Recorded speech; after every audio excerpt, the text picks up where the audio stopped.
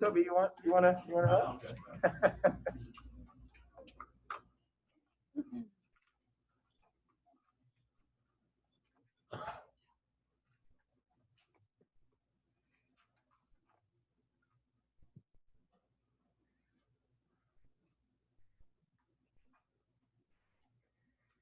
Okay, thank you, everybody. I'd like to call this regular meeting of the Stuart City Commission to order on July 13th at 5:31 p.m. Before we call the roll, Mr. Dias, would you please read the statement? Pursuant to Executive Order number 20-69 issued by the Office of Governor Ron DeSantis on March 20th, 2020, and extended to August 1st, municipalities may conduct meetings of their governing boards without having a quorum of its members present physically or at any specific location, and utilizing communications media technology such as telephonic or video conferencing, as provided by Florida Statute 120.54.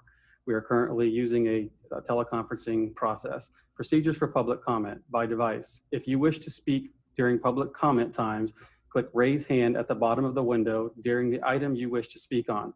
Your microphone will be unmuted when you are called to speak. Your microphone will be deactivated once your comment time has expired. If you're attending by telephone, press *9 to raise your hand during comment time. You will be called by your partially displayed phone number, so please listen for that number. The host will unmute and remute you after your time has expired. Please state your name and address prior to commenting. Board members or commissioners are asked to identify if they are here and present or remotely when the clerk calls the roll. Thank you. Thank you, Mr. Dias. Ms. Kendall, will you call the roll, please? Mayor Meyer, Here in person. Vice Mayor Clark, Here in person. Commissioner Bruner, Here in person. Commissioner Matheson. Here in person. Thank you. Will everybody please stand and join me in the Pledge of Allegiance? I pledge allegiance to the flag of the United States of America and to the republic for which it stands, one nation, under God, indivisible, with liberty and justice for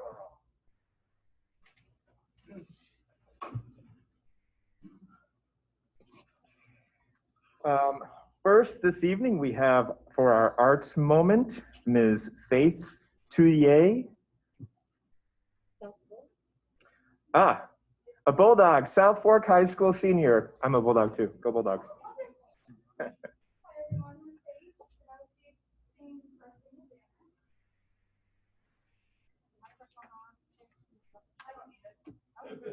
All right. All right. Can we stand?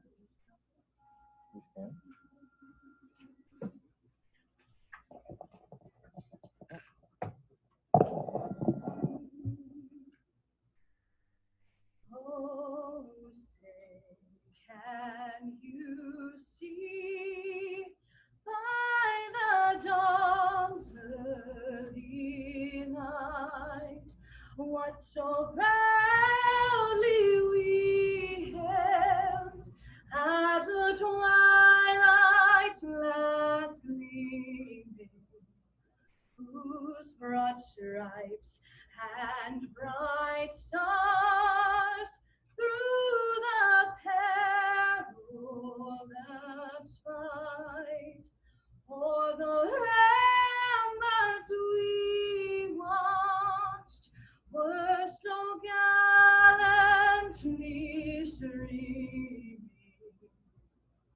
and the racket's red glare, the bombs bursting in air, gave proof through the night that our flag was still there.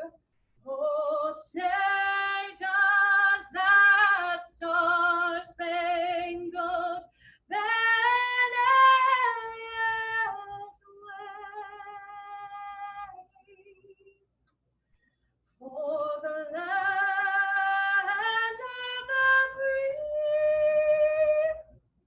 and the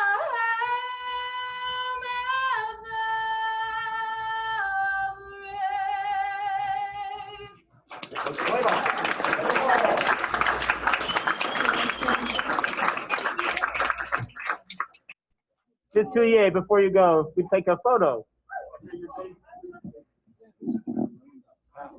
Thank Mr. Goindo, thank you. Very powerful voice. You did not need that mic. Family wants to take pictures. There's Mr. Goindo.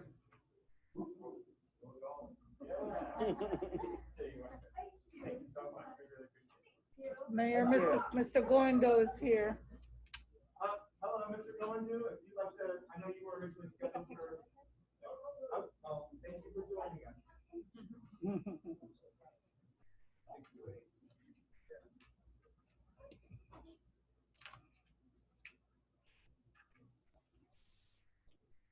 Okay, next we have a proclamation for the Treasure Coast Waterway Cleanup Week.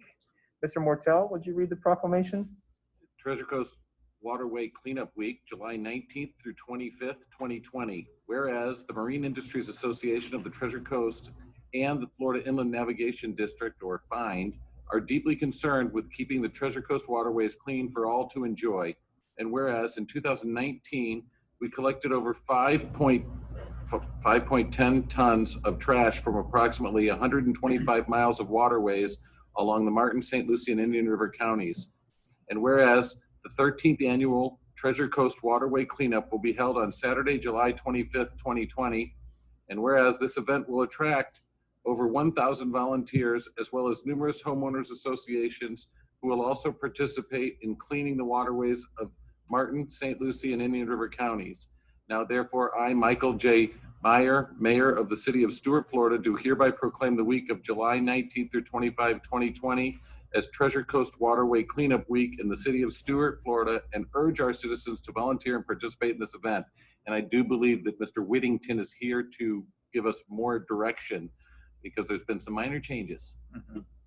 Thank you very much, Mayor, Vice Mayor, and Commissioners. Thank you for having us today. My name is Tom Whittington. I come as Vice President of the Marine Industries Association of the Treasure Coast.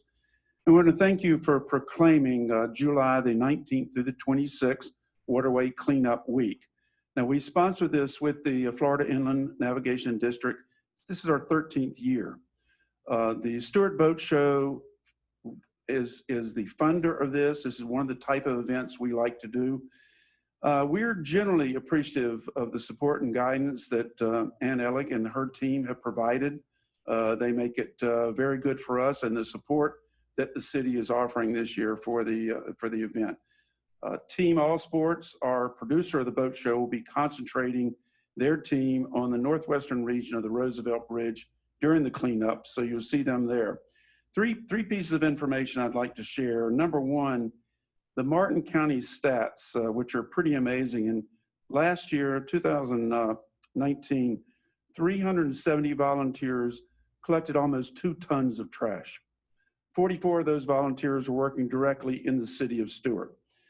So we've had this event going on for 13 years and removed 88 tons of trash. It's certainly something that has had a great benefit.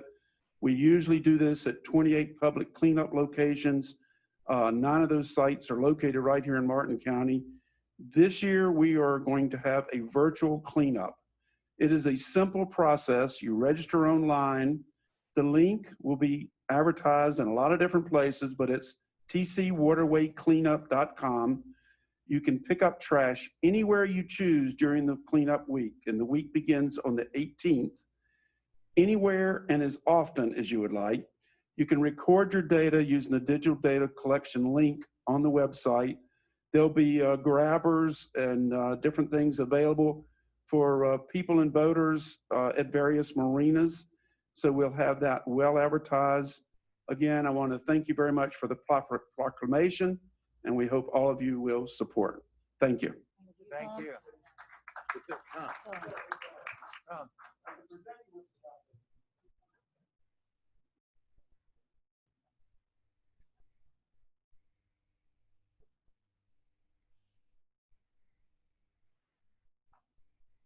Nobody has to smile. It's painted on their faces. It's in the eyes. Don't stick your tongue out at me.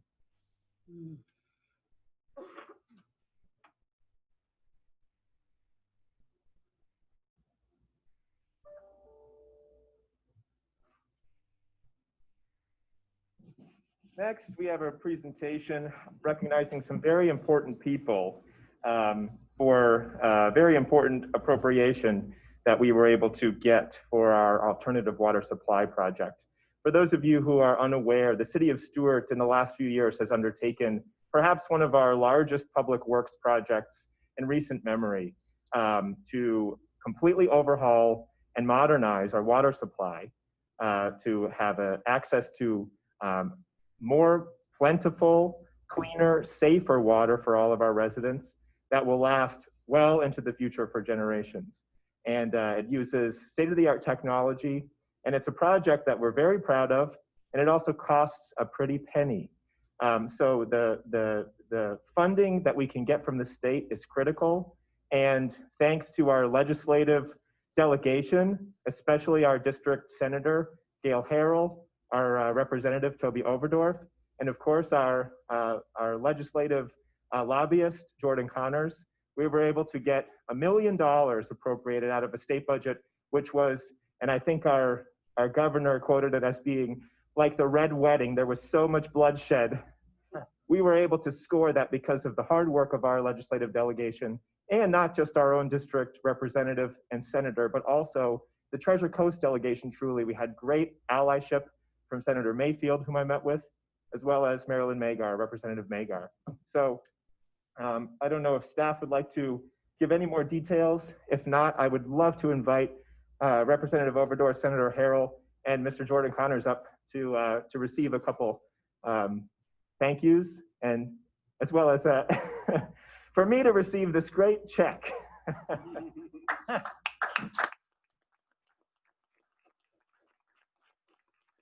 I like to plug. I just stand up here, like, yeah. Can we have the whole commission down? It's not often you get $1 million check. Big enough, right?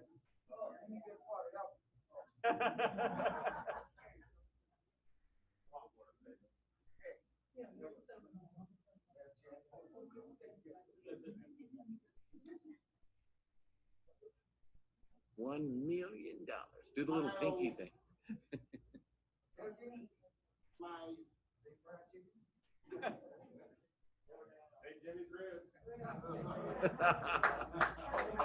Why is here?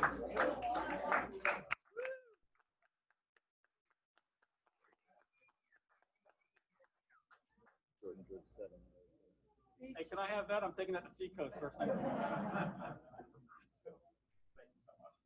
it weren't for physical distancing, I would shake your hands and hug you all. Thank you so much. It means so much to all of us. So- Thank you. So Mike, The routing take a numbers from picture with person's all personal three of them check. now. Yeah, right. There you go, yeah.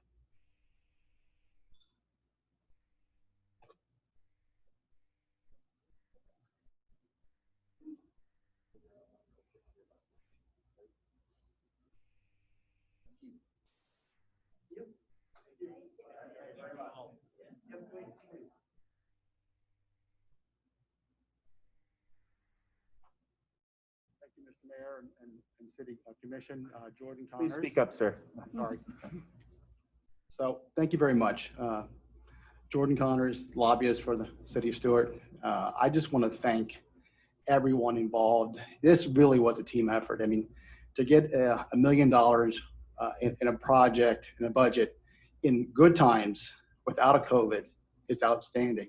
But what this delegation did, and the Senate President helped us big time, starting with Dave Peters and his staff by putting together a great project proposal, and all the work that everyone did on this. And I know Congressman Mass supported the project, and this doesn't happen without everybody pulling their weight. I know the senator and representative saw me way too many times this session talking about one thing only, but everything that they did behind the scenes that we don't know, that it really is a great accomplishment. So I just want to thank everybody.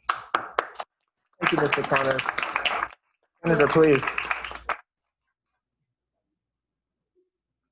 And while we wipe the mic, I would just like to follow up on that and just remind everybody that not only are our legislative delegation, our representative and senator up in Tallahassee fighting for us and fighting for the right kind of laws and budget priorities, they're fighting to bring money back to our local community. So thank you. Thank you so much. Well, I want to say thank you also to Jordan and to the City Commission for the support. And you all came to Tallahassee. You were there fighting for this, and we so appreciate it. These local projects are hard to even get in the budget. And then everybody came together to really work very hard not to have it vetoed after spending all that time and effort getting it into the budget. And then, that big red pen was coming out, and it took a lot of effort. So we are here for you. Clean water is absolutely essential. It is liquid gold, and we need to value our water, whether it's in our rivers and the oceans or clean drinking water. It's absolutely the essential of life. So it's for the City of Stuart. I think this is a wonderful project. I want to commend you for moving forward with this, and we will be there to help in any way we can. Thank you. Senator. Thank you, Senator.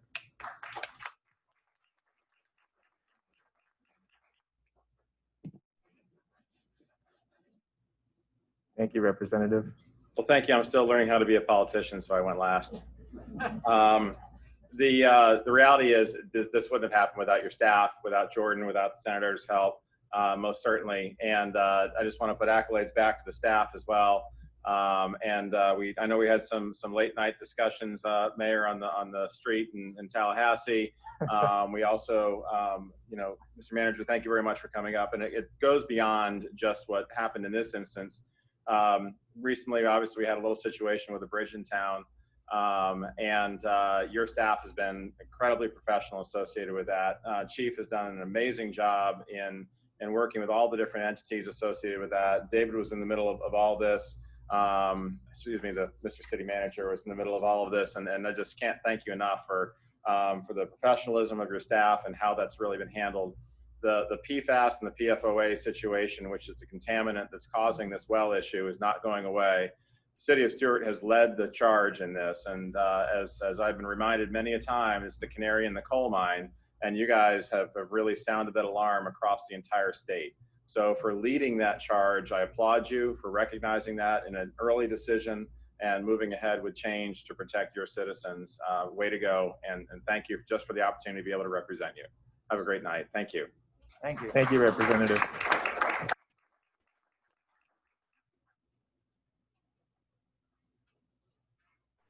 See, sometimes government does work.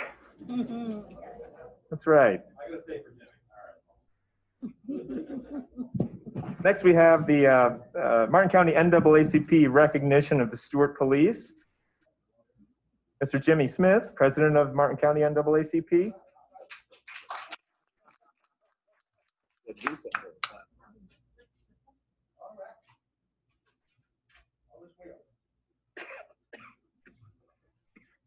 Good evening, sir. Good evening. How's everybody? I can take my mask off? Yeah. Hi, I'm on behalf of, I'm the president in NAACP of Martin County branch. I come today to bring joy and love, and to all of you that's here, I want to say thank God for you. On behalf of the organization NAACP, we want to take this time to recognize what a great city that we live in. First of all, we want to recognize that you look around the country that we're one of the safest cities around the country. And we have a lot of great hardworking men and people that run in this city that I just want to tell you thank you on behalf of this organization, being able to work with you all across the board, from state level down to county, city level. We have a great team up there. I want to say thank you all for having young, bright ideas. Our city commissioners and city manager. First, I want to bring him up, Mr. David Dyes. Y'all give him a hand as he come. There we go. Mr. David Dines, you've been well known all across Martin County as a young cadet for many years. People have known you working in this police department from the time I know in the history of other chiefs that we have had. I can say that just from my heart that most communities, our communities, local and also outside the city of Stewart, have known for you for great leadership, leading officer, doing such a great job in building bridges between the communities for so many years that you have gave your time here. We can never thank you enough that what you have done in your leadership here in the city of Stewart. I remember in 2017 that when the NAACP will become to get an office that you have allowed some of your officers, also yourself, along with East Stewart Partnership and Gertrude Walden, that we have did many things here in the community for us, painting up houses. And I watch you as you lead this police force. What a great job, and how you had great followers like Joe and a lot of other officers. If we got officers out there, I want them to come in because I want them to be a part of this. And we want to just give you this from the NAACP local branch 5085 for outstanding job with the NAACP and helping build bridges and also getting things done here in Martin County. So this is from us.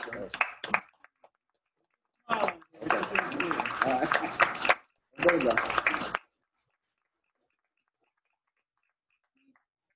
On behalf, we're gonna bring him back up. On behalf of Mr. Joe Tumanello, you took on a challenge. You took on something that was passed on to you by Chief Dines. I still call him Chief David Dines. I don't know why. I got to get that out of my mind. You all know that Mr.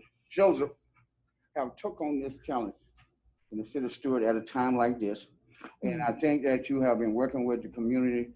I think there's a lot of work we still got to get done. I know you are focused on making sure that we can complete the challenges that we still have as this world, as it rotate around the sun, that we are still got some good work to do. But on behalf of what you're doing and continue to work building these bridges, we want to continue to thank you for your good work that you're doing.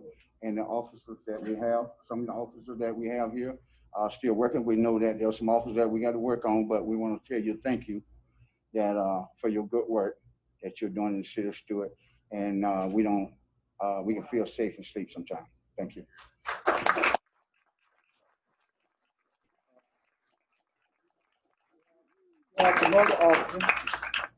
You have some other officers that I would like to bring up and take a picture, because one thing I learned that we're going through something all across this country, and we got to start somewhere to build bridges. And let me tell you, ain't nobody perfect, but I think we can work toward being perfect. We all got issues. We all don't disagree. We disagree on things, but we can do it in an agreeable manner. So I just want to say that those that want to join the fight that we want to stop systemic racism, fight the challenges that all people lives matter. And I know that we have a challenge out there. So why do Black lives matter, not all matter? So when we allow Black lives to matter, then all lives will matter. Amen. And that's the purpose that sometimes people misinform about when we say Black lives matter. That's so that everybody's lives should matter. So that's what we have to do in this city, Martin County, is work together as a team. Building bridges. Let's pull each other up. Let's start loving on each other. Regardless of what color your skin. Thank you, Ben. I have to turn around and face the people, but I just want take this time because this is serious. Everybody hurting. Everybody need this time to build a gap. We need our police officers, but we also need them to protect and serve. Okay, no, regardless of a person in wrong or right, is still going to protect and serve one another in all communities. So this is the time that I would like to say thank you that for all you out there fighting. We are all fighting for each other to make this a better place. So thank you. Thank you once again.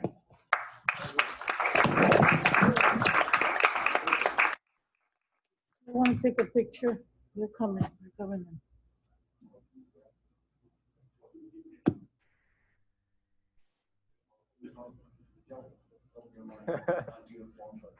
Rudiger. There's police, that's good enough. That's right. Listen, everybody in the room, just go up to the front.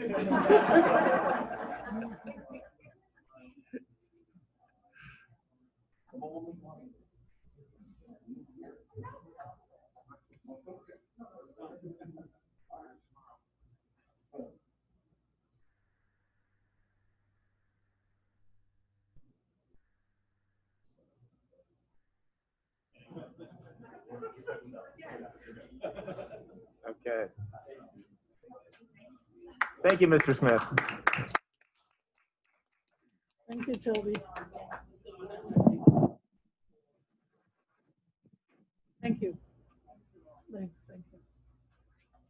Next, we'll have an update from our partners at the Martin County Department of Health, the Florida Department of Health in Martin County, Ms. Carol Vitani and Ms. Renee Rouse. Yes. Thank you, Mayor. Can you hear me? Yes, we can. I beg your pardon. Just 1 second. Let's pause so that if there's anybody outside that would like to come sit down, we have two seats available now.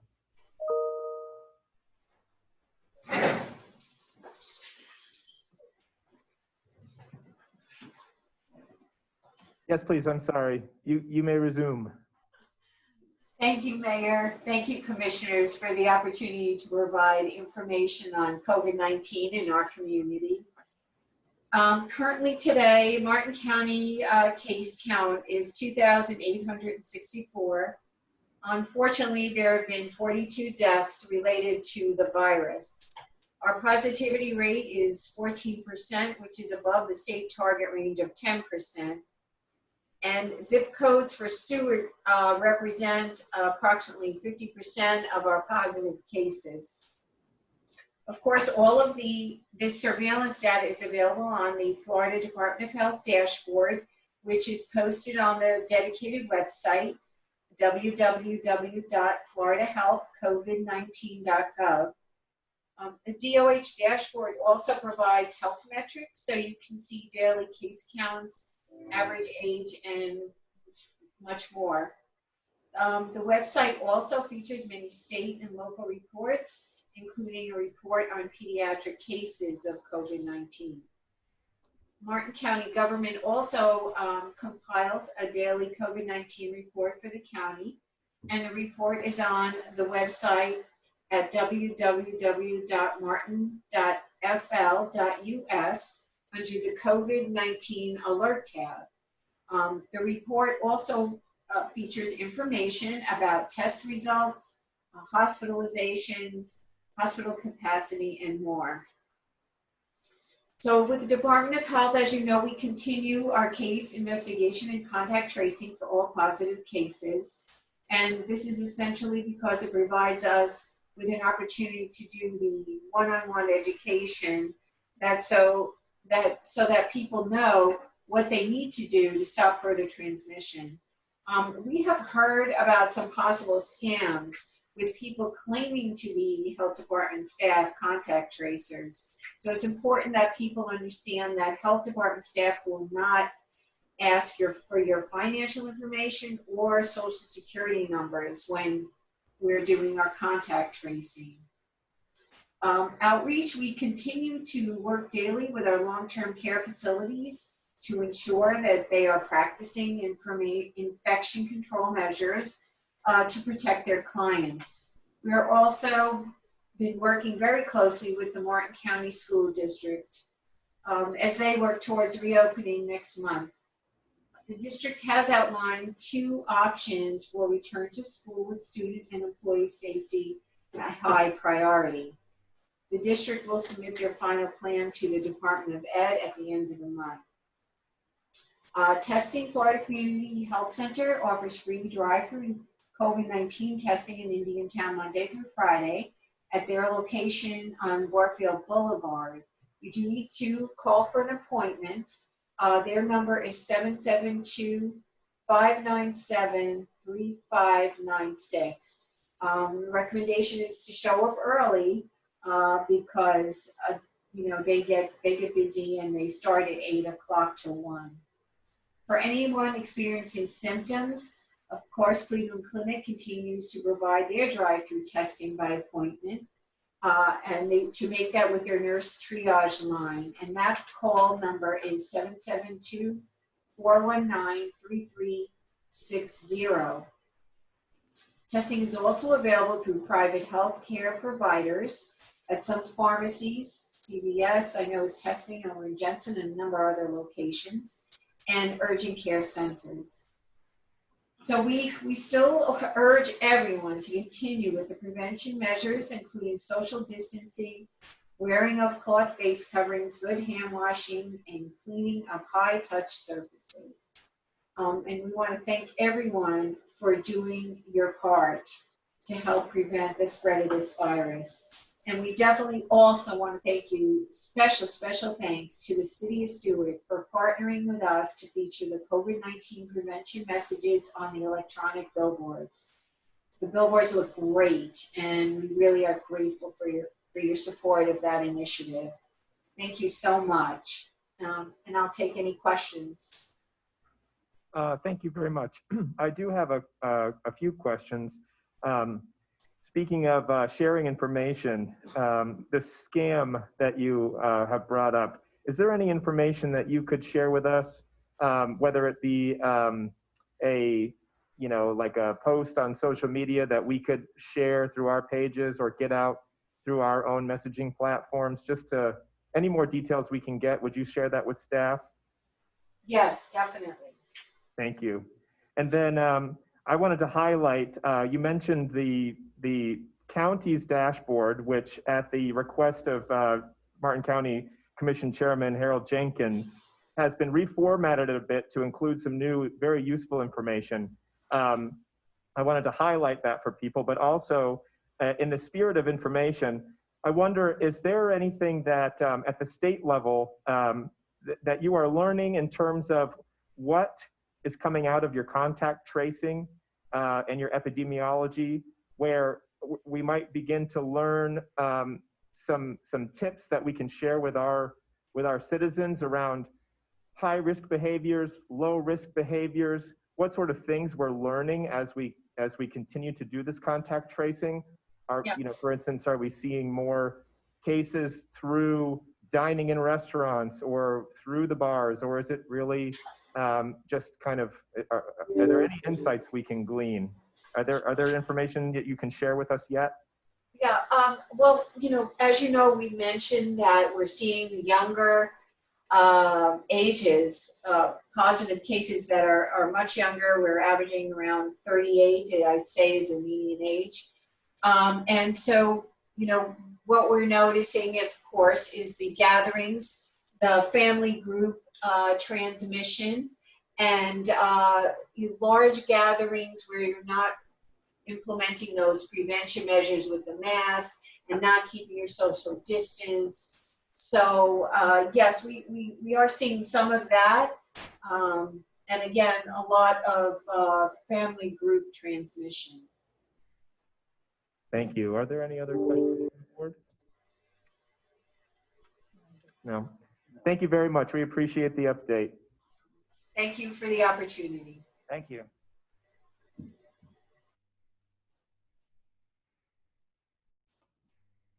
Okay, next we have a presentation on our floodplain and stormwater management by Mr. Tim Volker, an issue that we've all been thinking about lately with regard to all of the rain and some flooding we've had. Mr. Volker? Good evening, Mayor, Vice Mayor, Commissioners. For the record, I'm Tim Volker, the Assistant Public Works Director, City Engineer, and I'm here to give a two-part presentation on floodplain and stormwater management for the City of Stewart. The first part will discuss the city's floodplain management program and the revised FEMA firm maps. So just to give everyone a little background, starting in the late 2000s, FEMA has been updating the flood insurance studies and flood insurance rate maps for the entire populated coastline of the country. So this includes the Pacific Ocean, Gulf of Mexico, Atlantic Ocean, and the Great Lakes. Essentially, they wanted to provide improved flood hazard information to coastal communities. And really the main reasons the coastal flood risk study was updated, it was just outdated. Over time, flood risk changes. The previous surge analysis was 30 to 40 plus years old. And then community risk is better defined through updated elevation data. This includes topographic data and aerial imagery. They also used recent climate data from recent hurricanes in their models. So they had actual data that they could plug into the models and get more accurate information. And then also there's more sophisticated mapping technologies that's evolved. So here's a slide that kind of defines the FEMA flood zones. Every piece of land is within a zone, and they kind of classify the zones into three categories. There's the high risk, moderate risk, and low risk. The high risk are the special flood hazard areas, and those would be identified as Zone A, Zone AE, Zone V, and Zone VE on firm maps. Moderate risks are shaded Zone X on the firm maps, and then low risks are identified as unshaded Zone X on firm maps. If you were to take away one thing from this slide, it would be that no matter if you're high risk, moderate risk, or low risk, you're still at risk for a flood. So even if you're in an unshaded Zone X low risk area, you still can see flooding where you live. This slide kind of goes over the revised flood insurance rate maps. They became effective on February 19th, 2020. And the updated firm maps can be found on the City of Stewart's Geographic Information Systems website. And I'll go to that website right now.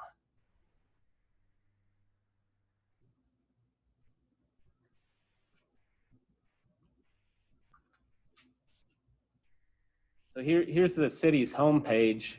And if you click up at the toolbar up here to departments, and kind of scroll down to development, building, planning, and zoning. And here's the GIS system. And we have a flood zone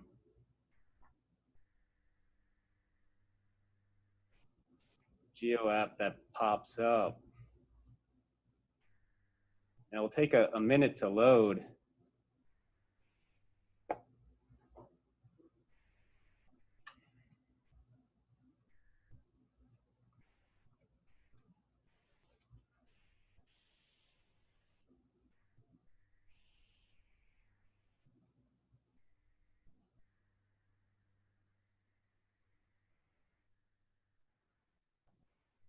So here you can kind of see where my mouse is right here. This is a coastal floodplain, and this was kind of one of the areas that was revised with the recent FEMA firm maps. It went from a Zone AE to a Zone VE.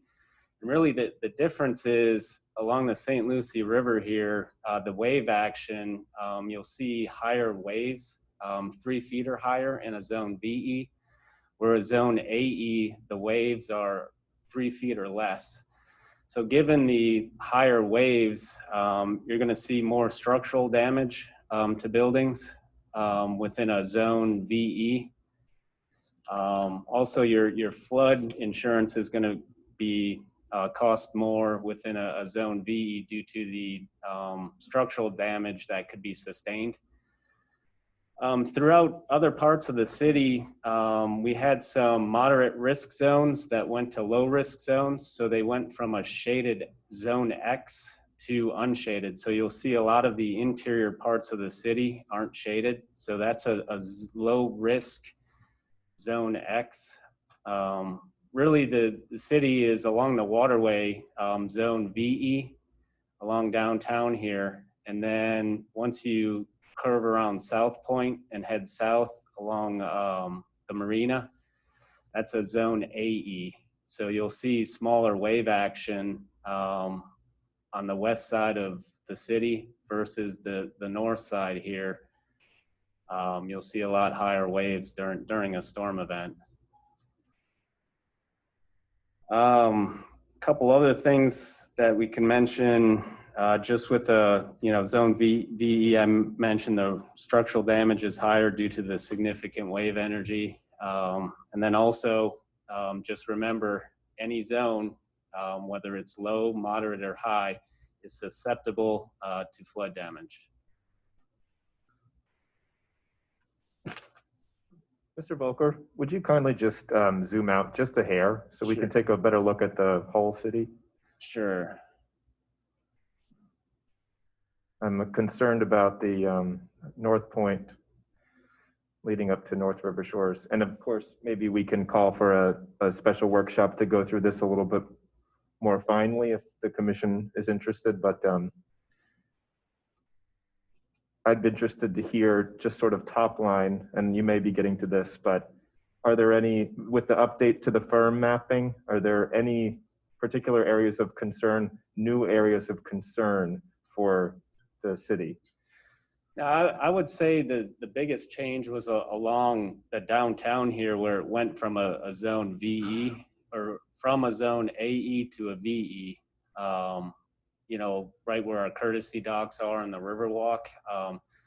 And that's really in line with what we've seen with the past storms. The Riverwalk sustaining damage, I think, during Matthew, and then also the courtesy dock. So as you see the higher wave action and that energy, you're going to see more damage with that. So the new revised firm maps make sense, given what we've seen in the last 5 to 10 years with the storms. Along the North Point, I believe a lot of it maintained the same. It's actually, let's see, looks like a zone VE along here. And then you have some AE along the railroad tracks and kind of on the west side of Dixie Highway here.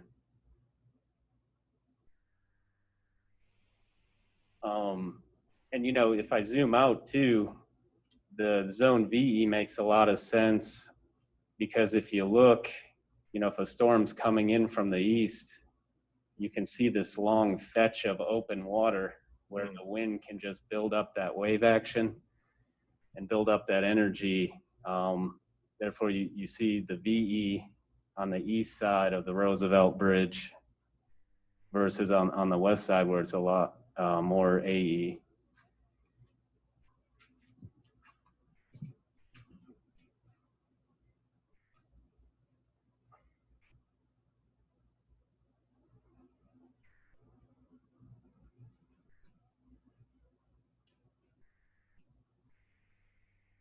And this is just a letter that we received from the State Floodplain Management Office from the state of Florida. Back in December, Dave Peters, Public Works Director, Steve Nicolosi, City Building Official, and myself, we attended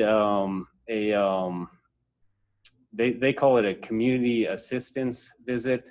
That's where the State Floodplain Management Office holds a one-day workshop with 22 other communities throughout Palm Beach. Martin County was there, Jupiter Island, City of Stuart. And then after that workshop, we schedule one-on-ones and we sit down with the State Floodplain Management Office and go through the city's administrative procedure and basically our floodplain management program. They review our protocols, make sure we're in line. So we received this letter at the end of January, just confirming the city effectively implements its floodplain management program, which allows us to be in the National Flood Insurance Program and allows city residents to obtain flood insurance for their property.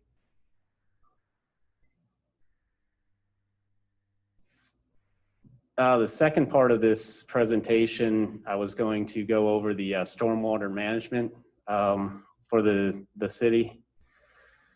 Here's a slide, just kind of a real high overview of road design criteria. What you see on the left-hand side of the slide is a 10-year return period with a one-day rainfall. For local neighborhood roads, the design storm is the 10-year one-day event. A big misconception when people hear like a 10-year or 100-year storm, they think it can only happen once in 10 years or once in 100 years. When in actuality, it's a 10-year event, has a recurrence interval of a 10% chance of happening every year. And then a 100-year event has a 1% chance of happening every year. So that's a big misconception. So I wanted to kind of put that out there and clear that up. So a 10-year event can happen every year. Right. And Mr. Volker, yes. can you put in perspective the recent rain events we had and what they would? Yep, and correlate to? actually that's, I think 2 slides away, I'll kind of show a rainfall distribution of the amount that we received, and I'll go over that. So the roads are local neighborhood roads for the city are designed to a 10-year one-day storm event. A collector road you would design to a larger event like a 25-year event. So for a 10-year one-day event, it's approximately 6 inches of rain that falls within 24 hours. So as an engineer, you set the road crown, which is the center, typically the center of the road. It's pitched. The crown of the road is set at the 10-year one-day storm event. So if the city were to receive a rainfall event that is 6.8 inches or greater, you would expect to see roads underwater because that's what they're designed to. They're not designed to handle anything larger than that.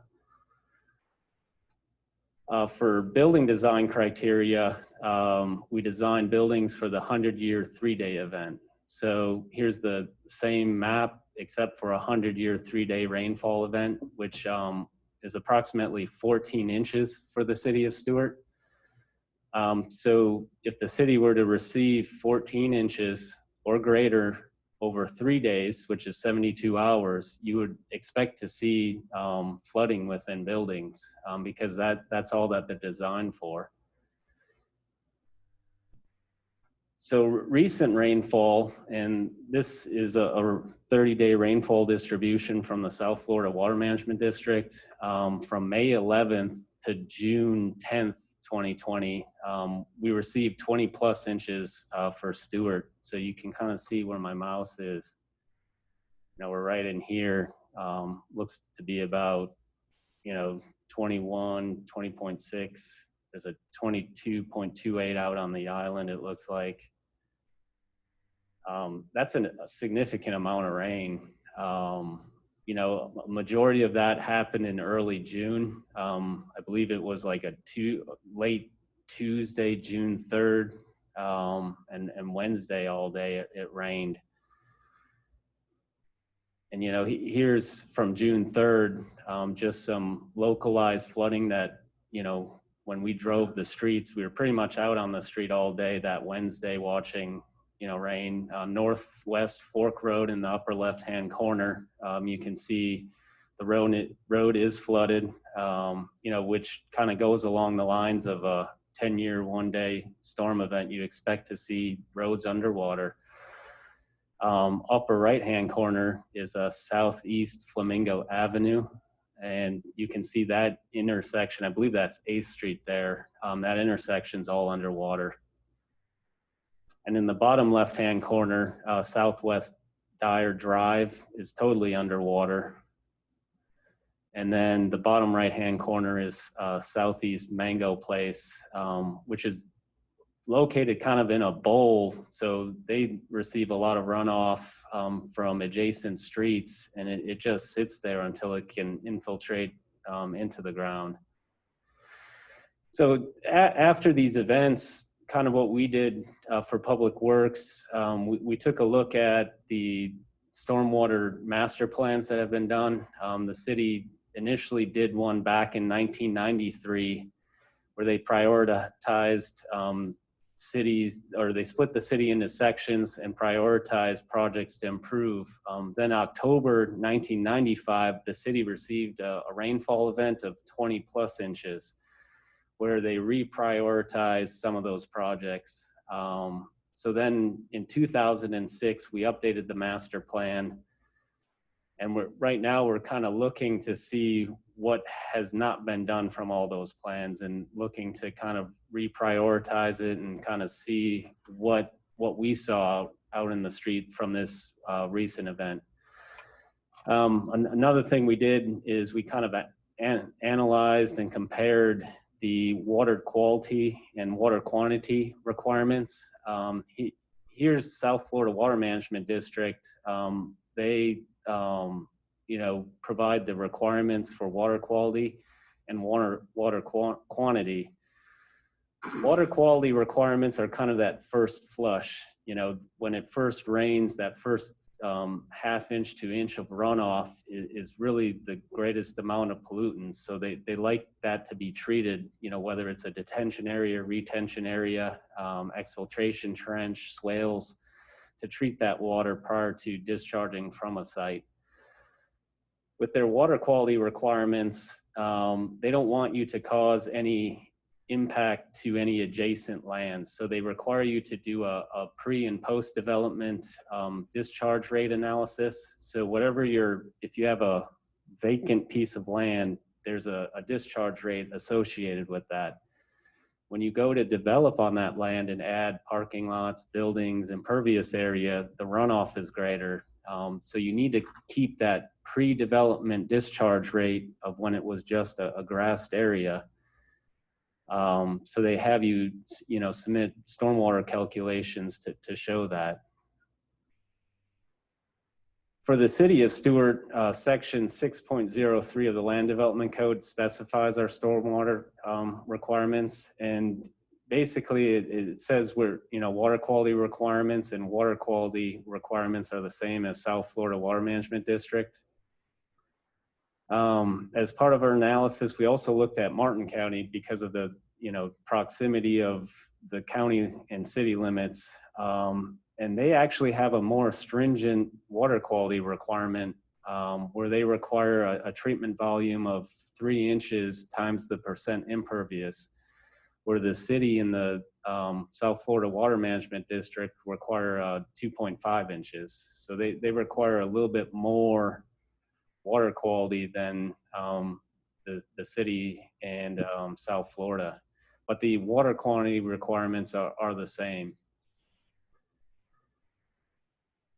So Dave Peters, myself, and Kevin Freeman, the development director, kind of got together and discussed, a suggested path forward might be to organize a workshop with local engineers as well as the Martin County and South Florida to kind of discuss, the water quality requirement. We'd also like to discuss specifically with South Florida the storm isohyadal maps I showed you for the 10-year one-day event and 100-year 3-day event. Those maps were based off a technical memorandum back in October 1990. So, the question is, that's 30 years old, and given new storm data, is the district looking into updating that anytime soon? So that, that's a question we'd like to ask. Obviously, any proposed amendments at the workshop would be presented to the LPA and the City Commission as an amendment to the Land Development Code. With that, does anyone have any questions? Thank you, Mr. Volker. Do you need a motion to direct staff to do this? Or, I'm certainly in favor of this, and I think I would like to be briefed on it. Perhaps we should do there's a lot here to chew on. Yeah. And certainly, I think before we get our fingers in the pie, better probably for the experts to talk together and make a few recommendations. But, you know, I think I would love to have that be a priority. Absolutely.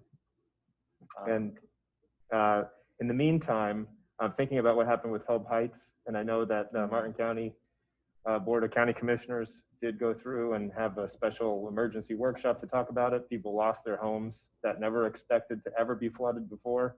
We know the data is changing. We know that storms are increasing and intensifying. So I question whether or not our categorizations around 10-year and 100-year are even appropriate anymore. In the meantime, I think it would be good for, given that we have the updated firm maps, perhaps we could find a way to, thinking about those poor people in Hope Heights that didn't have flood insurance because they never expected that they would ever be flooded. I'd hate for a City of Stuart resident to have that same thing happen to them. So is there some way that we might be able to get information out to the public, to the homeowners, targeted to any changes to this flood data, reminding them that we do have flood insurance, we're in compliance for flood insurance, and encourage them to get it if they don't have it?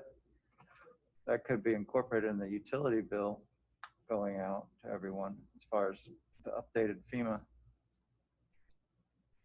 maps and encouraging them to check where they are now with the new maps. Mr. Mayor. Yes. Thank you, Mr. Matheson. Do we have that, Mr. City Manager? Would we have the new adopted FEMA maps when things get done as a link on our website? And to work with our chamber and businesses so that people can look up. I know the realtors and other people use this information. Yeah, the all FEMA map's time. up there now. So that we'll just update, we'll continue to update, okay.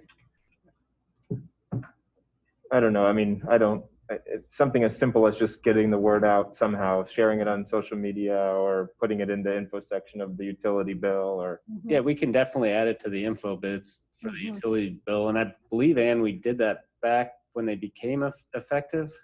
Yeah. Okay. So we did notify them back in February that, that February 19th, 2020, they were effective. We can send out another reminder, definitely kind of explaining more the flood insurance and the importance of it. And so. Okay. Any other questions? Well, do you need a motion or just direction on a workshop? I mean, I've learned a lot over the past 2 years from talking to different county staff members about what they've done for water quality, and would love to hear more from them and some staff from the district. Do you want a workshop after they reevaluated their stormwater plan?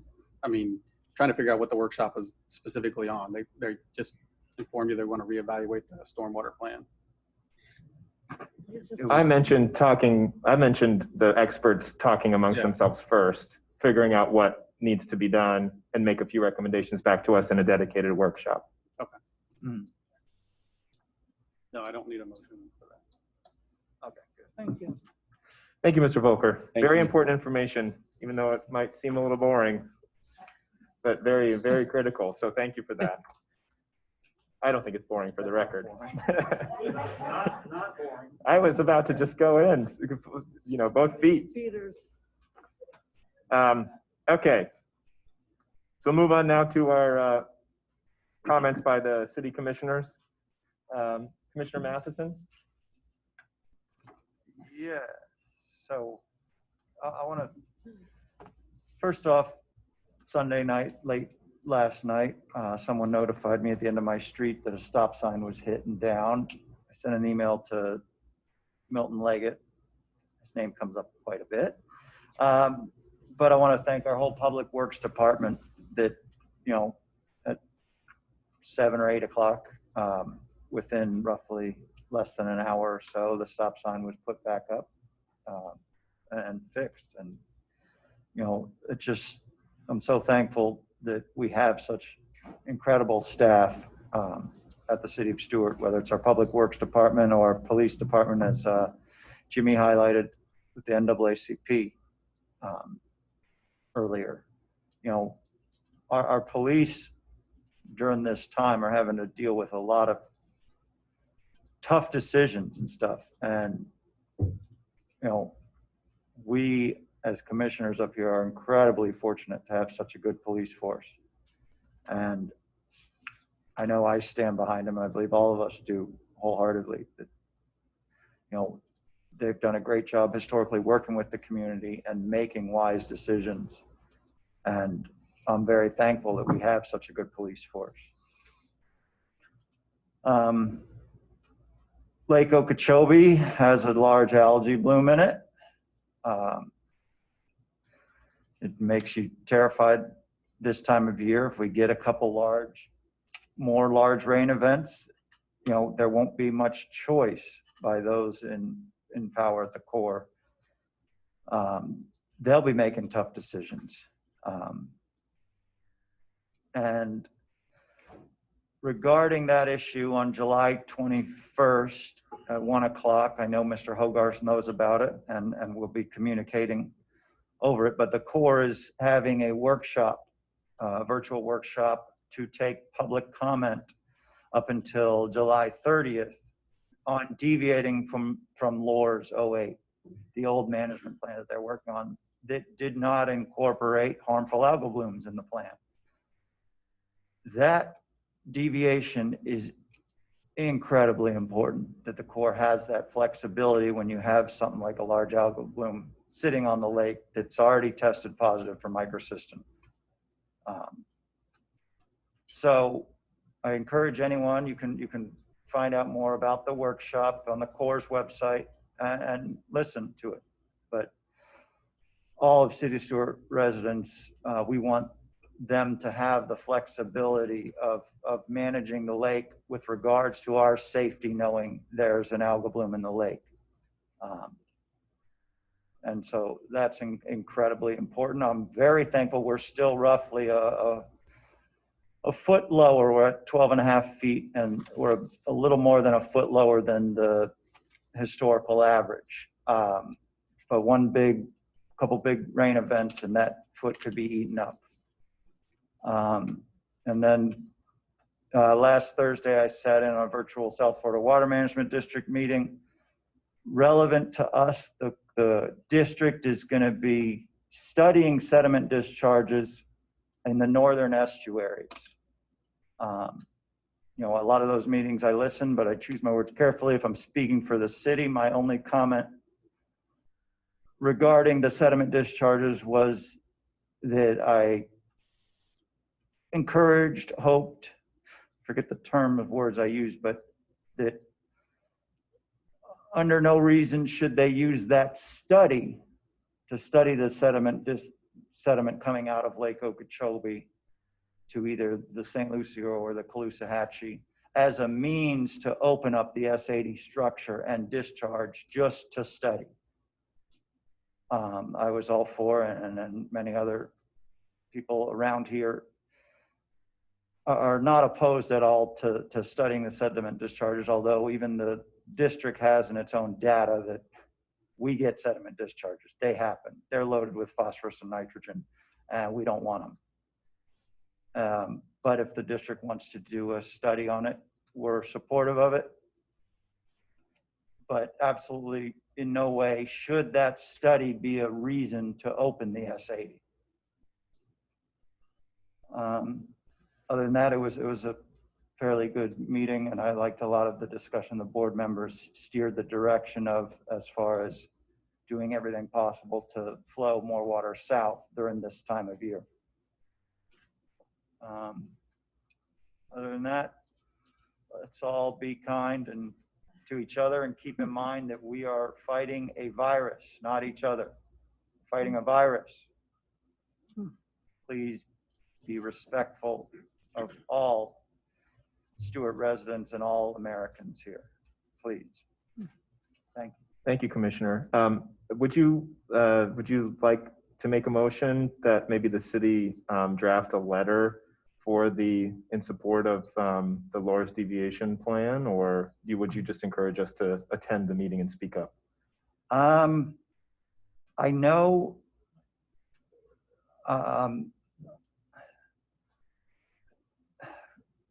I know Ben and I will want to make some comments.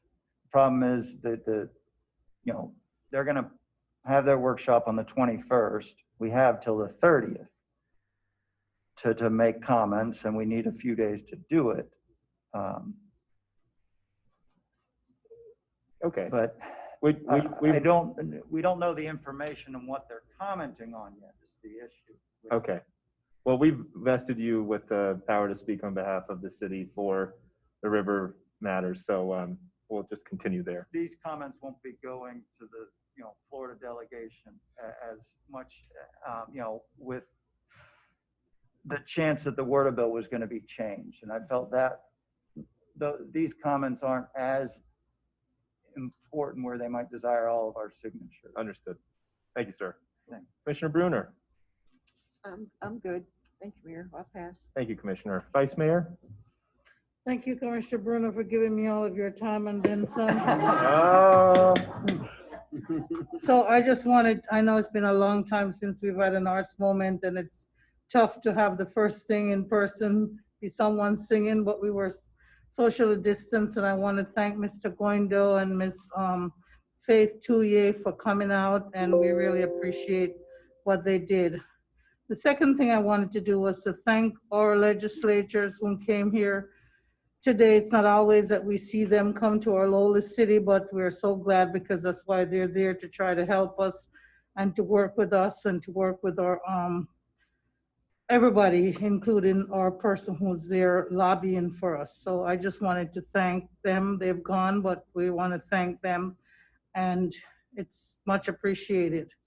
I also wanted to commend Mr. Jimmy Smith from the NAACP for recognizing what our police department is doing and for all the things that he said, which is needed in our community and in the United States to try to call out good when good is done. And of course, to, like Mr. Matheson's, Commissioner Matheson said, to be kind and to understand.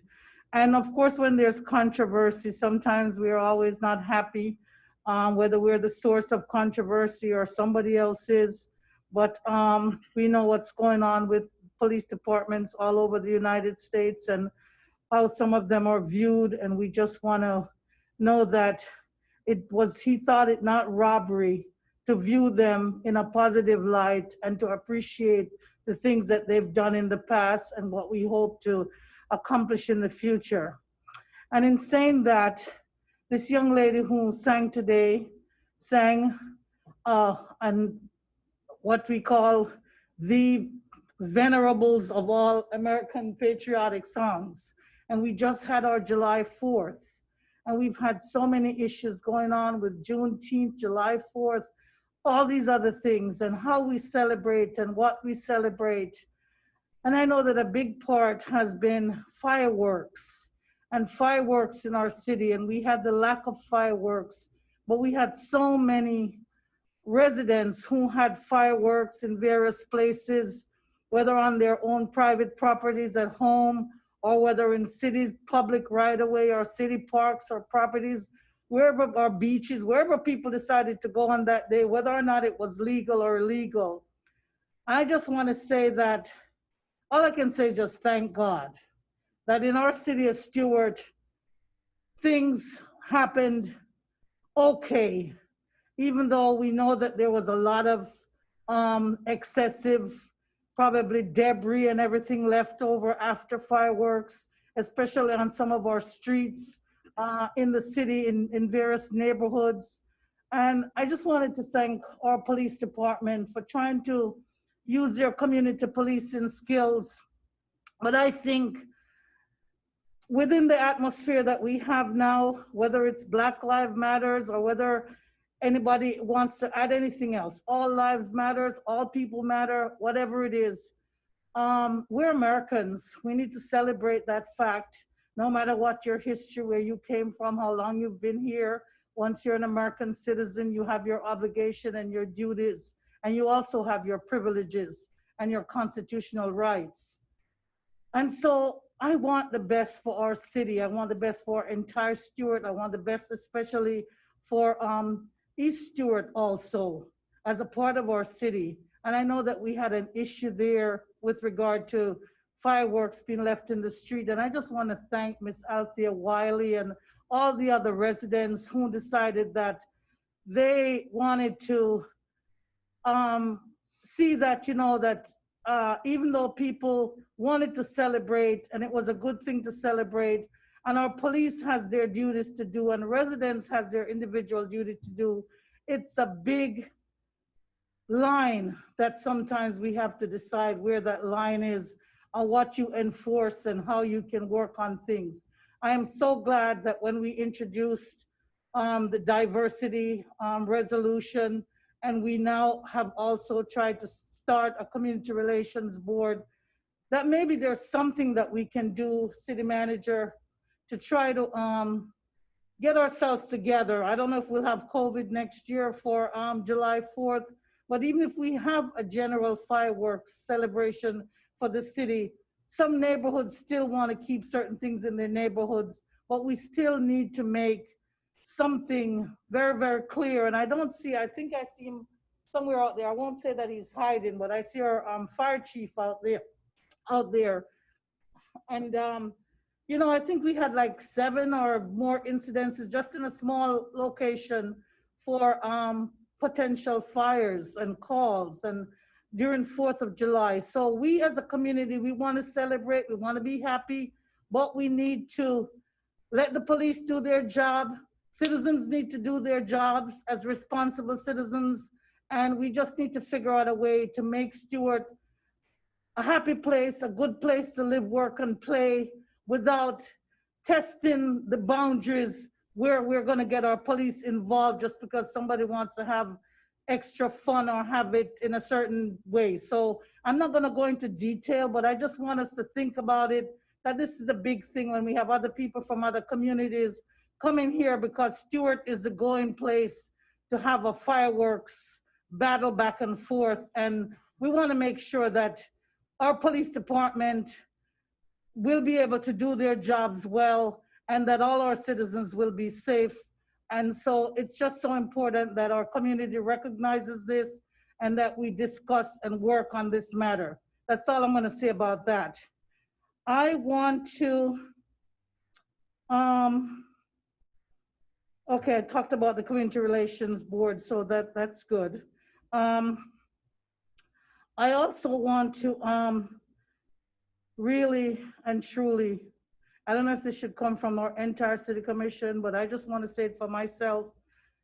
It has been a very difficult week or week and a half or 2 weeks for me, listening to the arguments at the Martin County Board of County Commissioners and listening to the opinions of our residents, both back and forth with regard to wearing masks or not wearing masks.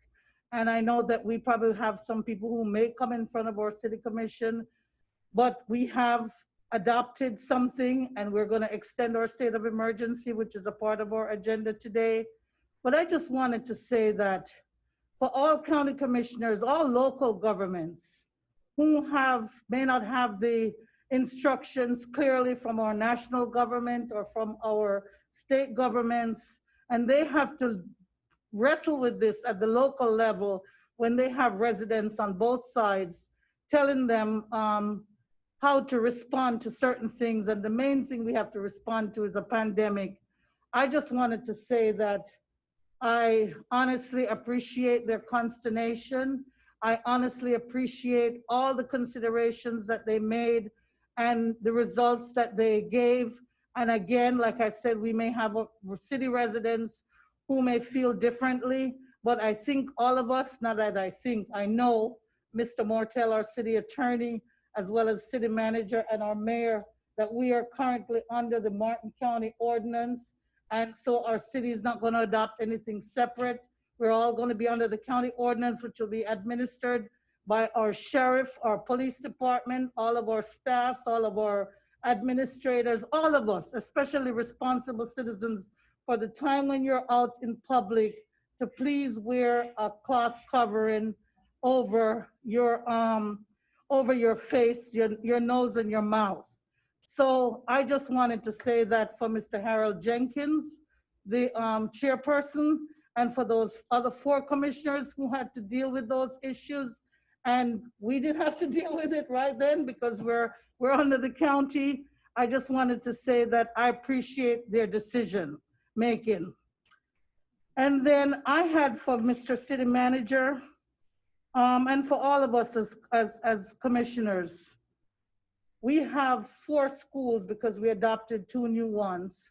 So we have Stewart Middle School, J.D. Parker, we have Martin County High School, and we have Jensen Beach High School. What's the 5th one? 4? Felix, okay, we adopted Felix Williams also. We incorporated them. So everybody's talking about the school lunch program. Everybody's talking about COVID. Everybody's talking about going back to school. How do we go back? What do we do?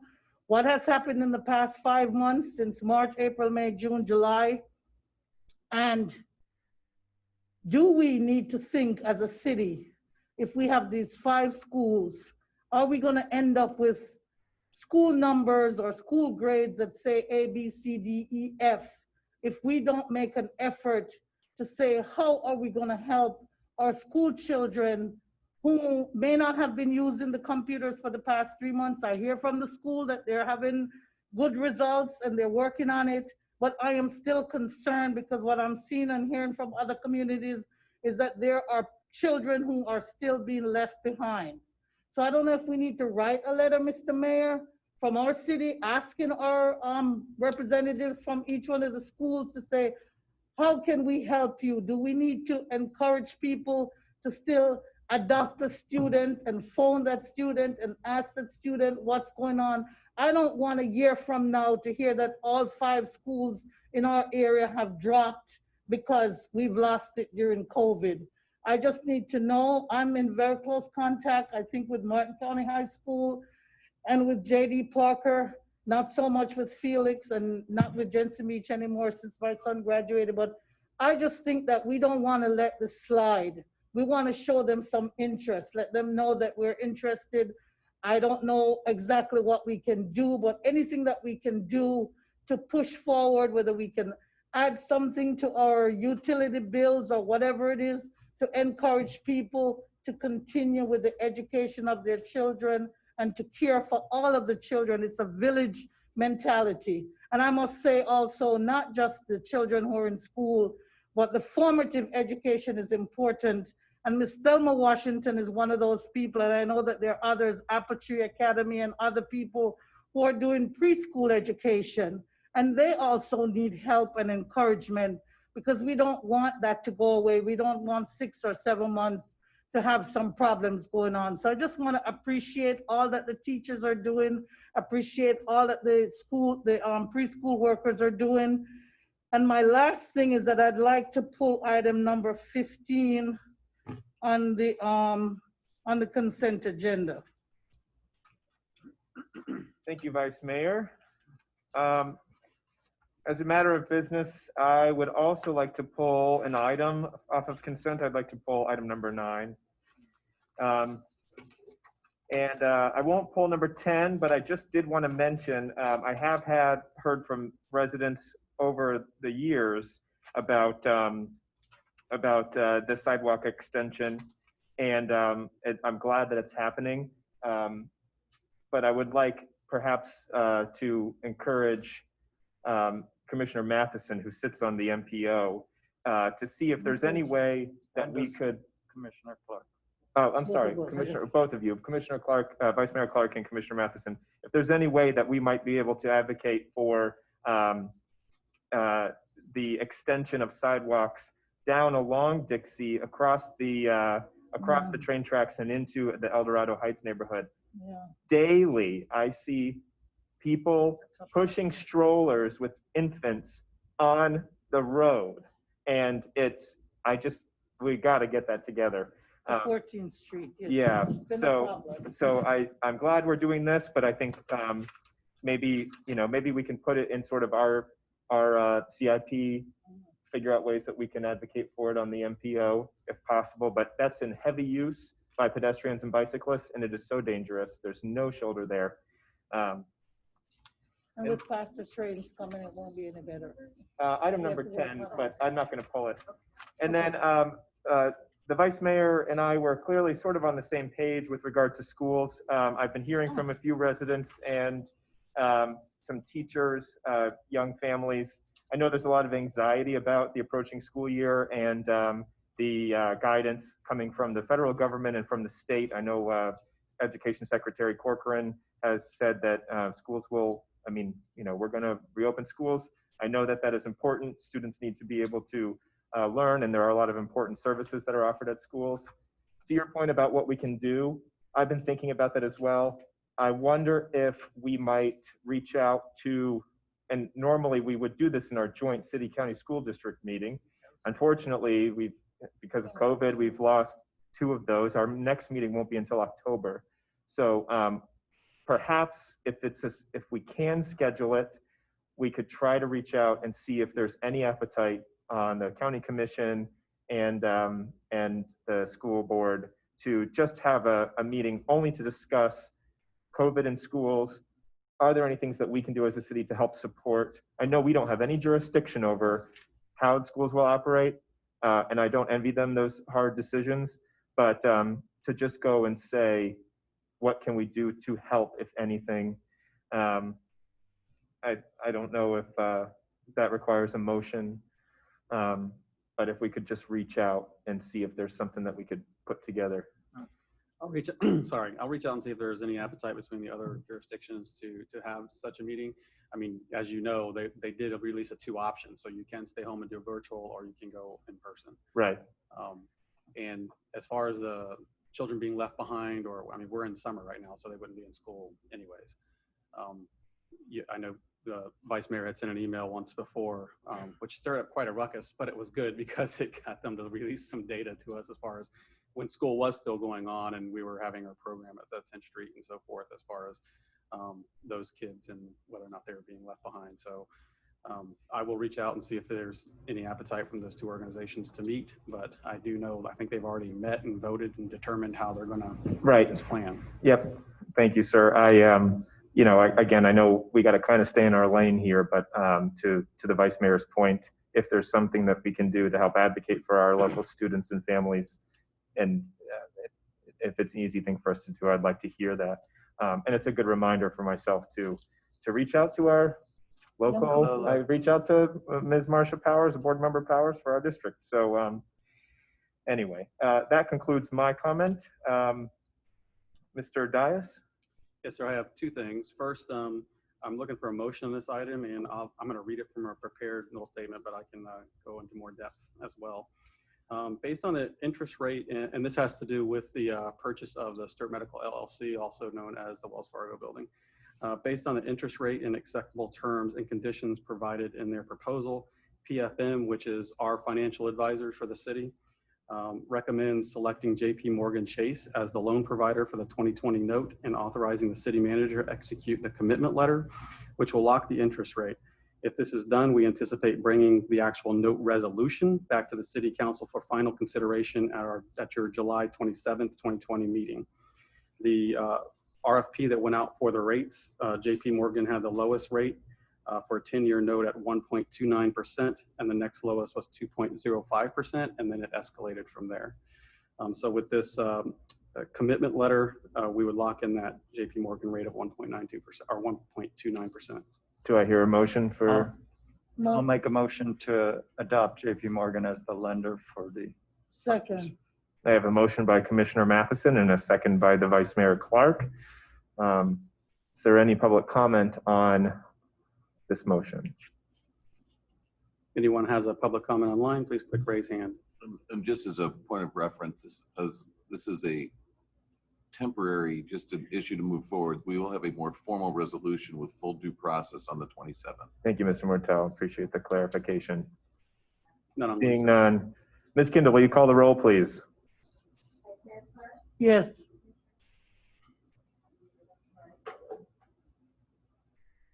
Vice Mayor Clark, Yes. Commissioner Bruner, Yes. Commissioner Matheson, Yes. Mayor Meyer. Yes, motion carries unanimously.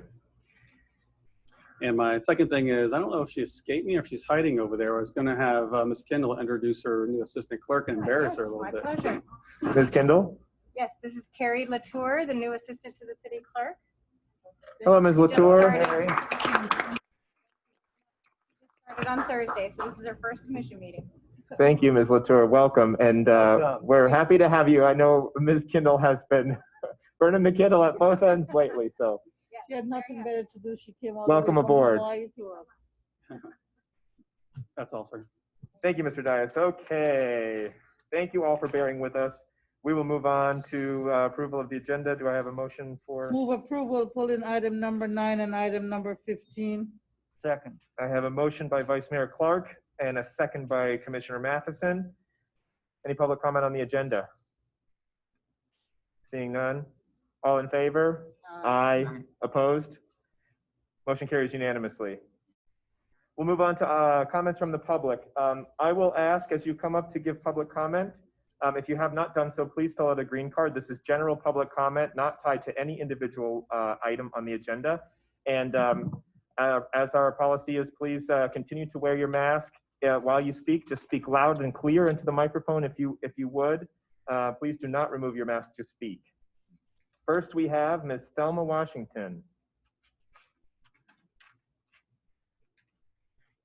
Good evening, and yes, I was going to pull mine down a little, but I will follow the rules. Thank you. I'm the executive director at Gertrude Walden Child Care Center, and I have worked in East Stewart for the last 37 years. First at J.D. Park as a 5th grade teacher, and now at Gertrude Walden Child Care Center. And I am here to discuss how I feel, and this is how Thelma Washington feels, the Stewart Police has crossed the line. And I just want you all to know that they have really crossed the line. How have they crossed the line? They've painted over 78 houses in East Stewart. They've served over 15,000 plates during our Thanksgiving community feed. We have Joe and Rachel that delivers over 700 pounds of food to residents of East Stewart. We get 2 food trucks almost every Monday from Treasure Coast Food Bank. And whether they are working or not, they come over and help. Those officers have read over 300 stories during our VPK sleepovers. James Hall had so much fun sitting there reading at 10:30 at night to our kids on our VPK sleepover. They volunteered hours for our outreach program, Stranger Danger, including the Treasure Coast Links, the car seat safety. Chris Rudiger goes on the bus, spends 12 hours with our kids up at Legoland and Ice. And we have kids that never get to go on trips because of their behavior. But when you have dedicated officers that come and accompany us, not only do those kids get to go and have a great time, but we feel so safe and secure. Even when we had a blowout that year, we were on the side of the road. The state trooper stayed with us till the second bus came and brought us back. They've comforted crying kids. We've had parents that have been arrested during the night with DC up there, and because we work as a team, they'll say, don't take us, call Miss Latreas, call Miss Washington, they'll come and get us. David Dias, when he was the city chief, he would call me, tell Latreas to come back. She left the baby's shoes. But that's what we do. And I want the Stewart Police Department to keep crossing the line. Because when LaHaya called me on the Wednesday before Thanksgiving that a family was homeless and sleeping on the bench, all the agencies were closed for the holidays. I text Tumo and a couple other of my friends. We paid for 4 nights for that family so they would get off the bench. It doesn't matter what color they were. They gave of their money. They have done so much. And you know what I want? I want them to keep crossing the line. Amen.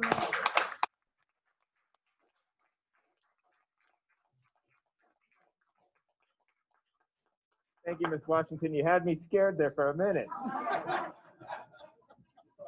Keep crossing the line. You're going to be a preacher. What do you mean someday? Next, we have Mr. Jerry Gore, Pastor Gore. A real preacher. Good afternoon. So glad to be back to see so many smiling faces. Sort of missed this kind of work. You know, at once upon a time, I was at the top of the tree, looking at the pretty green sceneries and the top of the houses and things of that nature. And getting up there, it was pretty rough because I was the former president of the NAACP, and Minister Smith, President Smith now, was the first vice president. And I had so much that I had to do. Mr. Nicoletti was here at the time. And so we had to get these special events. We had to get Miracle on 10th Street. We had to get back to school bass. We had so many things to do. Now I had, when I did the paperwork over there to get the permit, I had to have an officer. That's about $30 an hour. How many do I need? How far they gonna go?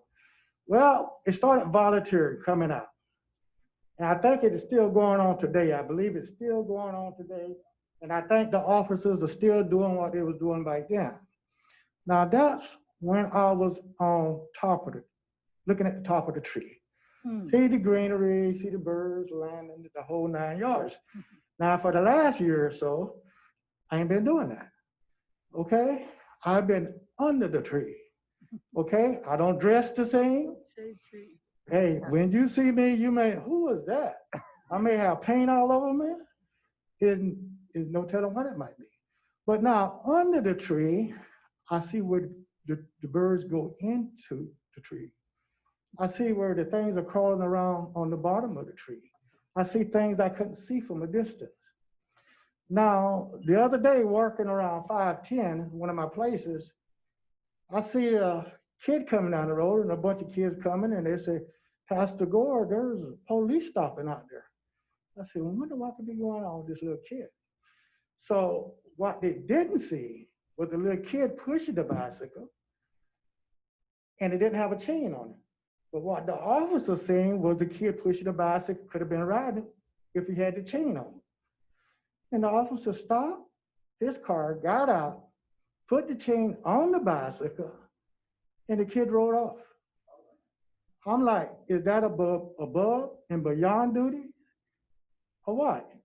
So now if I wasn't down under the tree, a lot of the things I hear about, that's the way I would judge the police officer. But by me being down now in different places in the community and doing different things, I see another different perspective of the officers. And so I want to say, you know, really thank, and y'all got food trucks. Thank God for helping Sister Washington, because I was able to close down and take a break. They were wearing me out around there, okay? So I really want to thank these officers, Mr. Tomanelli. I'm glad they don't have uniforms on. That way I won't be looking at them and say, oh, they all around me, surrounding me. But I want to thank you, and I listen to them. I could be on some of the property working and listen to them talking to these little kids. And I'm like, they really don't have to do that. You know, they have respect for them. The kids will come up to them and got questions to ask them. So by me coming down, and we all need to come down sometime, and walk around the bottom in the trunk of the tree, to see really what's holding that tree up, okay? So a lot of things that we may see bad at night in the community, when you stop to take a breather, to walk around, you'll see something totally different in these officers. And I really appreciate them for that. And yes, Saturday we have a cleanup in the community. We realize y'all shot some fireworks. Yes, we're gonna be picking them up Saturday around 9 o'clock. We'll probably go off. So I want to thank them again, and Mr. Dias. I'm trying to get that Chief Dias out my system and give it to the right man. But I really appreciate what these officers are doing. And I'm a waving person because I'm a pastor. I'm gonna wave at everybody. And if I see a car, a police car, I'm definitely waving. You know, and if there's a new officer, he ain't gonna wave back. He got to get used to it yet. Amen.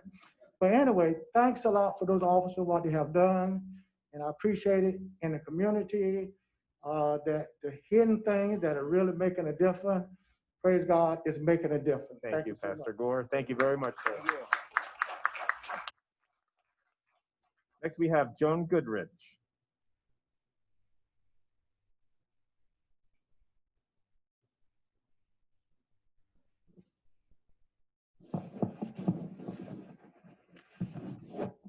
Hi, Ms. Goodrich. Thank you. Good evening, Mr. Mayor, Commissioners, Mr. Manager, and the community. I'm Joan Goodrich, Executive Director of your Business Development Board.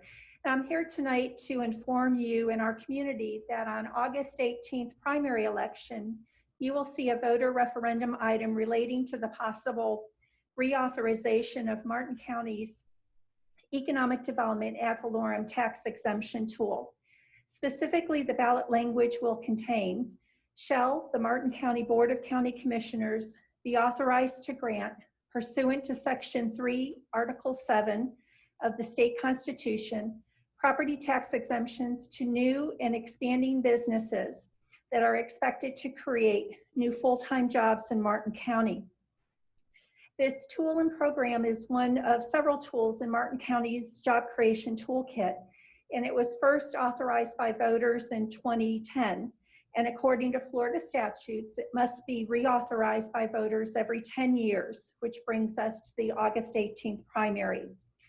This specific economic development tool is designed to encourage the construction of new office buildings, warehouse distribution facilities, and manufacturing plants where our residents can work, the acquisition of new equipment, and the creation of new jobs. The tool is designed to encourage business investment by reducing the initial startup costs or moving costs by temporarily reducing some county taxes on the new taxable value only.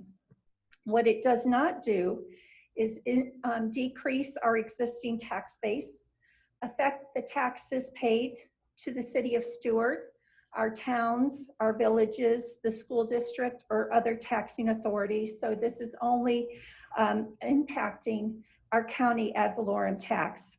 It is not a cash payment to those who might apply for the program, and it is not automatically given. Each application, an applicant would be vetted, and the project's economic benefits would be considered on its own merits by the Board of County Commissioners if it is reauthorized by voters. The program is being used by other Florida counties and cities around us to expand and attract manufacturing, corporate and division offices, and warehousing and distribution centers with new jobs.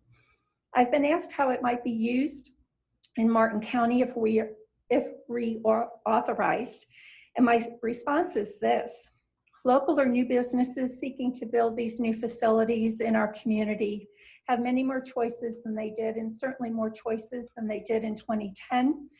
Today, businesses and companies can break new ground in Stuart, in Pineland Prairie's Martin Enterprise Park near the Turnpike, at AgTech along I-95, at 7J's Industrial Park near I-95, at the Florida Commerce Center in Indiantown, at the Indiantown Marine Center that's just gone through tremendous investment, and also in our community redevelopment areas.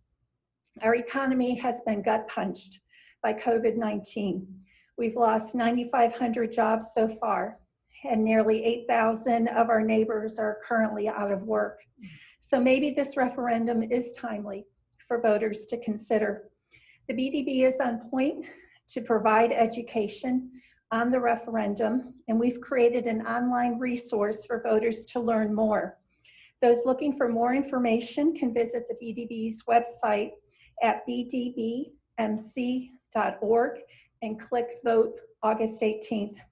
I hope that you'll help us spread the word to our neighbors and residents, and I thank you for your time and attention. Have a wonderful evening. Thank you, Ms. Goodrich. Thank you. Yes, Vice Mayor? Yeah, with regard to that, Mr. Mortel and City, would it be, it's a ballot issue. Can we put something like that on our website so that the public is informed, or? You can put the We ballot can't say that issue. we support it as a city, but. Right. What can we do? How can we help put some public information on that? Well, it's currently on the Supervisor of Elections website, the website, sample okay. ballot, or it will be. And you could put the sample ballot on ours. I mean, there's no doubt about it. We have a link to the DBD on our website also, Yeah. I think. Okay, no problem. Thank you. Next, we have Edward Gallant.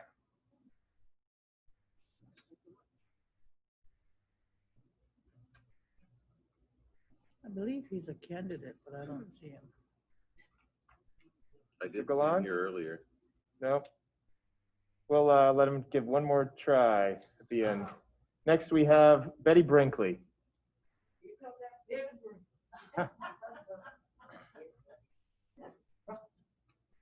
Good evening, Ms. Brinkley. Betty Brinkley, 945 Southeast Nassau Avenue. And I'm still upset.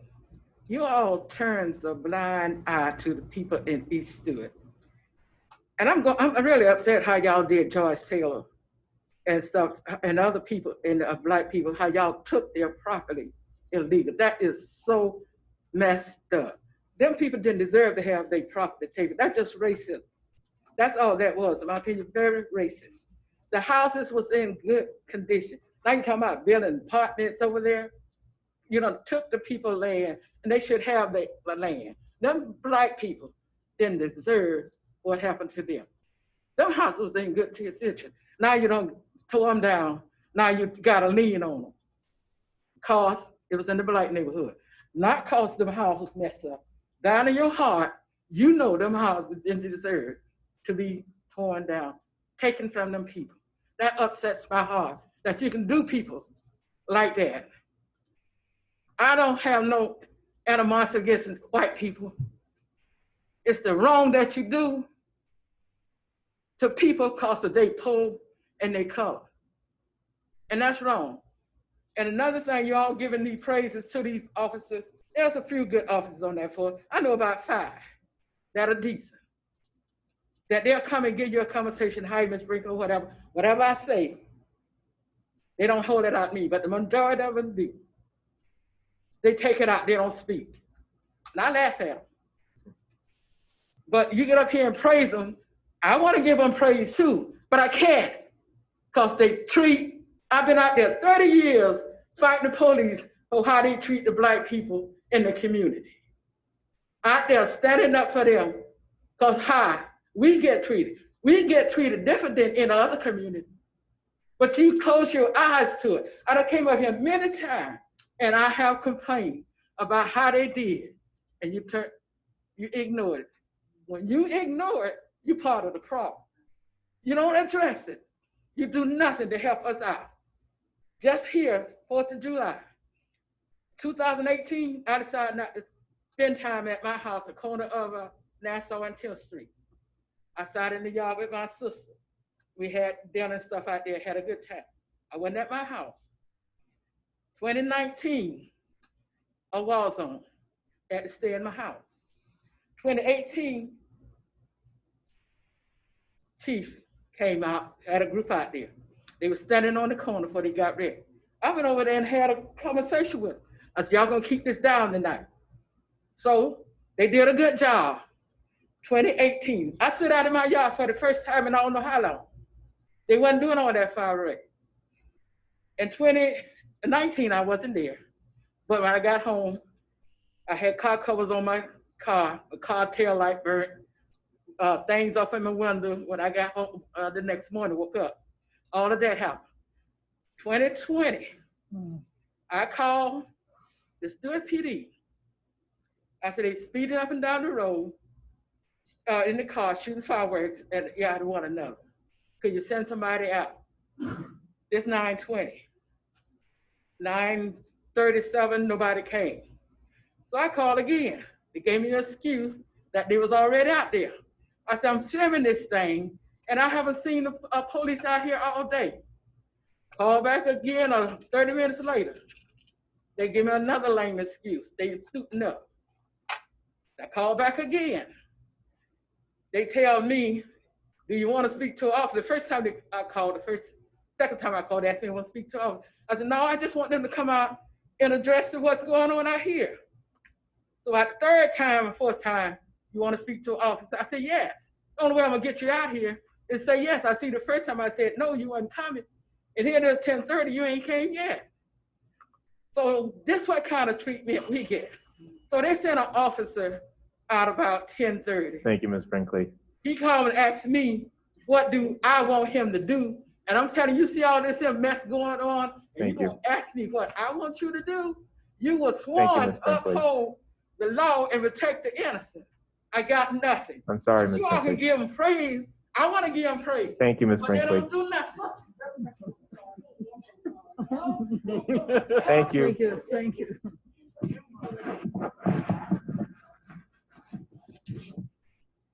One last shot for Mr. Edward Gallant. No? Okay. Do I have a motion for approval of the consent calendar, pulling 9 and 15? Move approval. Second. I have a motion by Vice Mayor Clark and a second by Commissioner Matheson. Any public comment on consent, last items 9 and 15? Any online, sir? I see no hand raised. Seeing none. Ms. Kendall, will you call the roll, please? Commissioner Matheson, Yes. Commissioner Bruner, Yes. Vice Mayor Clark, Yes. Mayor Meyer. Yes. Motion carries unanimously. Item number 9, Monterey Road Subdivision Water Main Improvements Loan Agreement. Mr. Mortel? This is resolution number 77-2020, a resolution of the City Commission of the City of Stuart, Florida, relating to the Drinking Water State Revolving Fund Loan Program, making findings, approving the form and authorization and execution of the loan agreement for construction of the Monterey Road Subdivision Water Main Improvements Project, providing for conflict, severability, and an effective date. Thank you, Mr. Mortel. I just pulled this to point out our another good deal we're getting for the City of Stuart. Originally, this revolving loan fund program was the non-interest portion of it was over $600,000, and thanks to our the principal forgiveness, thanks to staff's hard work and a grant from DEP, we are down to wrote off about 90% of it. So, I mean, a critical infrastructure project, and you know, we're getting it for about 10% the cost. So I just wanted to highlight that and thank staff. I don't have any direct questions, but I just really appreciate seeing the efforts not only to do what we need to do to get loans forgiven whenever we can, but also again working with DEP, working with the state for those grants to save the taxpayers money. So Move approval of resolution number 77-2020. Second. I have a motion by Vice Mayor Clark and a second by Commissioner Matheson. Any public comment? See none Any online. Not online. Seeing none. Ms. Kendall, will you call the roll, please? Commissioner Bruner, Yes. Vice Mayor Clark, Yes. Commissioner Matheson. Yes. Mayor Meyer. Yes, motion carries unanimously. Item number 15, Memorandum of Understanding Agreement with Martin County on CARES Act funding. Mr. Mortel? This is resolution number 87-2020, a resolution of the City Commission of the City of Stuart, Florida, authorizing the city manager to execute a memorandum of agreement with Martin County on CARES Act funding, providing effective date and for other purposes. The floor is yours, Vice Mayor. Yes, I had pulled this and spoken to the city manager. As we know, the county is a pass through if we get any, and the county has the bulk of the money. And I just wanted to have the city manager, just for the public, even though it's on the item, say about how much money is coming into our community and if the city is ever going to get anything out of this, and just for the sake of the public to let them know, because this is the only. Yes, ma'am. So the allocation from the state distribution down to the county is $28 million. They've received their first check or deposit on that. The city can apply for our direct expenses. We can't apply for lost revenue or anything like that. And I think right now we're tallied somewhere $60,000, $70,000 from city expenses. We're continue to gather expenses though. I did speak with Assistant County Administrator, Mr. Stokas, this morning, who has told me that they plan on releasing their program, which is a mortgage, rent, and business program for funding for assistance to the community, probably within the next week and a half. I specifically spoke to him about that issue with the eviction stays coming off in August, and so he is working with Mr. Ranieri, House of Hope. He's one of the participants in this organization, and Mr. Stokas has offered to speak with any of you about the program as well. He gave me a brief insight on it as far as looking at the number of people within the household and the amounts from $5,000 up to $7,500 that you can apply for, and basics on how the application process would work. But all our residents, city residents, and businesses are eligible to apply as well. But it would be, the application would be through the county, and we'll be directing people to that when it's time. Yeah, and I hope that we work again to direct people to that so that city residents can take advantage of that, whatever funds are coming to our county. Yes, ma'am. I have a question regarding the eviction item, and I did speak with our city manager on this. I've been reading a lot, kind of in nationwide news from researchers who are forecasting a looming eviction crisis, which is, so much more than just people not being able to pay their rents or foreclosures as well, rents or mortgages. The destabilizing factor of losing your housing creates a generational crisis, and it has pretty wide ripples throughout our entire community and our economy. Those people are not going to be able to have stable housing. They're not going to be able to have stable jobs. They might they might abuse drugs. They might become an issue for public safety, and it's all because of losing housing, and it's terrible.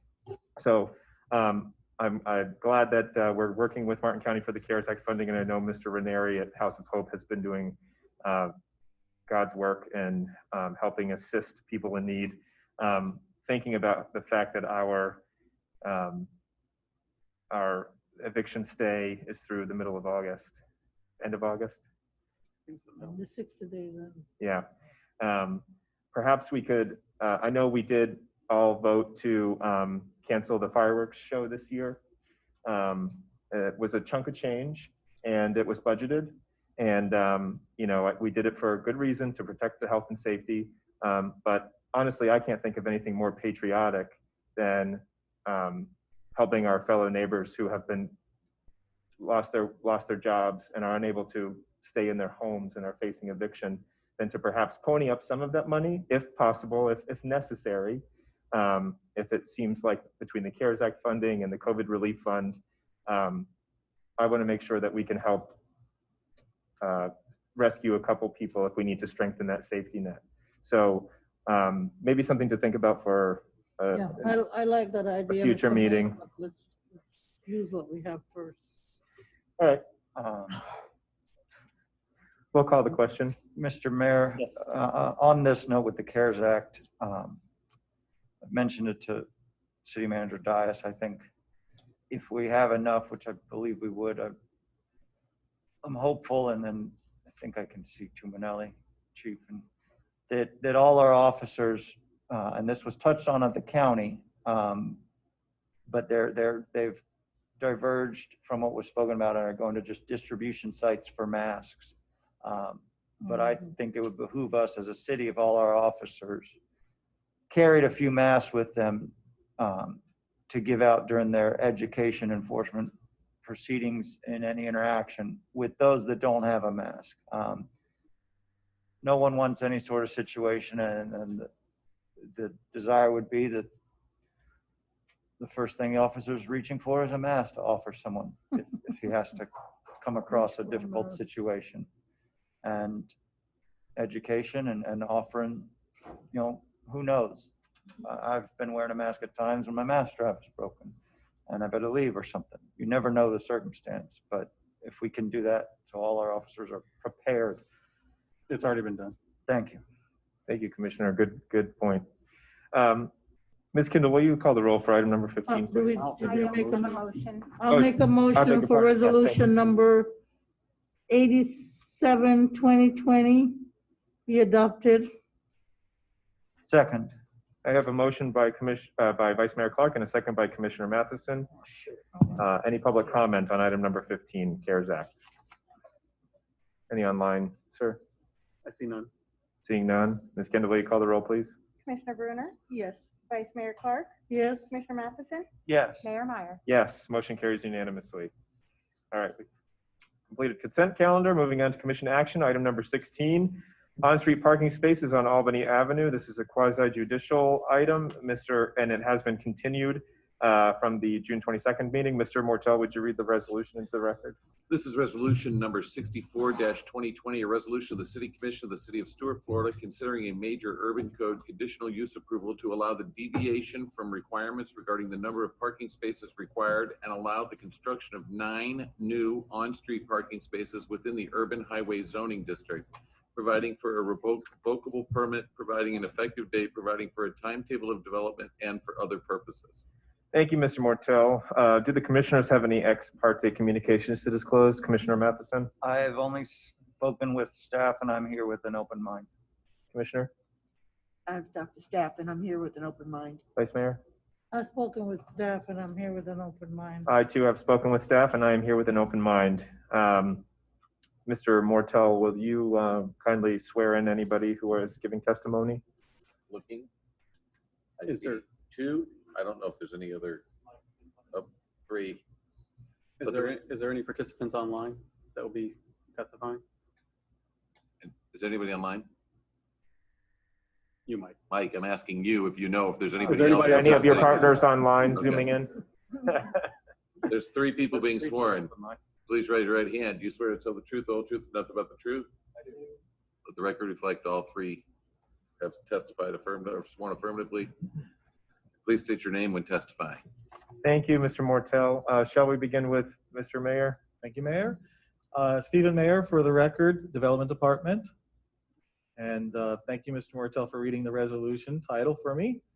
The item before you tonight is Resolution 64-2020, which is a major urban code conditional use approval to allow 9 new on-street parking spaces, to provide for a revocable permit, to allow those parking spaces in our right-of-way, and then allowing a deviation to the number of requiring parking spaces for the site.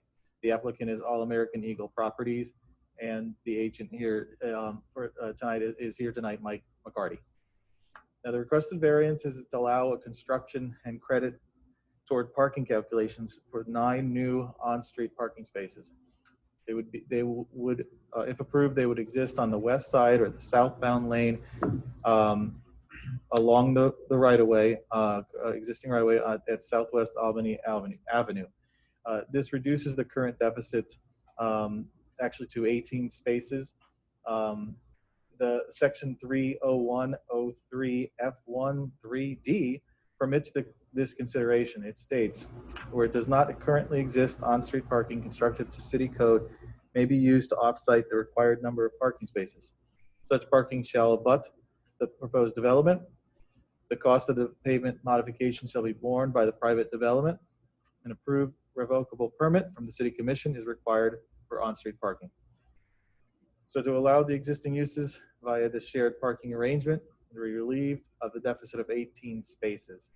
Now, the location of the property is on US 1 and Joan Jefferson Way. It's on this south east corner. It's actually 2 properties, and the location of the parking spaces is this area right here in blue. I kind of showed a zoom in area. This would be the location of the parking areas. I'll show a streetscape plan that shows the parking in detail. The 2 properties are located here and here, and they have some existing uses that I'd like to get into first. The future land use is urban district. That's not changing. It's urban highway zoning. That's not changing as well. Now, the existing uses at 200 and 205 Southwest Albany include a salon with 5 stations and 1,300 square feet, residential apartments, which has 6 studios or 1 bedrooms, retail at 1,200 square feet, a restaurant with 40 seats, and professional service at 1,300 square feet. The total number of parking spaces required for all that, when you use the calculations, would be 40 parking spaces. The calculations are done below here, and you can see where the required parking would be 40 spaces altogether. The provided parking on site is 13 spaces, which and that 9 spaces on street should we approve this major urban conditional use. So the parking deficit is a total of 18 parking spaces.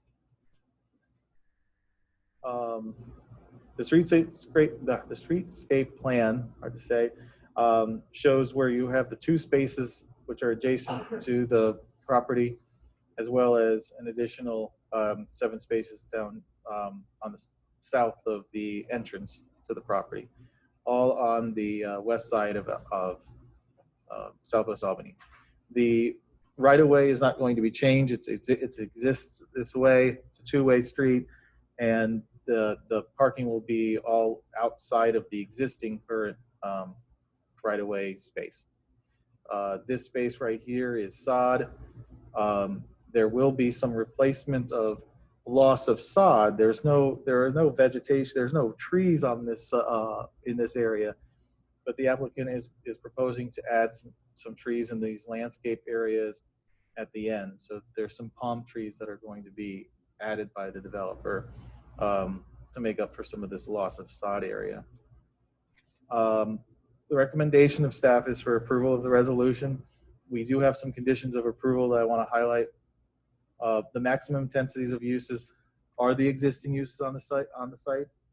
Any increase in the uses would require additional parking study and an amendment to this major urban code conditional use. The 9 on-street parking spaces constructed by the applicant are for general public use, may not be restricted for tenants on the property. The city reserves the right to restrict and enforce temporary parking hours for those lots, parking spaces. And the project shall be completely installed and inspected by July 1st, 2022. Now the applicant is here tonight to answer any questions. Staff reserves the rest of the time to answer any questions as well. Thank you, Mr. Mayor. Are there any questions directly for staff before we turn it over to Mr. McCarty? Mr. Mayor, I read, are all the parking spaces going to have the 3-hour limit if it moves forward? That's going to be a determination of the city staff if we wanted to enforce the 3-hour limit. Yeah. I don't think any of those are in the district in that area. Okay. It's not in the current district, right? It's not? No. They'd just be public use, no time limit. Correct. Mr. McCarty, do you have anything to present? I do. Good evening. Mike McCarty with McCarty Land Planning and Design. Pleasure to be with you all today. Representing All American Eagle Properties. They contacted us end of last year and asked us to do an evaluation of the property, said that they were having some issues with parking and could we come up with some creative solutions to help their tenants. Their tenants were having a heck of a time trying to juggle the spaces and with such a shortage in spaces. So we did an analysis and determined that the existing on-site parking really could not be expanded upon. We could not add any additional parking on site. So that's when we started to concept the street as to how we might provide parking within the public right-of-way. We met with staff, we met with Public Works, we worked with them contemplating different options. One option was to try to go, one way and double load the street, but then we got into a pairing issue, and all of a sudden it got into a much larger scope, having to look at multiple blocks and how do you start, evaluating circulation patterns throughout downtown. And so it was just easier to maintain the current 2-way configuration of Albany. And my client is proposing to make those improvements. Would you happen to have the landscape slide, the rendering, perhaps? Not on my presentation. Okay, not a problem. No. So we had we did also a little landscape plan showing some street trees and some ground cover and some shrubs that were to go in those little landscape islands. But this is a great example of some improvements that we can do within right-of-ways throughout the city to benefit private property owners. I'd truthfully like to see the city maybe move forward throughout the city as they can, and budgets are available to expand parking throughout the city. There's definitely a shortage in parking. This particular property, was developed back in the early 1900s, and then again in 1940, that second building to the south that has the paddleboard shop and some flats in it. And, regulations obviously weren't in place at that point in time. So here's where we find ourselves. But in order to facilitate redevelopment in your downtown, you really need to take into consideration, how do we park, right? Parking is always a limitation, but we're able to facilitate these 9 spaces in order to justify his capital investment into public right-of-way. It was necessary to have the waiver for the remaining spaces, which, it is what it is. But we appreciate staff's working with us, and I hope you'll vote to support this project. Thank you. Thank you, Mr. McCarty. I have a quick question for you. Yes, sir. So currently, the property is, because it was built prior to our newer parking code, it's already out of compliance for its uses. Correct. It has, and do I have it right that there was, that the tenants, your clients, were unable to continue with I guess there was a shared parking agreement with the parking lot across the street? That's correct. Okay. I mean, I'm all for more parallel parking. We need it in the city, so I appreciate that. I'm glad that that your client will be doing it. I do think it's a shame, though, that we don't that parking lot might not be fully used. But I'm happy to have the new inventory. So I appreciate it. And actually, if I may, we would actually prefer the parking to be 3-hour limited to prevent other adjacent property owners from just permanently parking a car in those spaces. You have a hair salon too. I'm So sorry? You may want to speak to your hair salon before you make that. Sometimes those are more than 3-hour appointments. I know that when we made downtown 3 hours, the hair salon downtown. I can tell your hair appointment must take forever. Mine does. It takes all day. Mr. McCarty, actually, that's a good point. I had meant to ask as well. There's, I'm sure we could debate whether or not we want to do 3 hours. Yeah, I would just ask if you could consider it, that's all. But I certainly wouldn't be open to having any, reserved parking only for those businesses or a towaway zone. I would not be in favor of that. Is that being proposed? No. Okay. Mr. Mayor, may I ask a question? Yes, sir. What is the construction and timetable? Will you be closing or blocking any of the road to build the parking spaces? Because right now that's a detour area for the FDOT. Right. We'll certainly evaluate that, and we'll have an MOT plan as we move forward and we get to actual construction drawings. We would need to conditionalize it just to say that it'd be clear to make sure that it doesn't interfere with that FDOT thing in advance, so that our development office could at least address that with you. Absolutely. Too. I mean, you'll get the parking space credit ahead of time. I mean, now, obviously, but the construction timetable may be pushed back depending on what FDOT. Sure. Yeah, as long as that flexibility is provided in there, that's fine with us, and we'll provide a MOT plan as to how we mitigate the traffic and so on. Sure. I'll move for approval.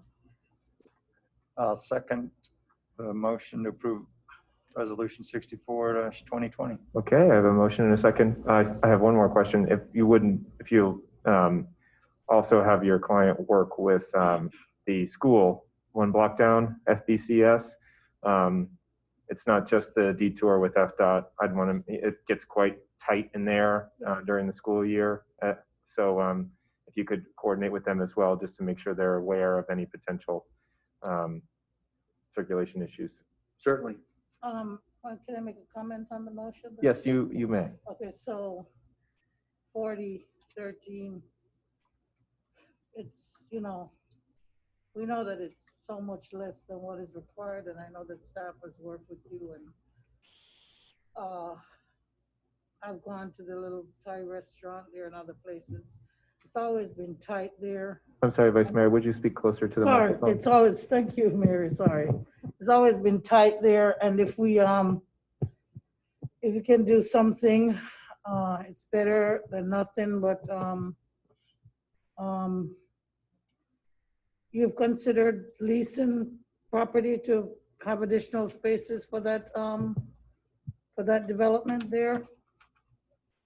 Commissioner Clay, for a minute. Where Vice they Mayor, if I could use, just- What happened? people can always park in additional, Well, if I can. in adjacent parking lots, right? Yes, but as a quick background, those businesses were approved by the city based upon being presented with a shared parking agreement. Yes. The ownership of the parking lot across the street changed Changed. hands. Okay. The new owner changed the rent from like $300 a month to $8,000 a month. And as a result, it became untenable for the tenants. Oh. And so they were unable to negotiate a rate that was fair. And as a result, we would have two choices. We could either simply make those buildings be out of business or find this compromise plan.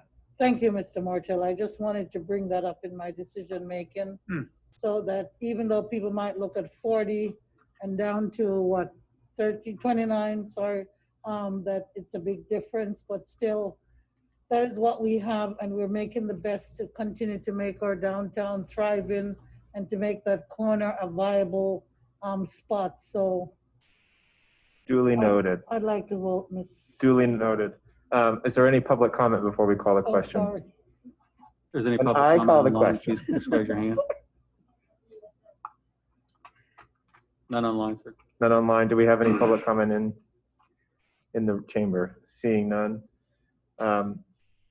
Ms. Kindle, will you call the roll, please? Vice Mayor Clark, Yes. Commissioner Bruner, Yes. Commissioner Matheson. Yes. Mayor Meyer. Yes, motion carries unanimously. Thank you, sir. Thank you. Thanks. Thank you. Thank you, Mr. McCarthy. Moving on to item number 17, extension of the declaration of emergency with regard to COVID-19. Mr. Mortel. This is resolution number 83-2020, a resolution of the City Commission of the City of Stuart, Florida, extending the declaration of a state of local emergency pertaining to COVID-19, providing an effective date and for other purposes. Essentially, this takes the same emergency that the commission has previously adopted, and it was set to expire today. We've now extended it another 30 days until the August 10th meeting. I'm grateful or hopeful, but I don't think August 10th is going to get it done, but we'll have to see. I'll move for approval. Second. Thank you. I have a motion by Commissioner Bruner and a second by Vice Mayor Clark. Is there any public comment on this item? See none online, sir. Seeing none. Ms. Kendall, will you call the roll, please? Commissioner Matheson, Yes. Commissioner Bruner, Yes. Vice Mayor Clark, Yes. Mayor Meyer. Yes, motion carries unanimously.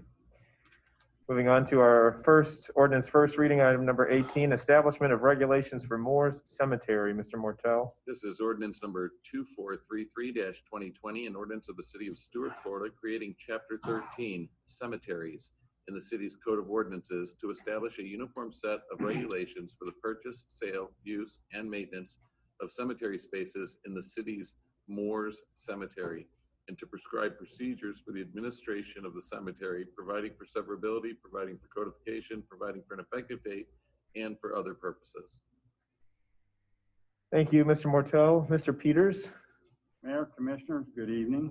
This is the first reading, as Mr. Mortel suggested, of 2433. Sir, would you please speak into the microphone? I'm usually the loudest guy in the room. It's that darn mask. Yeah. Thank you, sir. I certainly will speak louder. Very good. As many of you know, Moores Cemetery was formerly known as the Community Cemetery, and in later years known as, oh, I need the lights. Thanks, Mary. Call them out. Broke it.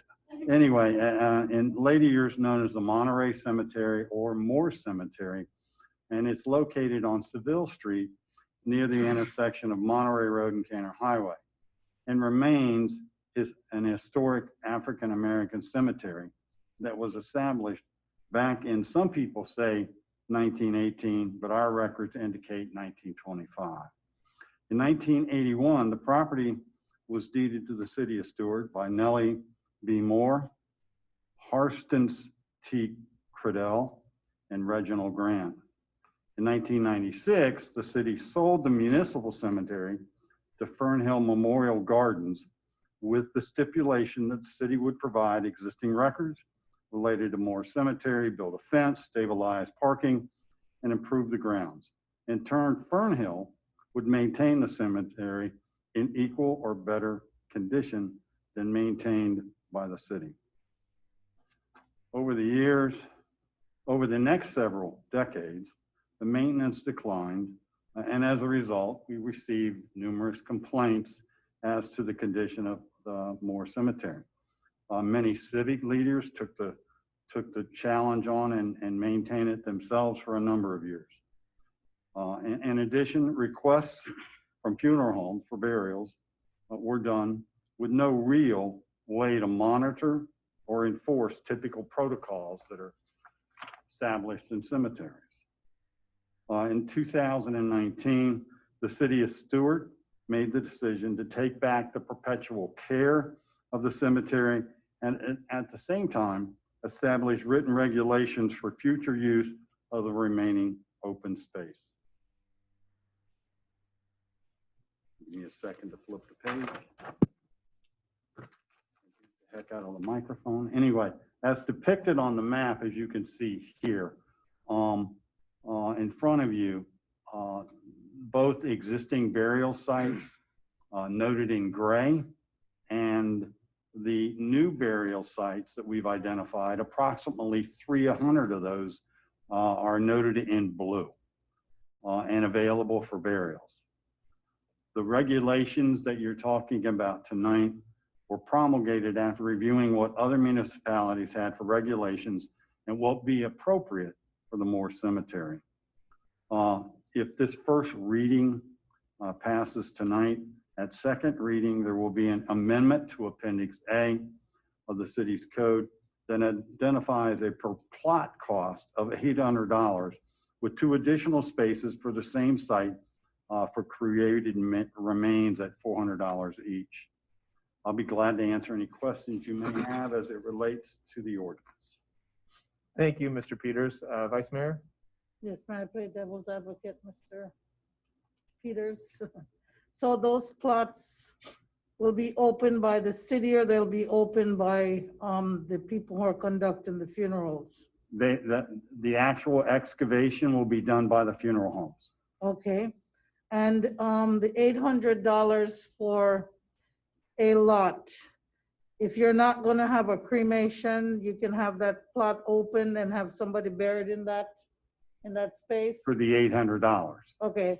And then if you're going to just have a cremation urn there, you still have to pay the $800 plus possibly $100 per urn, or you have up to 2 urns that you can put? Vice Mayor, for How the does that plot, work? it's $800. Mm-hmm. It includes 1 burial space and 2 created remains locations, if indeed a family would like to do that. But if you're going to bury created remains, it will still cost $800 for the plot. If you're going to just do remains? Yes. Okay. Without, okay.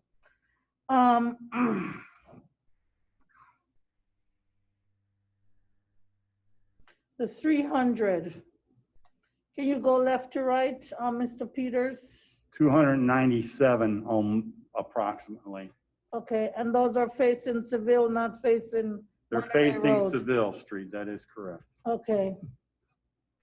And those were all what do you call the name of that process that you use to identify? Ground penetrating radar.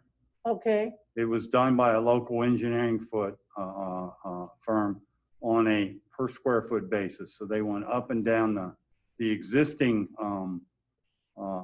cemetery to identify clearly where where people were buried and identified. and if we sell a lot and we have a deed or some type of a permit or certificate for somebody who sells a lot, and somehow there's a mistake that somebody's remains are found when somebody's trying to open up a space, what's our liability and way to deal with that, Mr. Martell? It's horrible. Mike The Martell. recommendation would be not to get into the business of it, Yeah. if you want to know the truth. One of the things that can happen, Vice Mayor, is that if, for example, there was somebody buried in that area that we're not aware of, that could be, that plot or that casket could be removed and either kept in that spot and then clearly identified and then just left and marked, or it can be actually moved to another cemetery if it's necessary. Typically, it would stay in the same cemetery. Okay, and Or what? so I've no- been told. Thank you. I know that we've gone through this. I went through it a long time with our former city manager, Mr. Martell. and also community residents and people are interested in that, cemetery. But what notice, if any, are we, or should we, or will we be given to anybody who has relatives there now? I know that we went through a long list and we have a acquired list, and there's some people who are alive who know that they have relatives there. Just so that people know that it's available, or we're just gonna let the people who are in the funeral home business know that it's available so that they can pass the word on? It will actually be a page on our website that talks about Moore Cemetery and its historic importance in the city of Stuart. And it'll give people the opportunity to, if so desired, to come in, review, or look at our map so they can identify exactly where their loved ones may be buried. But that notice will be given to all funeral homes as well as the public. Okay, and I also know that back in 2013, when I was first mayor of the city, that we had done a dedication there, and I think it might have been 2013, I don't know now. I can't swear for that. But we did a dedication, we put a new sign, we've since upgraded the sign, we've upgraded the fence, but always there has been an issue with regard to people saying that the cemetery is not kept up. So if we're gonna advertise 300 plots, and we've had in the past said that the persons who used to, including the city as well as private people who took over the Fernhill Cemetery, that we were trying to find somebody to maintain Moore Cemetery.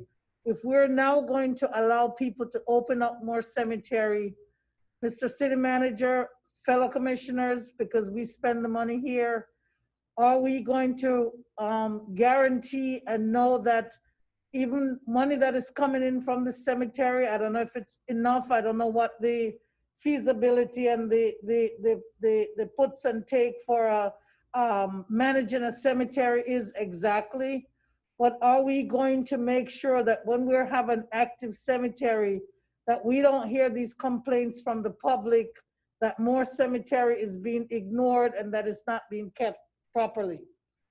Just a statement, Mr. Peters, Mr. In the I'm not ordinance- putting anybody on the spot. In the ordinance, it declares the city of Stuart to take care of this cemetery perpetually. Yes, which sir. means that we're responsible for the maintenance of that cemetery and the way it looks. And that's what we started in 2019. And if you'll notice, although I won't pull it up on a map, we did install a new Fence. black wrought iron fence around that. We've installed a new a sign there. We have plans in the future to put parking spaces there when the funds become available. That will be a cemetery that the city of Stuart will be proud of. Commissioner Bruner? Oh, I was gonna ask one more question, if you don't mind, Vice Commissioner. Mayor? Mr. Martell, in the ordinance also, does it cover the fact about people who access and drive within the alleyways or the spaces of the cemetery so that access to vehicle and so on?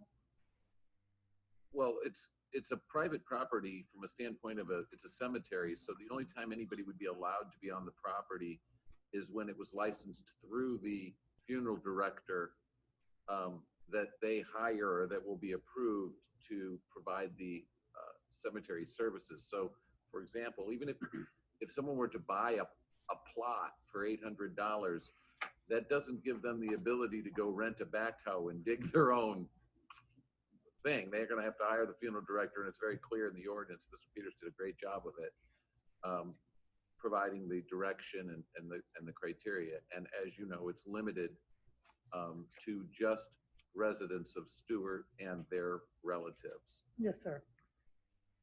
Commissioner Bruner? Yeah, I just wanted to say, no one else has offered to take up that big responsibility. It's a big responsibility for the city of Stuart. And I'm very proud of our city and all that you've done over there, and that is going to happen. And is that going to be parallel parking up and down through there There's some parking that's gonna come. We haven't made that decision Oh, yet. okay. And the reason for that is that's county-owned right-of-way. We have to work with them on what that design would look like, and that's gonna take, it's not gonna happen overnight. Number one, we gotta have the funding in place. Number two, we've got to get their approval. So our intent is to have parking spaces and an entrance road, yes. Well, thank you. It's a big responsibility, and I'm glad that our city is wanting to do that, or maybe we don't have any choice but to do that, but we seem to be the ones that have taken care of it. Thank you. I'm very, very excited about that. And I do hope that the people use it and get buried there. So one of the things, I don't know if you saw in the mapping system when I clicked on one of the plots, but when you click on each of the plot in our mapping system, the metadata behind it gives you the demographics of the owner of the plot, and then once it's occupied, that as well. So it also gives us a tracking system, which we don't have for the rest of the cemetery. Thank you. Mr. Peters, from my end, and Mr. Mortel, Mr. Dias, I do want to, I'm in favor of going forward with this for second reading. I do want to talk more with Mr. Mortel about some of his reservations with regard to potential exposure. For what it's worth, we don't have an option because, as Commissioner Bruner pointed out, somebody's got to do it. We already own it. Thank you. So we're there. Yeah, they're not jumping. The other thing that I'll insist on is that I understand that you'll be, if you haven't already, we'll be sharing this draft, this first reading with the local funeral homes for their review. Obviously, they're in the business, we're not. So I really look forward to their comments, which hopefully we'll have incorporated for a second It's been reading. difficult during this COVID-19 to have any contact with them at all. And I Sure. can tell you, we'll do another push between first and second reading. Well, if you need me to call, I'll call. Mr. Mayor, one quick question. So if someone has a relative there now, do they have a right to go pay their respects? How is it open? Is it closed now, or what's No, it's the open. situation? They just walk in Just and like Fern Hill. just like Fern Hill, Yeah. and walk in and go. Yeah. And that's obviously not changing. There are a list of rules and regulations that will be posted on the fence so that you just don't go have a party in the cemetery. So those rules will be clearly posted. Okay. Did anybody make a motion yet? Make a motion that we, on first reading, adopt ordinance number 2433, 2020 regarding the establishment of regulations for Moore Cemetery. Second. I have a motion by Vice Mayor Clark and a second by Commissioner Matheson. Is there any public comment on this item? Not online. Seeing none. Ms. Kindle, will you call the roll, please? Vice Mayor Clark, Yes. Commissioner Bruner, Yes. Commissioner Matheson, Yes. Mayor Meyer. Yes, motion carries unanimously. Moving on. Thank you, gentlemen. Moving on to item number 19, Bridgeview Residential Plan Unit Development. This is a quasi judicial matter. Mr. Mortel. Close this one and open the next. 1 second. This is ordinance number 2437-2020, an ordinance of the City Commission of the City of Stuart, Florida, amending the future land use map of the city's comprehensive plan, thereby changing the future land use designation from commercial office residential to multifamily density residential for a 15.88 acre parcel annexed by ordinance number 2415-2019, owned by Atlantic Realty Partners, Inc., and located on the northwest corner of State Road 76, also known as Southwest Canner Highway and Southwest Martin Highway, said land being more fully described in Exhibit A attached, and further providing that said lands shall concurrently establish the Bridgeview Residential Planned Unit Development, RPUD, consisting of 212 multifamily units within 2 4-story apartment buildings, approving a development site plan, providing for development conditions and a timetable for development, declaring the plan to be consistent with the city's comprehensive plan, providing directions to the city clerk, providing for repeal of all ordinances in conflict, providing for severability, providing for an effective date, and for other purposes. Thank you, Mr. Mortel. Do the commissioners have any ex parte communications to disclose? Commissioner Matheson? I have spoken with staff, the applicant residents, and I'm here with an open mind. I've spoken with staff and I'm here with an open mind. I spoke with staff. I meant to talk to Mr. Gentile and others, but I didn't get a chance to, but I'm here with an open mind. I have spoken with staff and neighboring residents, and I'm here with an open mind. Mr. Mortel, would you swear in anybody giving testimony? Would those giving testimony please rise and raise your right hand? Mr. Mortel, actually, before we do the swear in, Mr. Barber is here too on behalf of the Riverland Bridgeview Committee. Would He it is be not a witness. appropriate? He is- Okay. He is more public comment. Yes, thank you. Swear him if he wants to, any of the people online. Do you guys have anybody online?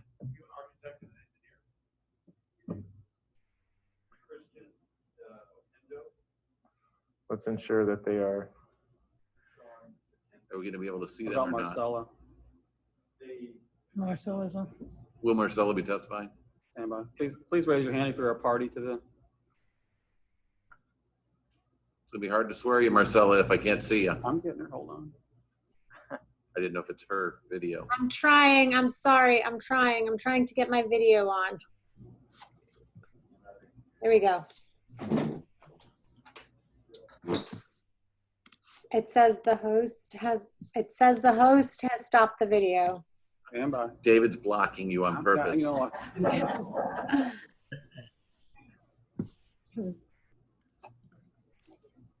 Nope. All right. Well, Working on it. Thank you. We're right with you. Well, you see your name. Would the digital hand raise suffice? I trust your If it was my judgment. project, I wouldn't want this to be the reason it got denied. That being the challenge would really be something, wouldn't it? Hold on one second. I think it's. Christian, Marcella, with the Sean, digital at can all. you activate your camera? does everybody else have it activated? It's just saying it has to be, the host has to activate it. Yeah, this is Sean McKenzie. I'm having the same issue. Well, let's raise your right hand, and I'm going to ask you if Christian, Sean, and Marcella could please raise your right hand, just those three alone, not the rest of you in the room here, just those three. Will you all three first affirmatively, Marcella, can you state that your hand is raised and that you plan to be sworn now? My hand is raised and I plan to be sworn. Christian, is your hand raised and are you planning to be sworn? My hand is raised and I plan to be sworn. And Sean, you as well? Yes, that is correct. My right hand is raised and I plan to be sworn in. Okay. You recognize that you're under oath and that you're subject to penalty for perjury? Yes? Yes. I do. Okay. Do you swear to tell the truth? And Sean, I don't see if your hand is raised. I can't see it. Is it? There we go. Do you swear to tell the truth, the whole truth, and nothing but the truth, so help you God? I do. I swear. Yes, I do. I heard Marcella and Sean, and I'm sorry, Christian, if I didn't hear you, if you could please say it again. Yes, I do. Okay, let the record reflect that all three on the video were observed by me and swore and took the oath. And now with those people remaining in the room, 1, 2, 3, 4, 5, please raise your right hand. Do you all swear to tell the truth, the whole truth, and nothing but the truth, so help you God? I do. And let the record reflect that all 5 testified affirmatively. If you could please state your name when testifying on the record. Thank you. Thank you, Mr. Mortel. Brave new world we're in. Right. So we'll move on. Mr. Mayor, if you would. Thank you, Mr. Mayor. Wake up. Oh, boy, that was scary.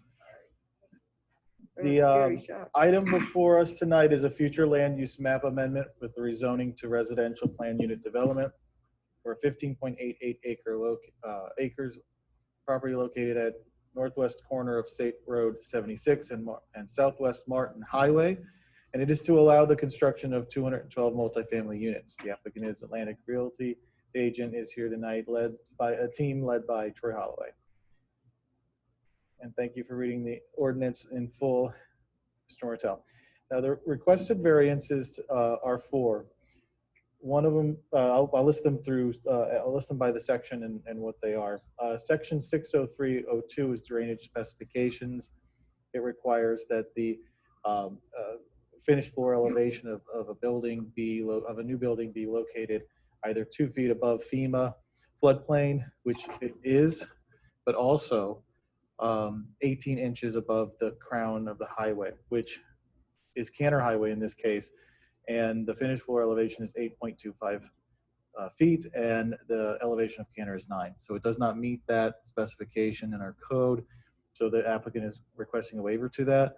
We do have a drainage statement by an engineer that draws up the justification for this waiver request and how they're going to divert the water around. And also of note is that they are 2 feet above FEMA. So there shouldn't be a flooding problem. It's just that the Cantor Highway is fairly elevated.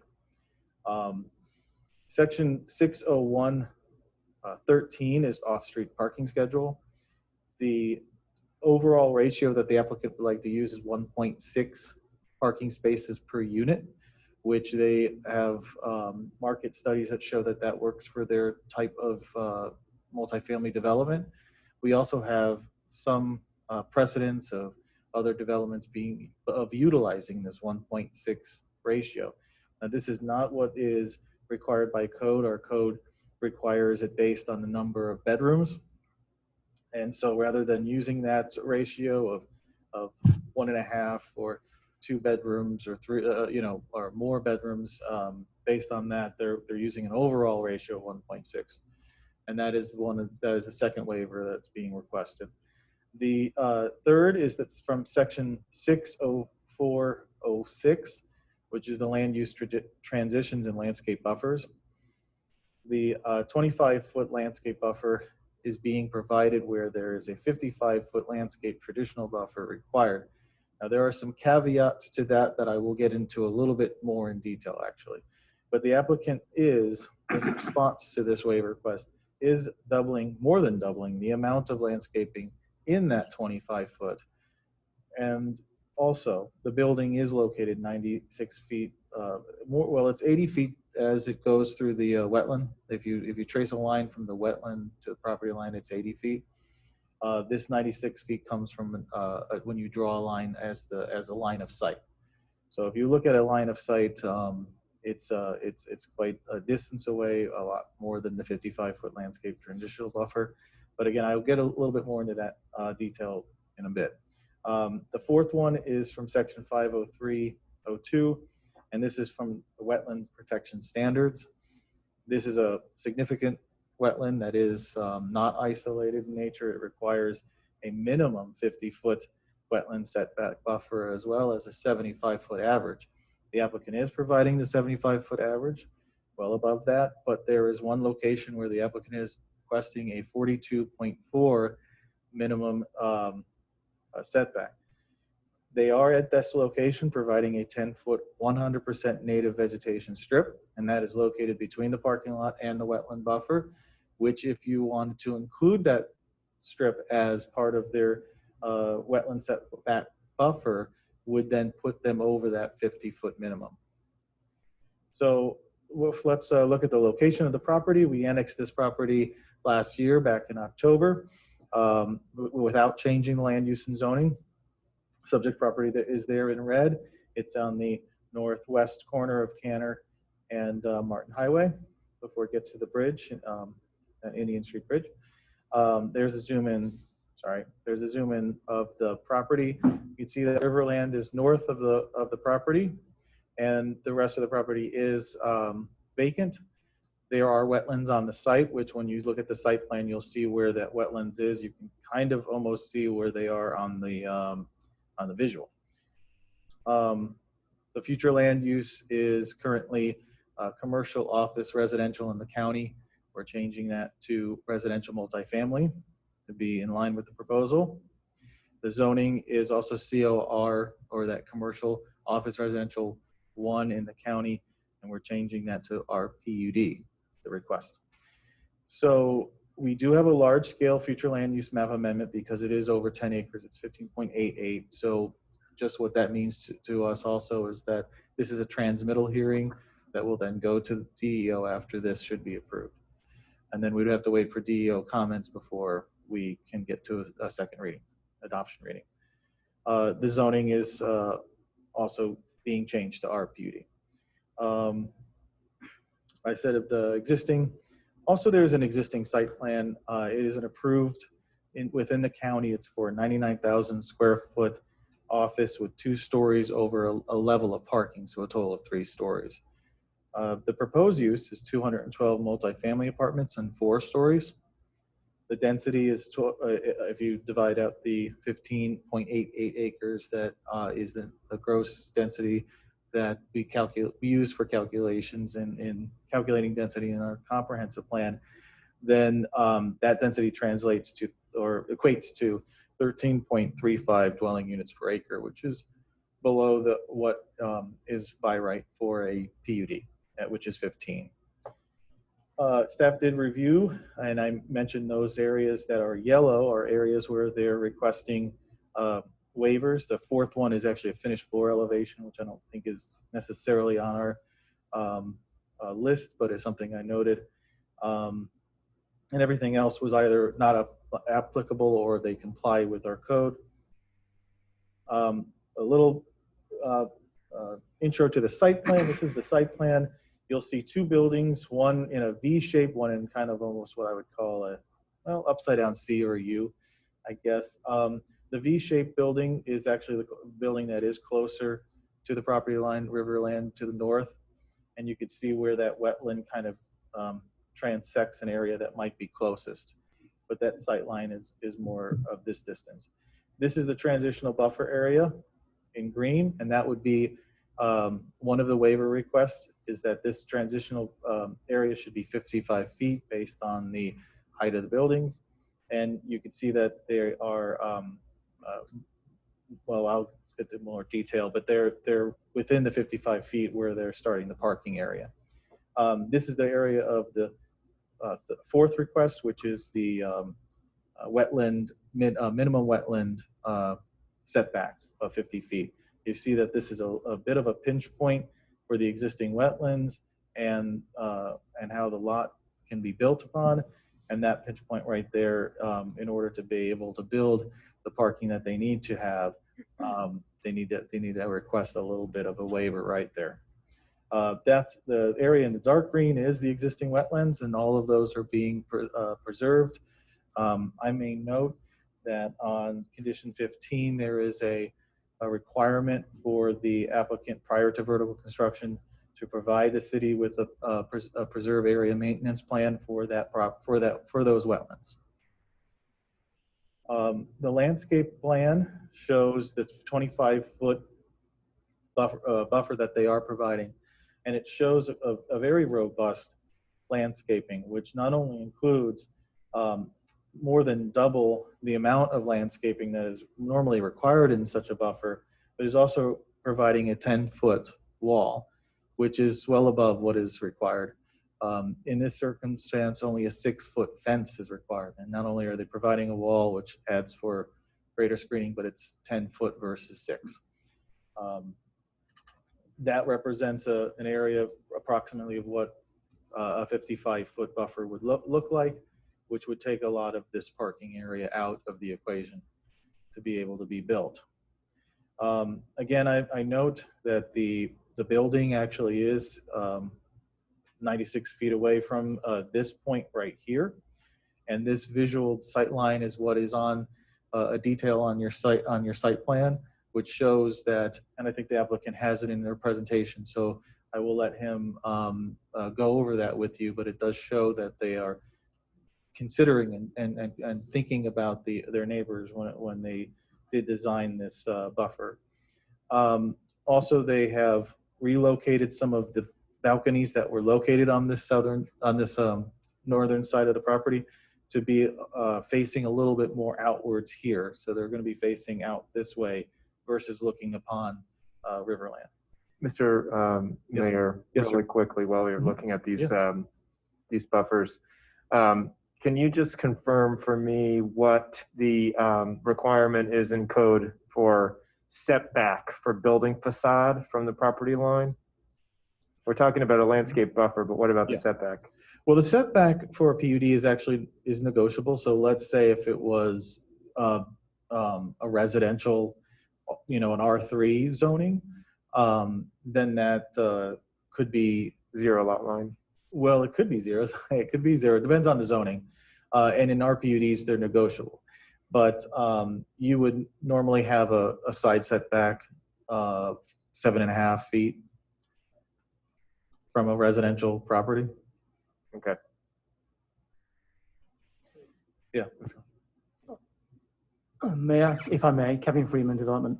I think there's a bit of translation issue between the buffer requirement and what we're looking at here in the PUD.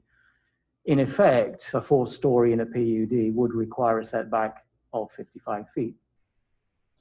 The buffer in the Land Development Code does allow for roadways, access, parking, and other utility equipment to go in that space. We were particularly concerned in this instance because of the proximity of the residential that we, in part of our negotiations, wanted to ensure that the maximum buffer was achieved in that respect. So if this came under straight code as a 4-story, we would still need a 55 feet buffer. And in that buffer, apart from the buffer screen, you could accommodate all those things that I've just mentioned. Car parking, access, utilities, and those sort of things. That's kind of what I'm getting at. For me, it's, you know, the 55-foot buffer by code, I think might assume that the building would be built 55 feet from the property line or from the neighboring adjacent property. And so since you're demonstrating that it's actually further than that, it's nearly 100 feet away, it's less of an issue. That's what I'm trying to get at. Yes. Yes. Thank you. And another point we should make is that the required buffer screen is actually exceeded in the PUD to what it would normally be required in the 55 feet buffer width. And is that screening requirement more on the density of the plantings? Does it have anything to do with the height of the plantings? In effect, it's the width of the screens are required. I think it's 25% of the buffer width. In this case, it would just be almost 14 feet. Okay. So that would be noted now that they're providing a 25 feet buffer itself of the screen. In that would be the 10 feet wall.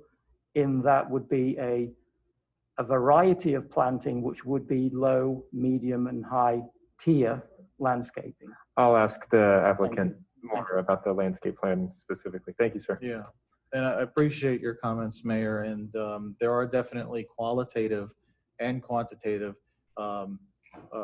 benefits to this plan, and some of the heights that we're asking for them to plant is kind of a more qualitative buffer, because it's going to be a substantial buffer right when it's being built, right when it's being planted, and that's important as well. Mr. Mayor, can you mention, it was in the packet, but what was already approved in the location of the 3-story office building that could be there, and how far away that would be from the property line?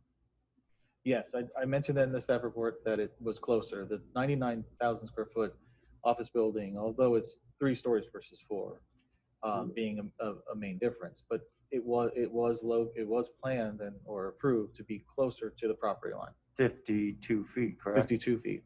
Yeah. Okay. Let's proceed. Okay.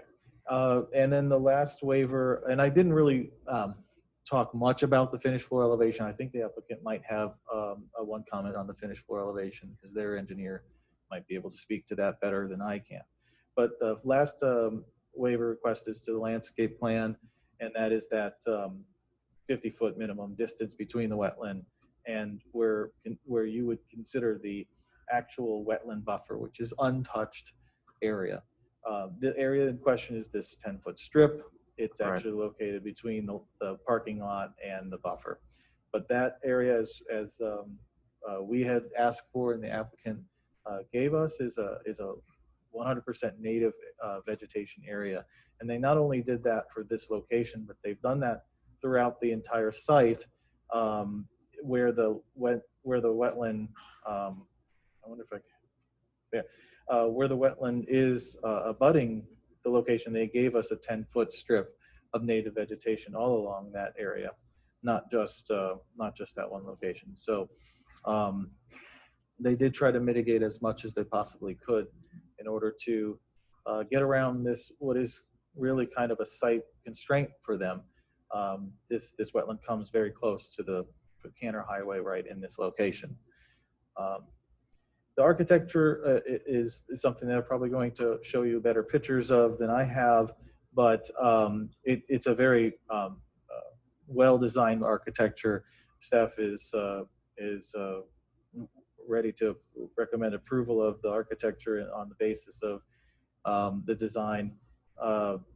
You can see here that they've done a really good job at providing a first-class architecture.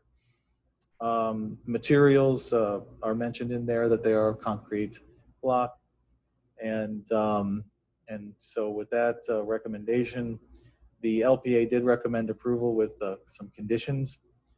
We do have a Riverland letter which is attached, and also a memo of understanding that is attached as well, which outlines support of the project. We have a member of the Riverland Homeowners Association that's here to speak about that.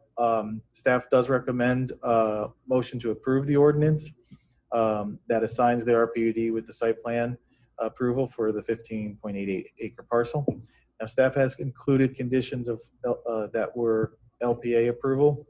There was a change for the wall. There was a change in the wall. There was a change in the wall height, and also to make sure that the specific location was mentioned on where the wall would be versus where the fence will start. The fence actually starts at the wetland location. That's condition 9. Male parking was requested by the LPA, and that's in condition 34. There would be 4 parking spaces reserved for male pickup. That there also be a bus stop, a sheltered bus stop located on the site plan prior to approval, and that's in condition 35. Electric vehicle parking was also recommended by the LPA, and we do have a piece of code that's coming, so I applied some of that code to that condition on 36. The LPA also recommended a generator for emergency purposes. That's in condition 37. Building materials were noted and were confirmed to be concrete blocks, so I put those in there as condition 38. And there's also something that staff wanted to include, and that's the roof-mounted equipment. We tend to have a condition in there that requires anytime that have roof-mounted equipment that it be screened from public view, from public rights away, and that's in condition 39. Thank you, Mr. Mayor. Appreciate the thorough walkthrough. Thank you. Oh, stop sharing. Sorry. Okay. We'll have a representative for the applicant.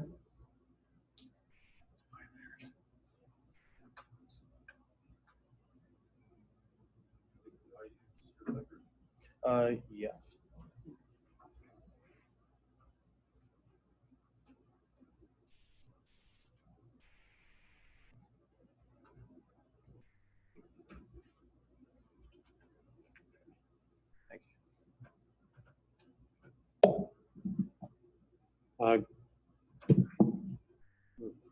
You guys can hear me through this mask. I apologize if you can't hear me.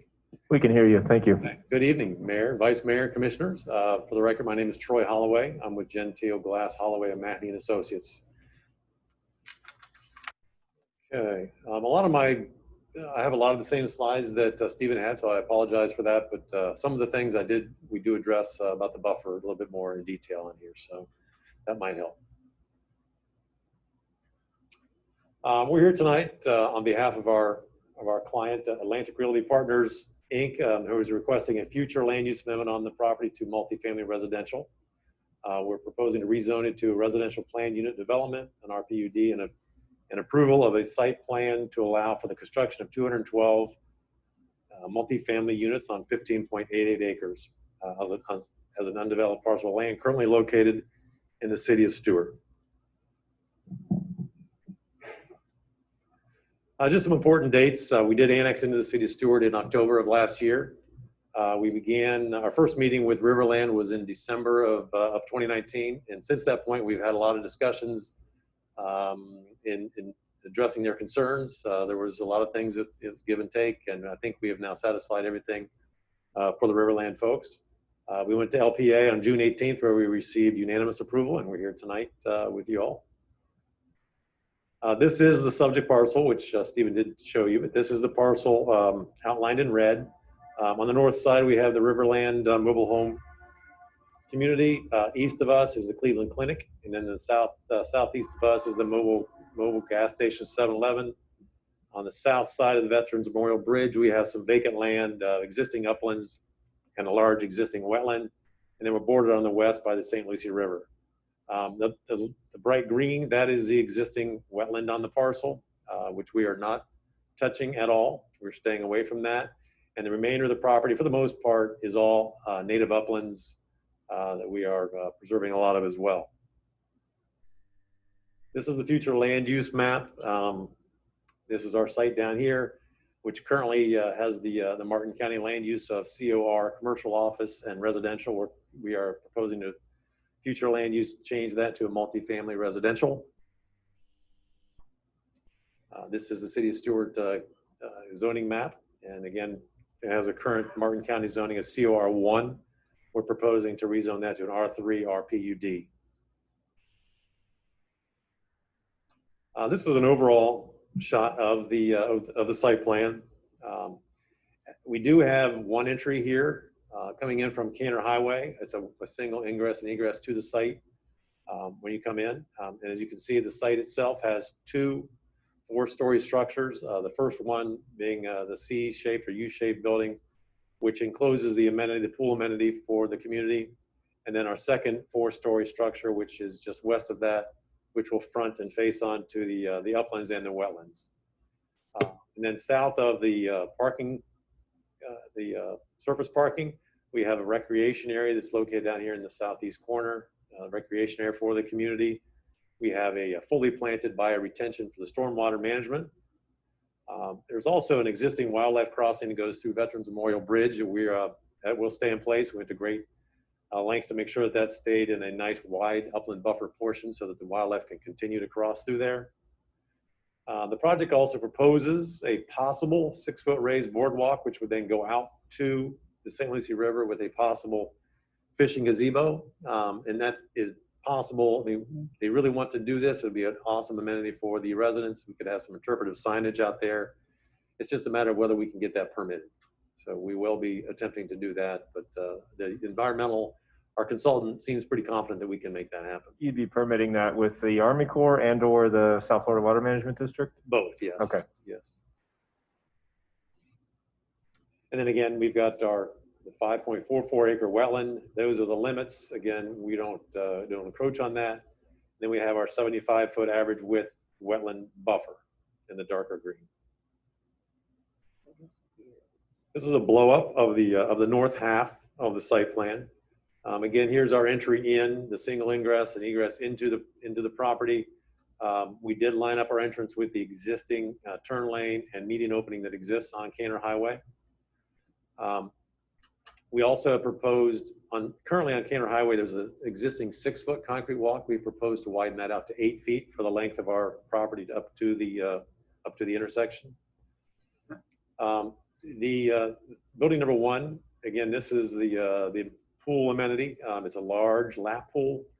They got a covered pavilion here and some outdoor grilling areas as well for the residents.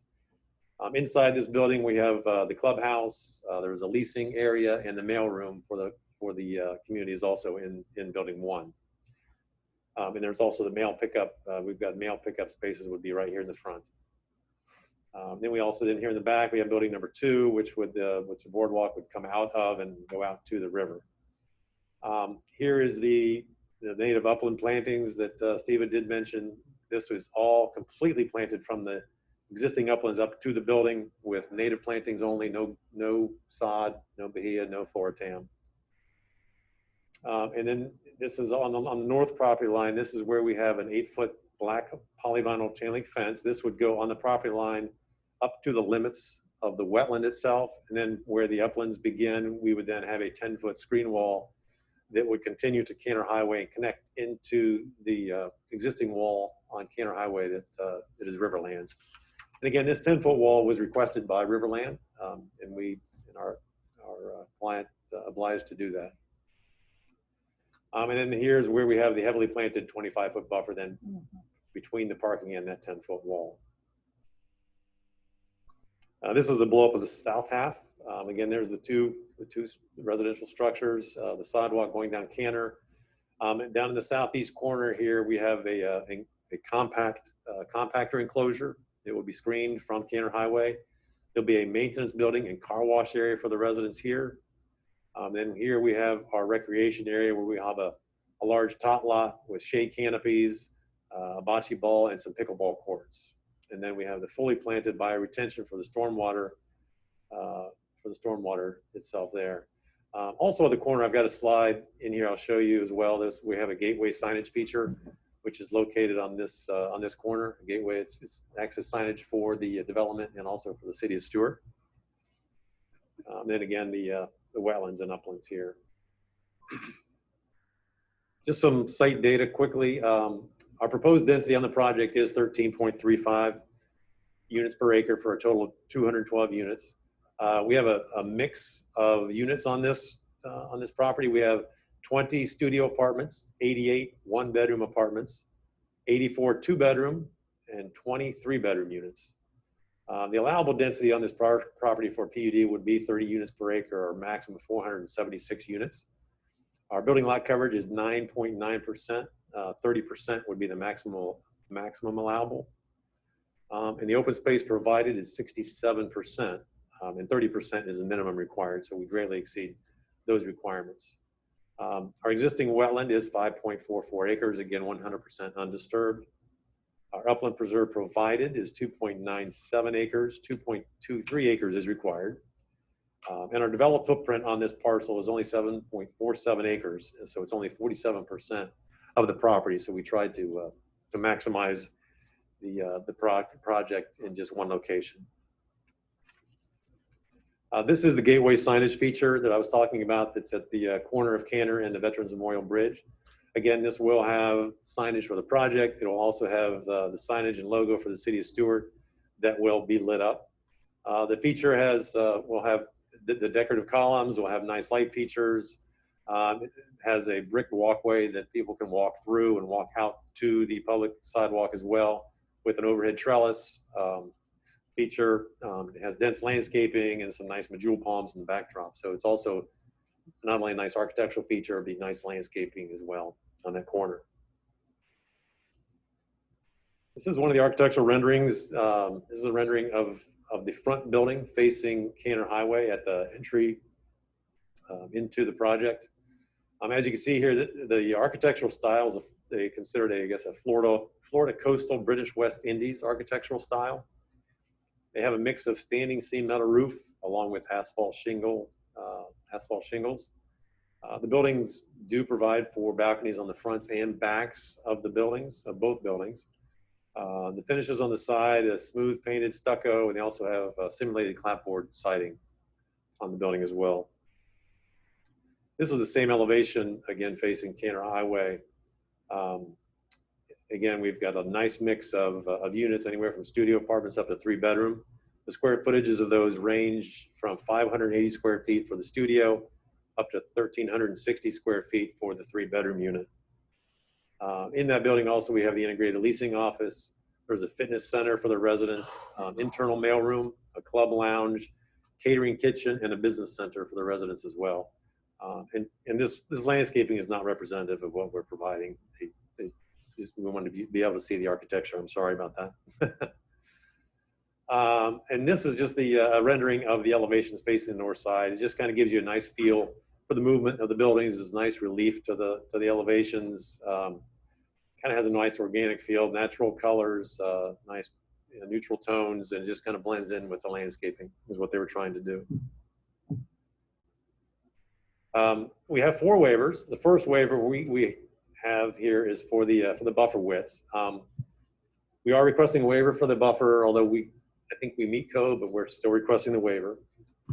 The code requires that a buffer width is required for multifamily, abutting single family or multifamily, which is 25 feet plus an additional 10 feet for each upper story, of which we have 3 upper stories. So that would be a 55-foot buffer width.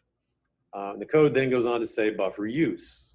No structures, mechanical equipment, trash receptacles, parking areas, or internal driveways shall be located in the buffer within 15 feet of the property line, which we meet that no problem. Whoops, sorry. Go back. There we go. And then it goes on to say that a buffer shall include a buffer screen, the width of which is 25% of the width of the required buffer. So 25% of our 55-foot buffer width would be a 13.75-foot buffer screen. And it says that the buffer screen shall include a 6-foot wall or fence with a 5-foot wide landscaped area along the property line. We're proposing a fully planted 25-foot landscape buffer with a 6-foot wall. 10 feet. 10 feet, correct. This is a section this is not through the north buffer there, but this is the north buffer. That's building 1. I know Stephen mentioned the back building is a little closer, but we did a section of this one for the most part because this building has more front facing the residents of Riverland.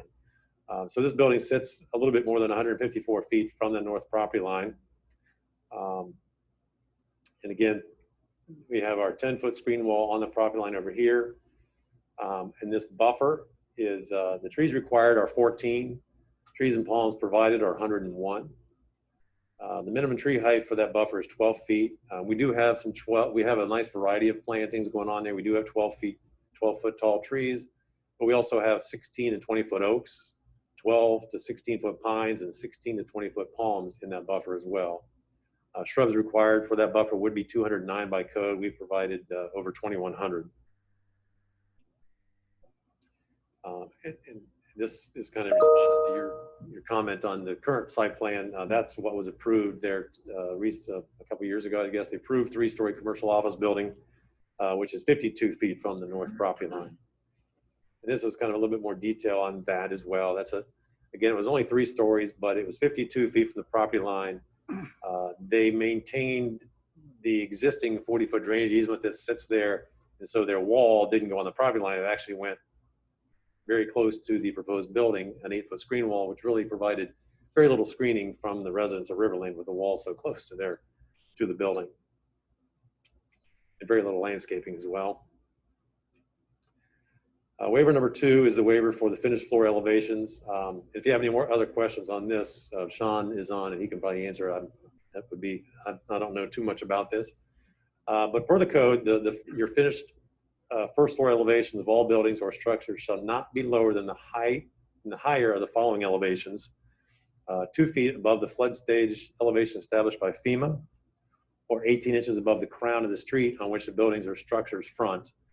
And as Stephen mentioned, Canner Highway is very high, and of course the bridge is even higher, and this parcel is somewhat low as well. So it would really be, you'd really destroy the vegetation if you tried to raise this site up to make it meet those requirements. So we don't believe that this code reference is applicable to this project and specifically this site, because the finished floor elevations of the buildings will be more than 2 feet above the 100-year flood elevations as required. And the site will be permitted to meet South Florida water management permitting requirements. In the unlikely event that off-site floodwaters do not drain to the site, the floodwaters will continue to naturally flow to the west around the buildings through the wetland and discharge into the St. Lucie River. So the waters will continue to flow, sheet flow towards the west into the river. So the buildings will be raised up and the buildings will not flood. Waiver number 3 is for the off parking. Your code requires parking for multifamily dwelling units as follows here. Studios or 1-bedroom apartments, it requires 1.5 spaces per unit for a total of 162 spaces. 2 or more bedrooms requires 2 spaces per unit for a total of 208 or 370 spaces. That would equate to 1.75 spaces per unit. We're proposing 1.61 spaces per unit. As far as the justifications go, 1.61 spaces per unit works for Atlantic Realty Partners, who own and will own the project and will manage it. The site is self-contained, so should parking become a problem, there are no abutting parcels that would accommodate off-site parking for residents to park in and walk over to. Bridgeview would be forced to rectify the problem, or it could negatively impact their leasing. And many residents here will likely work across the street at the Cleveland Clinic and will hopefully walk to work. This is just an example here of the Institute of Transportation Engineers. They've conducted over 48 studies of similar multifamily housing projects in urban, suburban settings, such as this one, with no nearby rail transit, and found that the peak parking demand to be an average of actually 1.32 parking spaces per unit. So we're well above that average. And we had provided in the package as well, I think 6 or 8 other projects that Atlantic owns with much lower parking ratios, and it works for them. And the last waiver here is the wetland protection standards.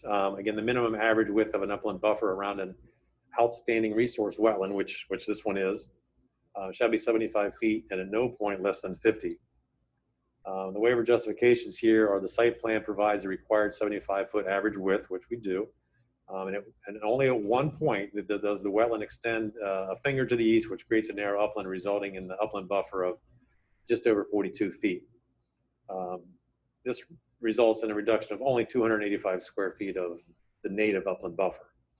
The entire 11-foot construction setback between the upland buffer and the parking area will be planted with 100% native plants such as live oaks, slash pines, cabbage palms, Fakahatchee, gamma grasses, etc. in that area. This kind of shows that's the 285 feet. This would be the limits, and we have an 11-foot then between the upland buffer and our parking. So the 50, we still meet that 50 feet with this being recreated. So again, it's only 285 feet. And this is that same graphic, but indicated on the landscape plan. So this entire area, all the way from upland to parking and up to the buildings, it will all be fully planted with 100% native plantings.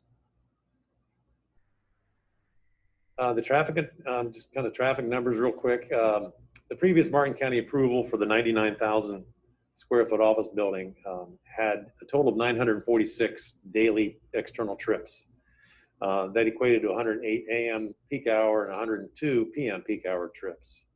The current plan for the 212 multifamily units does increase slightly the external daily trips, but the a.m. peak hour and p.m. peak hour numbers are lower. So the net impact is 208 more daily trips total between these two. But we have 37 less trips for the a.m. peak hour, and we have 11 less trips for the p.m. peak hour. Basically, that's because of an office building. Everybody comes at the same time and leaves at the same time for the most part. Adequate transportation capacity is available to serve the project with a maximum impact of only 1.9% to Canner Highway. A turn lane is not warranted or recommended by FDOT. They require turn lanes when a right turn movements exceed 80 to 125 vehicles per hour. Ridgeview is estimated to have only 9 a.m. and 28 p.m. peak hour inbound right turns for this project. So we're well below that 80 to 125 unit vehicle threshold. This was on the 4 conditions that the LPA had suggested to us last month. They did request us to have level 2 electric vehicle parking. We do agree to provide 2 EV spaces now, and then we would pre-wire up to 5% or 11 additional or 11 total parking spaces for future EV parking if the demand is there. So all the infrastructure will be there. All they have to do is just tie them in. They requested a covered bus shelter for school kids. We agreed to provide a covered shelter in the location preferred by the Martin County School District, which will more than likely be south of the project entry we did get with the school board months ago during this project, and that they do want to only pick up the kids on Canner, and they did want to pick them up south of our entry. We would just need to get with them as far as what they would desire to have. Request for a clubhouse emergency generator. We do agree to provide electric panel for a quick connect for a generator and enter into an agreement with a guaranteed emergency generator service. They've already been in contact with generator company, and what they'll do is they provide a panel, they'll provide a plug, and they'll drop the generator off prior to the storm event. rather because these generators are so expensive. It's much simpler to enter into these contracts. There was also a request then for additional mailroom parking. I think they had asked for 4 spaces. We would like to provide 2. The reason being the building 1, which the mailroom is in, has majority of the units, 117 of those. And building 2 has 95. So for the most part, we feel that everyone in building 1 will just take the elevator down and grab their mail. A lot of the people in building 2 will just walk over, but some obviously will pick up their mail as they come in. I apologize for these communities, but I live in Navajo, which is a community which every community in there has mail rooms. And I was just looking at some of the numbers. And in the island, we have 178 units. And there's only 2 spaces for mailroom parking, 169 units, but they all have very high unit counts and only 2 to 4 spaces. And there's never an issue with mail parking. People just pop in and they're gone in 2 minutes. So it's never an issue. And lastly, in conclusion, our request for future land use amendment, rezoning, and site plan approval is compatible with the surrounding property uses. It provides the city with a much needed residential use for the local workforce, young professionals, and families, while preserving and protecting the surrounding natural resources. The site plan meets all city code requirements with the exception of the 4 minor waivers being requested. The proposed landscaping meets and exceeds Stewart's Code, particularly along the perimeter buffers. Provides a compatible, quality, 4-story, non-invasive infill project in the city of Stewart. It also provides an ad valorem tax base increase from the current annual tax of $14,700 to approximately $220,000. And finally, Ridgeview will provide the city with a highly desirable and marketable housing type within a community close to and walkable to surrounding medical and retail services, parks, and large potential employer base. Thank you. Thank you, Mr. Holloway. I have a few questions. Are there any questions from my colleagues before I jump in? Okay. This might be for Mr. McKenzie, who is the civil engineer on the project. Mr. McKenzie, so, you know, we earlier on in the meeting, we had a presentation from our Public Works Department about 10-year, 100-year rain events and a stormwater management plan for the city. So for me, I mean, I understand the position that you're in where the crown of the road is now, because Canner Highway has been recently redone, I assume it was probably raised, that the crown of the road is higher than the existing grade of the project site. But 2 feet above the FEMA flood elevation for, did you say it was a 10-year storm or a 100-year storm? Sean is currently muted and we're working on unmuting him. Okay. Looks good. Oh, there you go. Mr. McKenzie, did you hear what I had to say? Yes, I've been listening the whole time and got to see that flood management presentation as well. Wait, so remind me, this is 2 feet above 10-year or 100-year? So this, the finished floor elevation will be 2.25 feet above the 100-year flood elevation.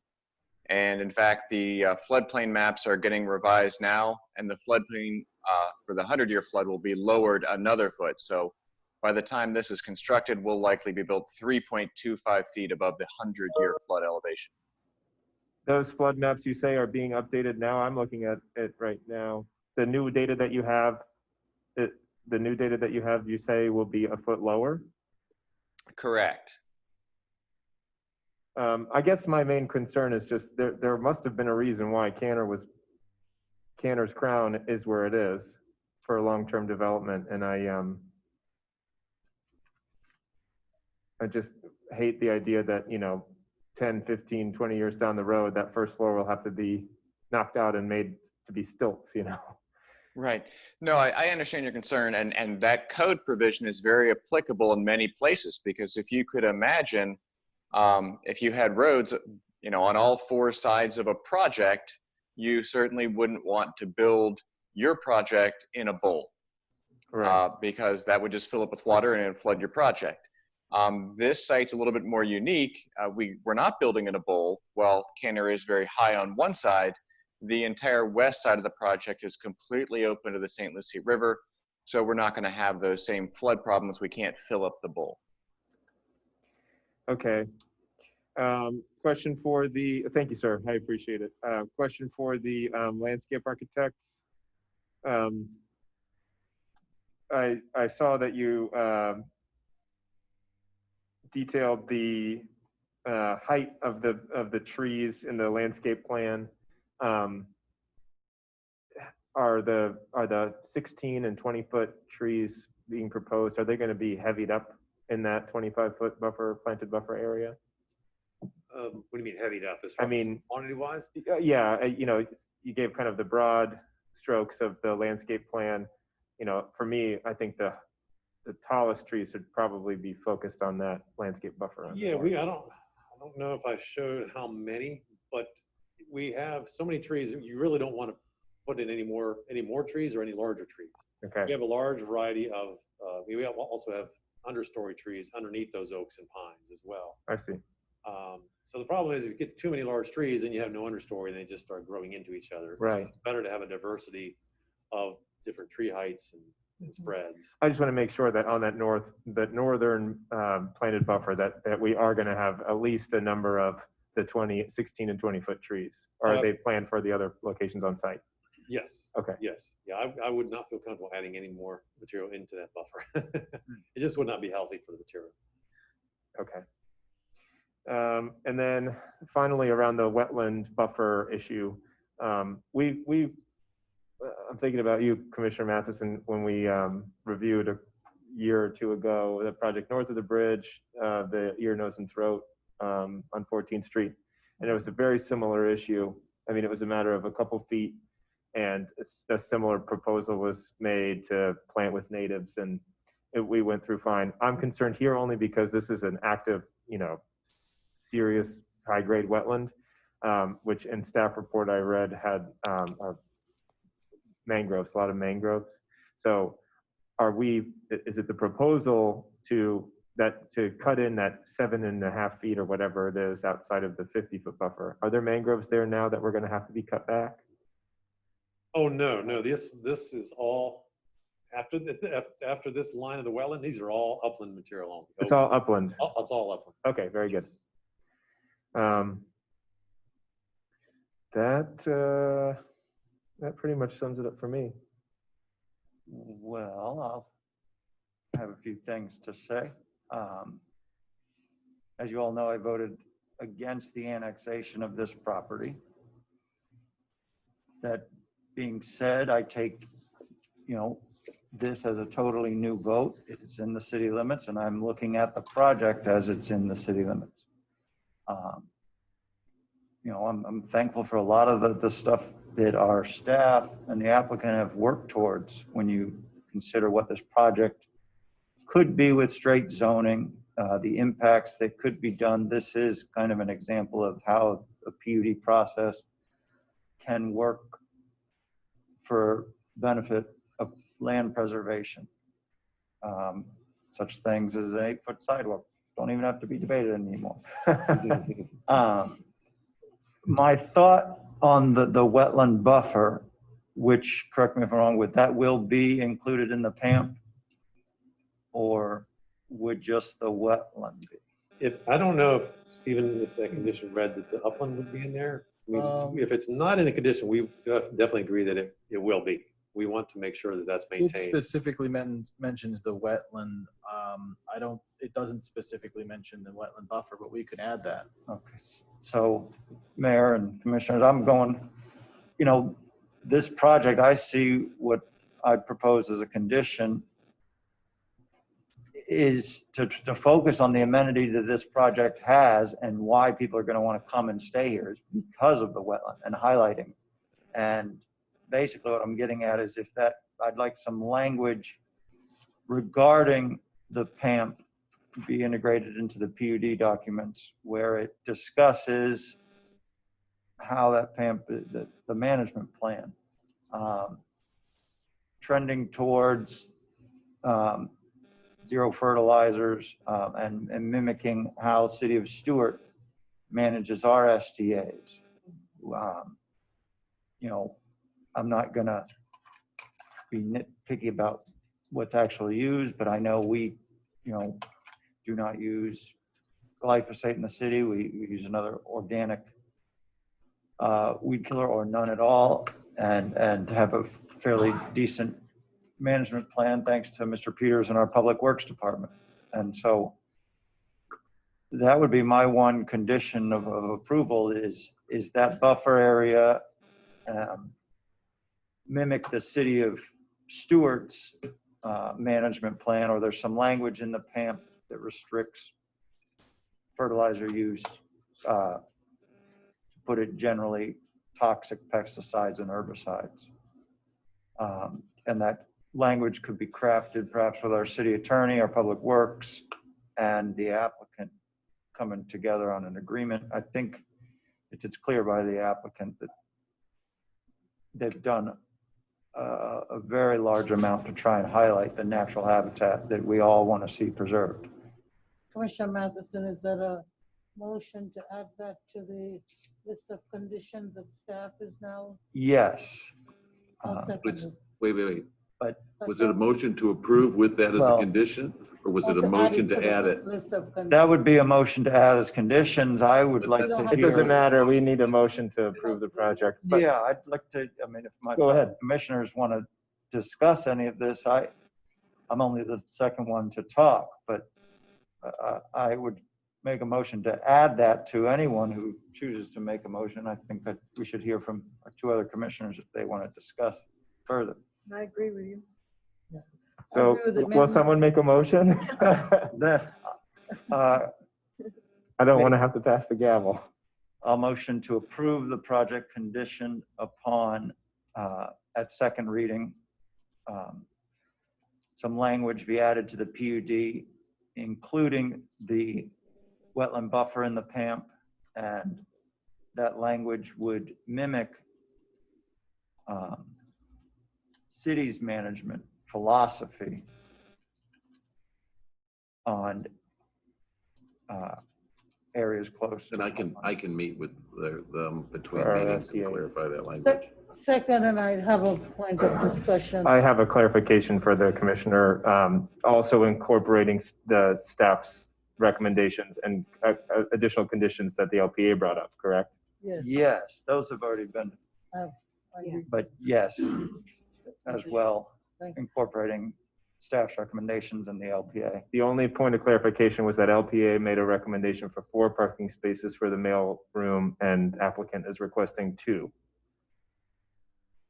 I had no Well, problem with the applicant's issue or proposal of the 2. I'll take that as your motion. I have a motion I by agree. Commissioner Matheson and a second by Vice Mayor Clark, and we can continue to discuss. You have any more comments, Mr. Matheson, Commissioner? No. Okay, so I'd love to hear, I like the memorandum of understanding. I like the path to the river, if that goes through. And of course, what Commissioner Math, I'd love to hear from Mr. Barber, anybody else. And especially as a representative of Riverland, I'd like to, sorry, Miss McKendall. So I'd like to, I don't know if the applicant is finished or not, but I just want to hear from Yes, I was just here Mr. for Barber. questions. I'll take public comment when we're ready to. Mr. Holloway, I would like to say, and to the fellow commissioners, that I really would prefer, I like the idea of the boardwalk. And I understand that it's a question of permitting with other agencies, but I would really I'd like to be able to have us review that as well, upon the receipt of permits before it's constructed. Sure, yeah, That 'cause might be required anyway. Yeah, because the orientation, who knows where it's going to go as it meanders. So through the trees. I don't want to approve this saying that, okay, we're also then approving that potentiality. Concept of it. Well, I'm sorry. I don't understand what you're saying. You're saying that this PUD is not approved until the boardwalk's approved, or the boardwalk's not approved within the PUD? The boardwalk is not approved within the PUD Okay. currently. It's not There'd be a PUD amendment to disapproved. add the boardwalk. Right, that we would need an amendment to add the boardwalk later on. So would you want that boardwalk to come back to the commission for approval, or? It would be a minor PUD amendment back to the board. I mean, I'm throwing it out there. I would prefer for us to be able to take a look at it. If you think that the Army Corps and South Florida Water Management District Well, jurisdiction. minor standard. amendment would just come to us, not the LPA, correct? So it'd be a one reading. And if, Yeah. You're gonna do advertising, but it's a hearing, it's a public. I just don't feel comfortable voting on it. Because wetlands are so sensitive, I really don't. I would say I bind my hands to saying yes to it without even having a chance to look at it. I agree. Okay. Was there one other thing? Oh, a point of clarification. It's the rentals, right? You have a leasing office. These are rentals. Correct. Okay. And can you give us any top line ballpark price points spread between the studios? Sir, we'll need you to come up to the microphone if you're speaking. This looks like a luxury housing development. Hey, I'm Steve Seeley with Atlantic Residential. I don't have figures for you off the top of my head, but I could surely share them with you, email you some figures. I just don't have any off the top of my head that I can share. Okay, thank you, sir. Okay, perhaps we will take public comment now before we call the vote.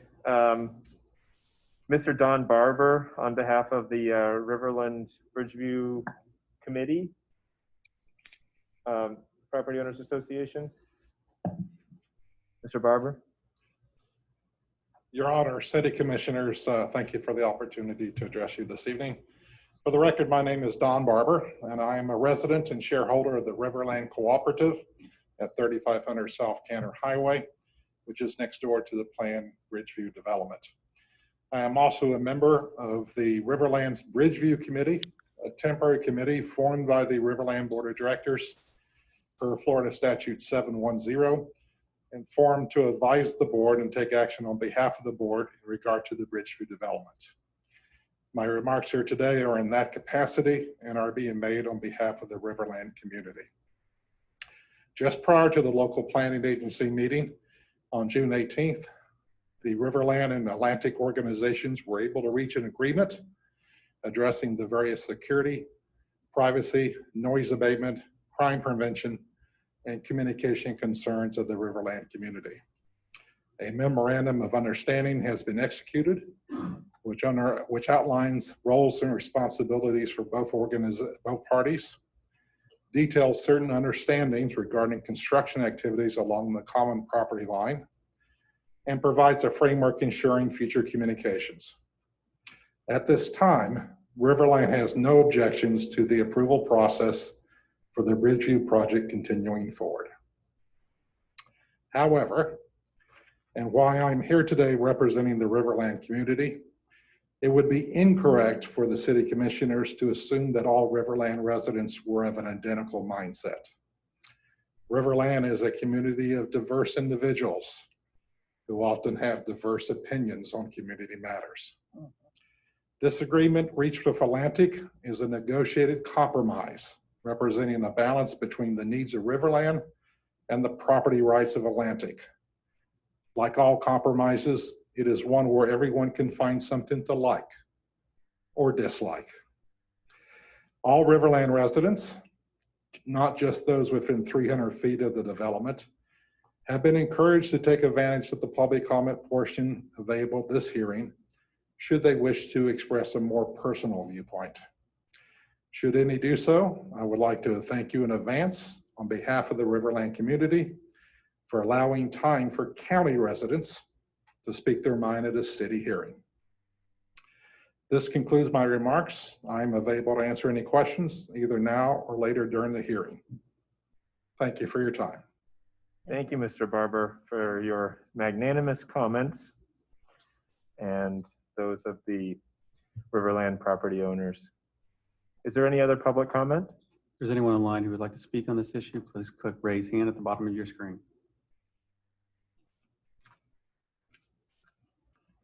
Seeing none, sir. Seeing none. Is any further discussion on the board before we call the vote? No, sir. Seeing none, Ms. Kendall, will you call the roll, please? Commissioner Bruner, Yes. Commissioner Matheson, Yes. Vice Mayor Clark, Yes. Mayor Meyer. Yes, motion carries unanimously. Thank you all. Moving on to item number 20, Lakeside Marketplace CPUD amendment. This is a quasi judicial matter. Mr. Mortel. 1 second, I'm almost there. Ordinance 2445-2020. An ordinance of the City of Stuart, Florida, amending ordinance number 1601-97, which assigned commercial planned unit development zoning to an 11.42 acre parcel of land located on the south side of Southeast Marketplace, east of US Highway 1, being more fully described by Exhibit A attached, providing for master site plan approval, development conditions, a timetable for development, and mandatory platting for a 4.02 acre portion of annexed parcel number F21 to accommodate 24,000 square feet of commercial development known as Lakeside Marketplace CPUD, declaring the proposed development to be consistent with the city's comprehensive plan, repealing all ordinances in conflict, providing for a severability clause, acceptance by the applicant, an effective date, and for other purposes. Thank you, Mr. Mortel. Do the commissioners have any ex parte communications to disclose? Commissioner Matheson? I've spoken with staff and I'm here with an open mind. Commissioner Bruner? No one, I'm here with an open mind. Vice Mayor? I've spoken with staff and I'm here with an open mind. I too have spoken with staff and I am here with an open mind. Mr. Mortel, would you kindly swear in anybody giving testimony? Is there anybody online? Your name? Want to try it without her? Or do you want to swear the person? What was the name? If Dan Sikowski is online, please raise hand or click star 9. Oh, there he is. Stand by. That was fast. He's ready.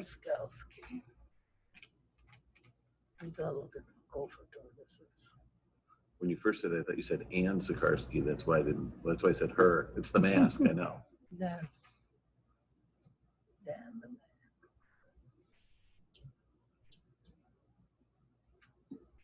Still see the mute too. There you go. Dan, you can unmute yourself.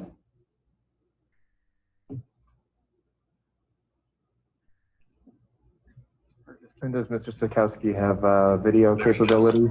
There he is. Do you have video, sir? I do, and pushing the button to start my video.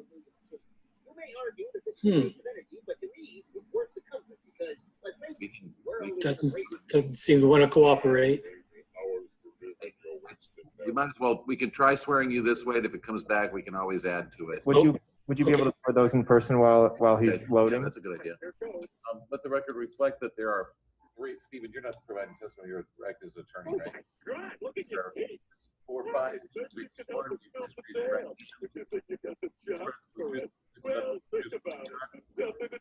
the record reflect all 5 testify affirmatively. Please state your name. Let the record reflect that all 5 in person.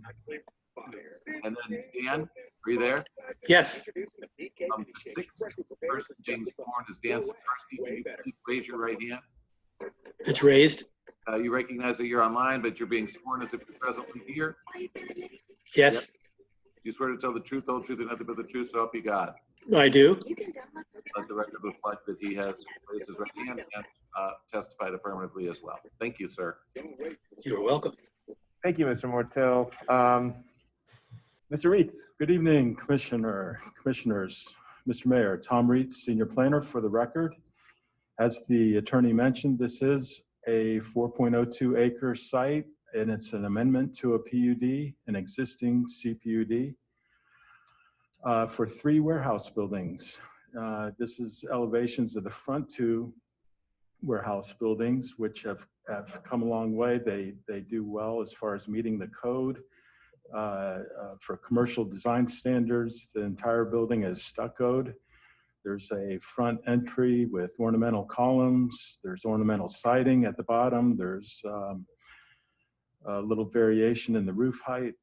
So it does meet the minimum standards for commercial design. The name of the project, Lakeside Marketplace, located at 2700 Southeast Marketplace. The developer, Osiris, I think that's the pronunciation, Ramos is the developer. So the site is on the south side of Marketplace, across from the existing Walmart, Just to the east is Marketplace Center, recently approved by the commission and just received its CO. As you can see, there's an existing lake in this older aerial that has been reconfigured that we'll talk about later in the presentation. CPUD is the existing. It doesn't need to be changed, just amended for the 3 warehouse structures. There's 2, as I mentioned, that are 8,000 square foot each, and then a third structure in the rear that is also 8,000 square feet. I mentioned the reconfigured lake that was permitted by South Florida Water Management. It's improved drainage. You can see the bank that's been reconfigured. It is smaller than the existing, but it has more capacity. Stewart Business Park manages the lake, and they will give easement. Actually, the developer will give easement for Stewart Business Park to maintain the lake. The applicant's also providing pavers at the front to help with perviousness, as well as some pavers in the back of building 3. There's a grassy retention area for additional water drainage. This is a picture from Walmart looking at the site existing. It has been cleared of its exotics. Of course, the pine trees will be mitigated for the existing pines that are over 10 inches. I'm not sure if there are many of those as it stands today. Staff's review found the application in compliance. They're asking for no variances. And with that, staff recommends approval of ordinance number 2445, 2020 with the conditions at first reading. The applicant does have a short video presentation, and I'd like to turn it over to Mr. Ahern. Thank you, Mr. Reitz. Mr. Ahern. Good evening, Commissioners. My name is John Ahern, architect here since 1988. And we have an MP4, if you can play that, or PDFs, area views.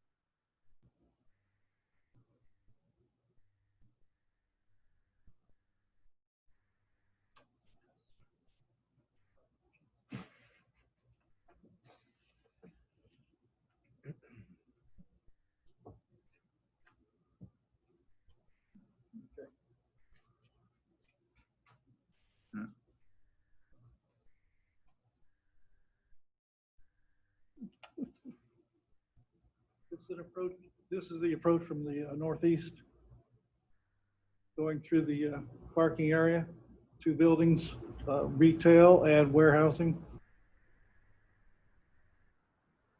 The bike storage and path between them. That's all pavers? Those be pavers. Yes, you see them. Cool. I like the.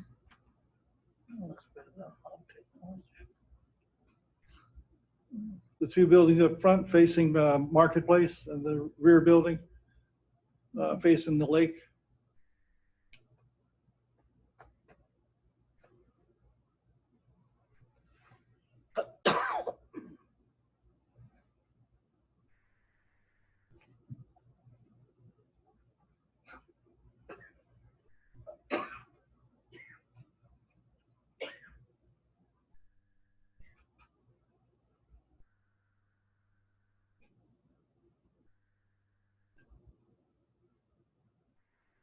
I think you have envy. You want that CAD program, don't you?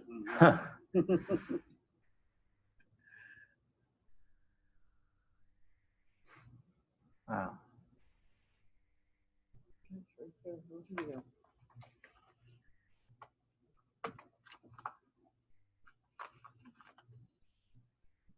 That's the vision for the future development. Mic drop. Thank you, Well, sir.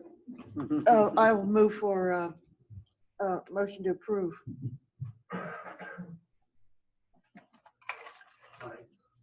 Second. I have a motion and a second, and unfortunately, our colleague has stepped out for just a moment. Is the lake already permitted by the district? Has that already been? John? Mr. Mathers? Good evening, Commissioners. Bill Mathers. The lake was permitted some time ago by the association that had the easement for it. The purpose is the lake had a large peninsula and it only had a small opening between the lake and the ditch that was in the easement going to US 1. So in order to get it functioning, the association required that the owner, which now was responsible for doing the lake, the association will take back the easement as soon as the construction's done. But it took it out a pretty large peninsula going through there. It did two things. The volume of the lake is a little bit more than what it was before, but without the peninsula there, we had a lot of bad material. That small canal kept filling in. So now the lake is open with the canal. So we have a direct unit so that property can take in the volume. So it's going to allow an increase in capacity for the lake and the association system. So it was permitted under South Florida. It was being constructed. The city was brought in prior to construction. And so it's under construction now. I would say it's probably 90% done. And so the next thing will be the project now is going to have to build on the rest of the land. So that's what's being presented to you tonight. Thank you. Thank you. Thank you. Their attorney has a couple of comments as well. Good evening, Mr. Mayor, Vitale. Commissioner Stephen Vitale, on behalf of OK of Martin County LLC. Just to let the record reflect, we need to change the exhibit prior to the second reading. Exhibit A currently has the legal description for 2 of these 3 condominium units. It's actually structured as a condominium, this property, so the ordinance should really attach the entire condominium property, which I have already sent to Mr. Reeds today. And there's going to be a change to the declaration of condominium after the ordinance is passed. They'll change the location of the units to match what you're passing today. There were some slight revisions to it. And then at the end of the day, there's going to be a boundary plat done for the entire parcel of property. But we need to change the exhibit to replace with the one that I give Tom. And the only other thing we need to reflect is the heading of the ordinance has the exhibit A needs to be referenced after this 4.2 acre parcel of property as opposed to the initial 11 acre parcel that it was originally part of, the original PUD. We'll take care of that between first and second reading. Perfect. With the legal description, new legal description. Thank you very much, Tom. Thank you, Mr. Vitale. Thank you, Mr. Vitale. Thank you, Mr. Reeds. For the Vice Mayor's knowledge, we have a motion by Commissioner Bruner and a second by Commissioner Matheson. Is there any further discussion? Seeing none, any public comment on this item? If there's any public comment online, please click raise hand or *9 if attending by telephone. See none, sir. Seeing none. Ms. Kendall, will you call the roll, please? Yes. Yes. I'm sorry, Commissioner Matheson? Yes. Mayor Meyer? Yes, motion carries unanimously. Moving on to our final agenda item.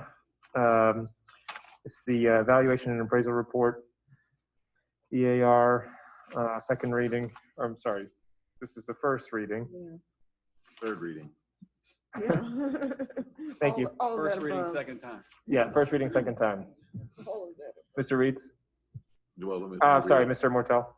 Ordinance number 2442-2020, an ordinance of the City Commission of the City of Stuart, Florida, adopting the evaluation and appraisal report for the comprehensive plan of the City of Stuart, stating the intent of the City Commission to amend the comprehensive plan based upon recommendations contained in the report, and approving transmittal of the evaluation and appraisal report to the Department of Economic Opportunity and any other interested governmental entity, providing for conflicts, providing for severability, providing for an effective date, and for other purposes. Thank you, Mr. Mortel. Mr. Mayor. Thank you, Mr. Mayor.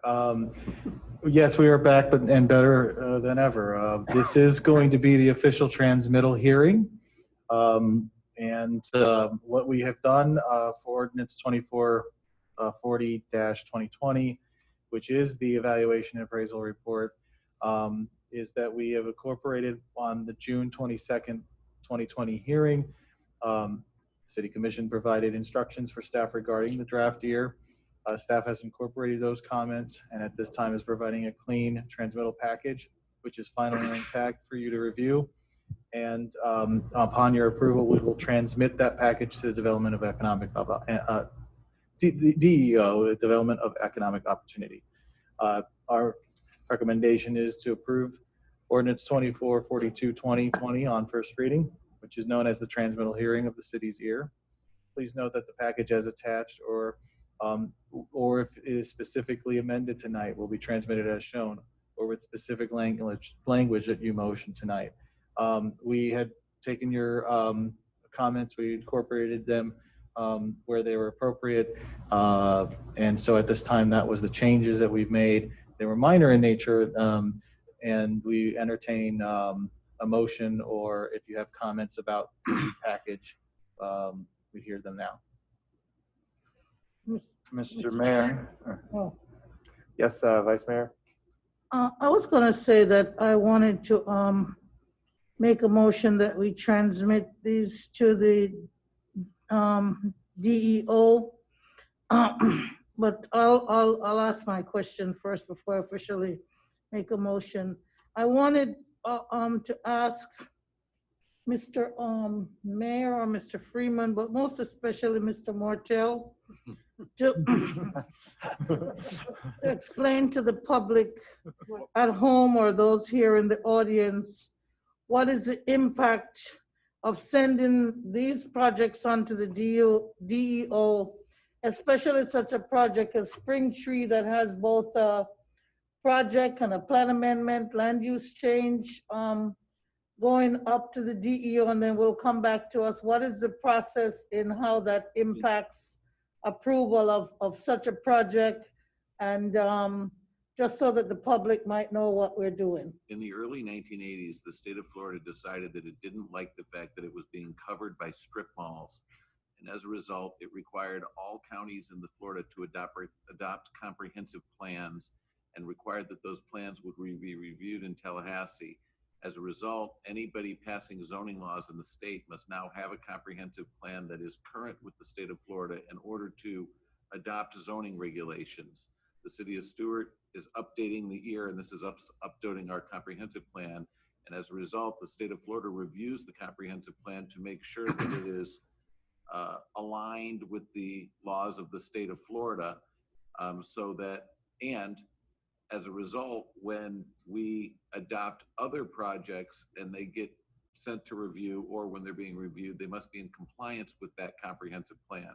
So for example, Spring Tree that was sent to Tallahassee for review has come back now and has been reviewed by Tallahassee and will be coming back before the City Commission for review. Any other project that requires a land use change or amendment is compared to the comprehensive plan and made sure that it's in compliance with the zoning and the vision of our community. Yeah, I think that's what you're looking for. And so, Mr. Mortel, residents who have come in front of us about Spring Tree, whether they be in the city or in the county, probably more likely in the county, some of the ones that came to only close by, if they have comments, if they have not sent them yet, or if they intend to, they can send comments to Tallahassee also, and they have an opportunity to come back to us also after this goes to Tallahassee? Vice Mayor, I'll just for the benefit of the record, that's regarding another item. This EAR, even though it's the same agency, Right. DEO, has nothing to do with Springtree. Okay, So I don't just want the land use amendment, I don't want any comp plan amendment. to think that they need to submit comments about Springtree with regard to our EAR. Okay, just to the comp plan amendment. This, So- this That's is the comp plan just amendment. if someone were to have an issue with our comp plan or Amendment, comp plan sorry. amendments would be addressed in this particular document. But this document will be our roadmap that will be adopted and in Tallahassee and moving forward, to any all other projects. projects will have to be in compliance with this. But short and sweet, the idea is that the DEO is the state agency that is charged with both reviewing development applications or that the city has, or cities or municipalities, local governments have approved, as well as Land- the purposes of our EAR. Okay. Thanks, I just wanted to bring that out. Would you like to make your motion now? I'd like Vice to Mayor? make a motion that we adopt ordinance number 2442-2020 and send these, entire evaluation appraisal report with the, proposed plan amendments to the Department of Economic Opportunity. Will second for some discussion, Okay. Mr. Mayor and Commissioners. Yes, Commissioner. Thank you. I understand the importance of this transmittal as soon as possible. We have, timing is an issue. I had one hesitation during last reading, and that was with respect to wetland buffers and the language being changed, where we went from a 50-foot, we changed it all to just an average. And those changes led the average go all the way down to 0.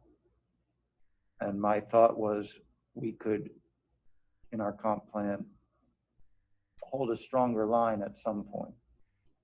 Still be flexible with an average, but have no less than, say, 40 feet or so. But I believe that language, and I've asked staff if they could have a suggestion here tonight so that that could be included in any motion where we could agree in one motion, and so that the entire EAR would be ready to be transmitted after the motion. But my thought is there should, I mean, We can change all this now, tonight? well, if you look at the language that they've got right, What are you talking about? Element 5. element Okay. 5,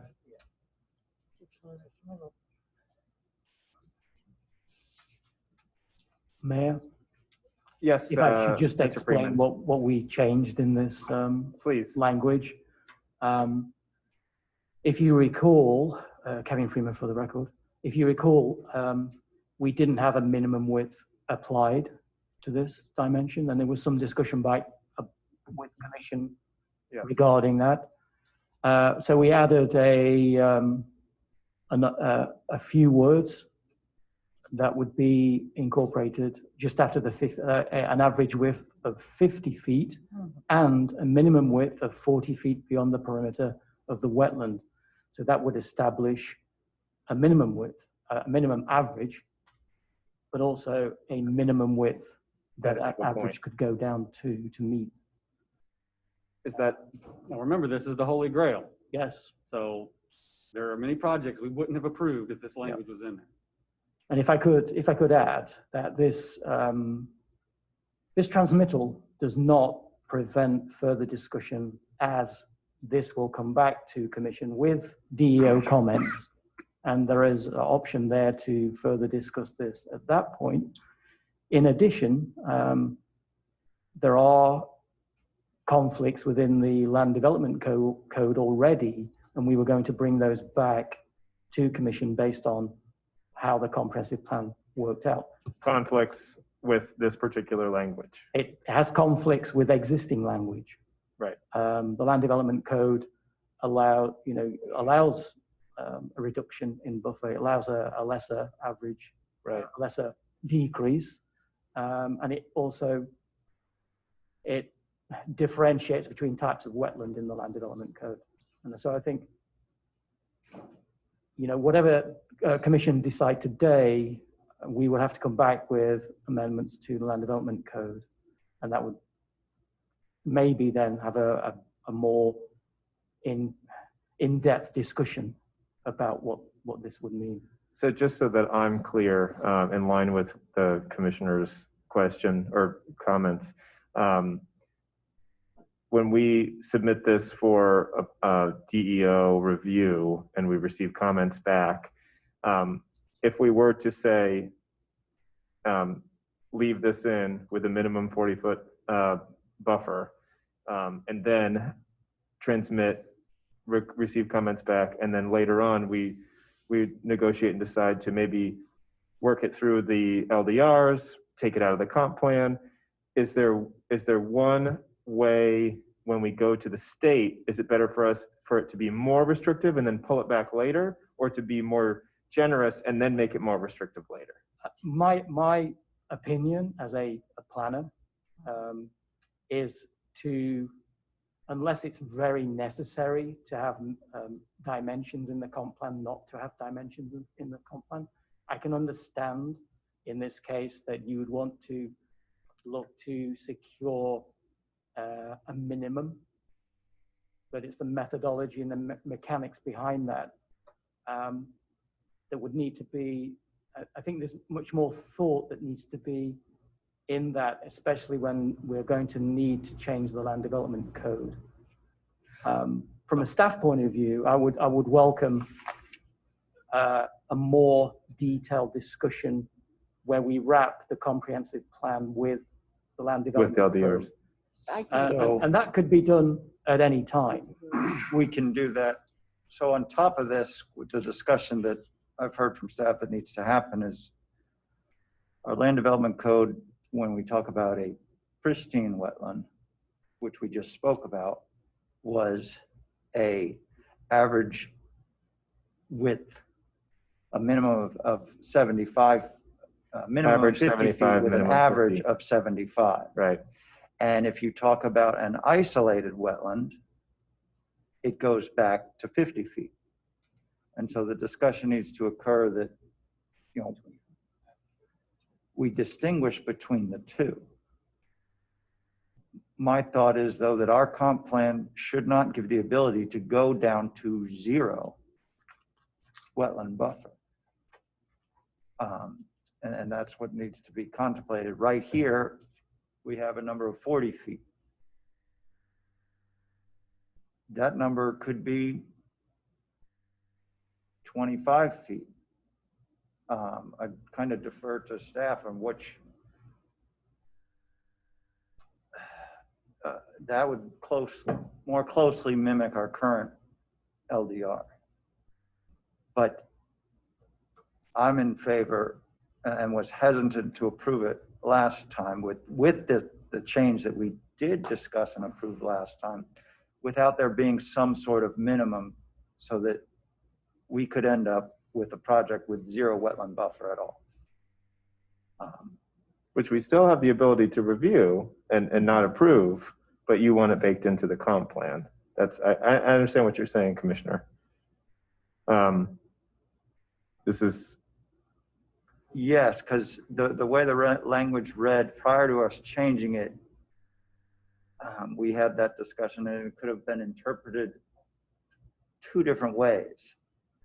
And now we're clarifying it, but we seem to be clarifying it of just, okay, the average is 50 feet and it could go all the way to 0. So we've swung one way or the other. The language prior was a little bit left up to interpretation. And I'm okay with the flexibility, but I believe there should be some minimum buffer requirement.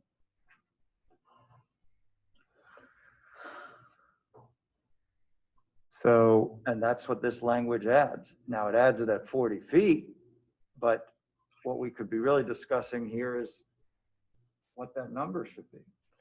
Well, my only issue, Commissioner, is just that, I'm not a ecologist.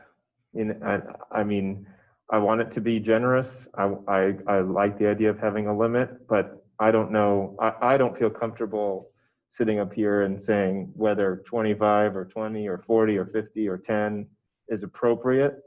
I'd probably want to hear from, professionals, environmental scientists. What's the county's? Well, the Off the top of my county's, head, the 75. county's ordinance is significantly different than ours all around. They don't mitigate the wetlands at all. And 75 feet, Right. So correct? it's different. But they So- also have significant agricultural lands. We're more of an urban setting. I agree. But this isn't about mitigation, to the commissioner's point, what their buffer minimum is. But when you talk about a minimum buffer, you do include mitigation because you could have an unintended consequence as well, that if someone had a small wetland and they had to have a 40-foot buffer on it, they might just mitigate it altogether. Right. Or at least try to. Right. We have a motion. Mr. Mayor? Is that what we have? We have a motion by by Vice Mayor Clark and a second for discussion, Commissioner Matheson, but I'm not, okay, based on possibly maybe Mr. Mortel's professional opinion and Mr. Freeman's professional opinion and the timing of when we submit changes to the comprehensive plan to the DEO. If we could wait, Mr. Matheson, until another cycle, I would prefer to send these as the way that we have them crafted now and have other people, the LPA and other people have looked at them. And then we can always have an opportunity to still make those, or even when people, if a new development comes in, and we still have an opportunity to work with them to ask them for certain things. But that's my opinion right now. I don't know what Mr. Freeman or Mr. Mortel would say. My opinion is that you guys are following the legal procedure, and either way is legal. Okay, fine. Thank you, sir. May I, just for clarification, I'm sorry. Steve, that language you have up there right now, is that what you currently have it changed to? So the motion on the floor is to accept that with the 40 feet? No, no, sir. No. Okay. no. No. And for my question for Mr. Dias, because you just brought up the Holy Grail, as you say, this is not retroactive. It's not that then any projects that we have already approved would then be out of compliance. Right. So I'm not too worried about that. We did just see a project on a pristine wetland that we approved that did cut in 7 feet, but it was still over 40. There aren't a heck of a lot of undeveloped parcels left in the city. I know of one. There's one across the street Not many, you're right. Across the street from where we are right now. from the project we approved tonight. Well, So my question is, we've got 4 words added to the language. The number could certainly change and there could be further discussion on it, but the 4 of us are up here.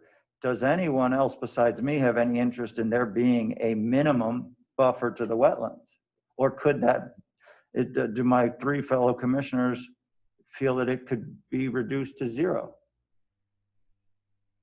Keeping in my mind, the county has a 75-foot minimum buffer.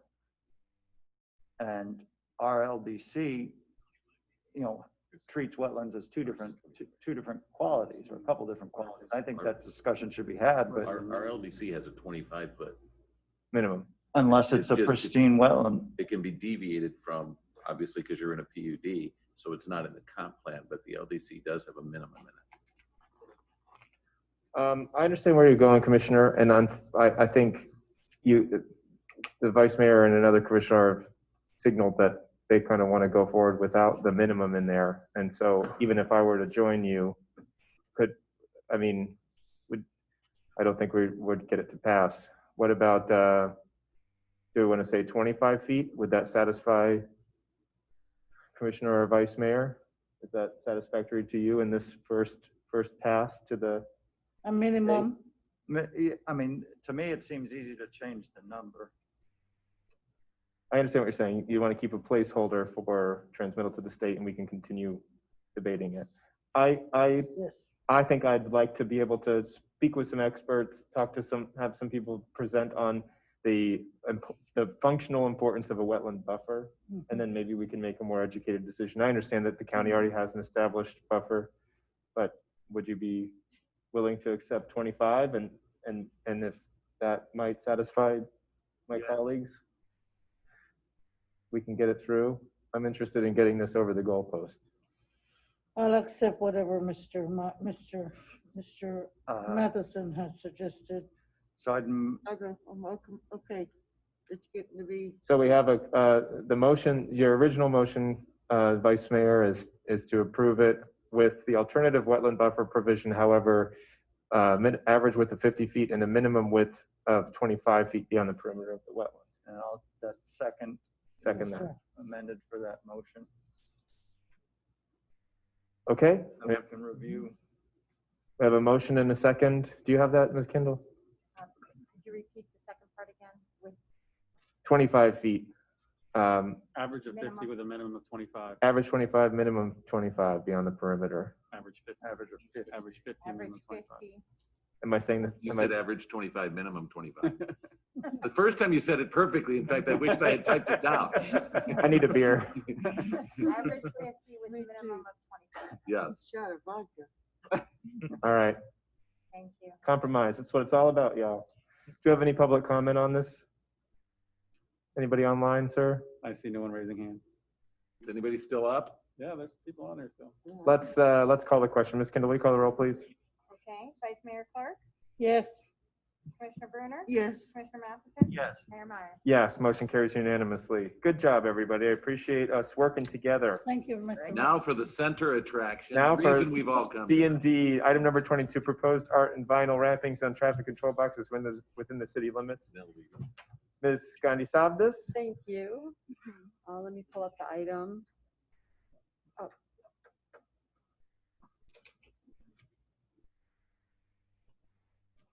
What time is it? It's an agenda. So, PDF.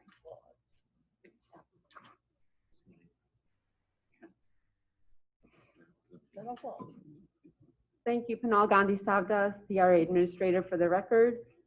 Staff was requested to do some research on public art to enhance our existing traffic signal boxes within the city limits. There are other communities that have implemented similar program by wrapping the traffic boxes with the vinyl wraps to enhance the appearance of the unattractive boxes. Martin County recently implemented a similar program in Palm City, and that was, they did the bird theme as part of their public art. City has about 37 traffic boxes within the city limits, and of that total, there are 25 traffic boxes within the CRA, and 12 of traffic boxes are outside of the CRA. The county owns and maintains these traffic boxes, and I've spoken to Lisa Wixer, and they have no issue with us wrapping the boxes as long as we can maintain it. Staff also did some research on the cost of these vinyl wraps. They can run from $500 to $700 per box, depending on the size of these boxes. So for the CRA, we're looking at about $20,000 to wrap 25 boxes. And if we want to wrap all the traffic boxes in the city limits, that would cost anywhere from $25,000 to $30,000. If directed to move forward tonight, staff will have to prepare a proposal identifying the street view locations of these traffic boxes and photographs for the board to consider. And then the proposal will be similar to the one that was provided in your package for the city of Fort Pierce. And upon approval of that type of proposal, staff will get quotes from sign companies. The approved images will be provided to the sign company, so then they'll go out and do the assessment, do the measurements, and print these vinyl wraps and then install them. The life expectancy of these wraps are 3 to 5 years. So tonight staff is looking for direction whether to move forward with the proposal, to prepare the proposal, and also what type of artwork you would like to see, and recommend funding sources for this project. Thank you, Ms. Gandhi Savdas. Vice Mayor, since this was your idea, do you want to just start? Yes, sir. Thank you, Ms. Gandhi Savas. Thank you, Mr. Mayor. Ms. Candace Sabdas, I have just like 2 or 3 ideas that I'd like to throw out and see what people want. Anything to do with the river environment, fishes, anything like that, birds, whatever, anything to do with flowers or plants or the pineapple. And then I'm not sure if we had like old-fashioned original artwork that maybe reflects something about the city of Stewart.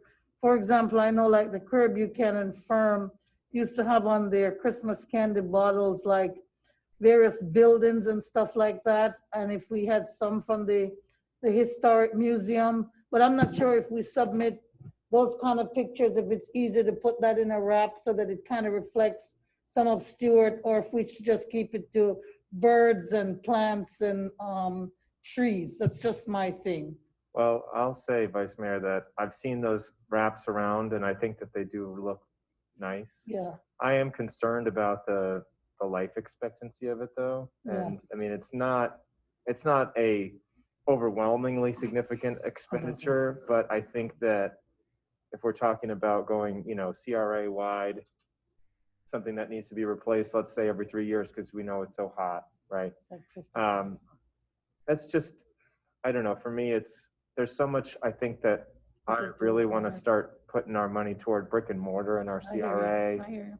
And I like the idea, but maybe there's an alternative where the CRA isn't funding it. Maybe we could open up the idea of private groups doing it, sponsor a box, you know, I I don't saw that know. for Palm City for the county, I think. That's Yeah, or somebody maybe in we the could county. partner, or not partner, but encourage other organizations or groups to fundraise and maybe do it. Yes, Thank you, sir.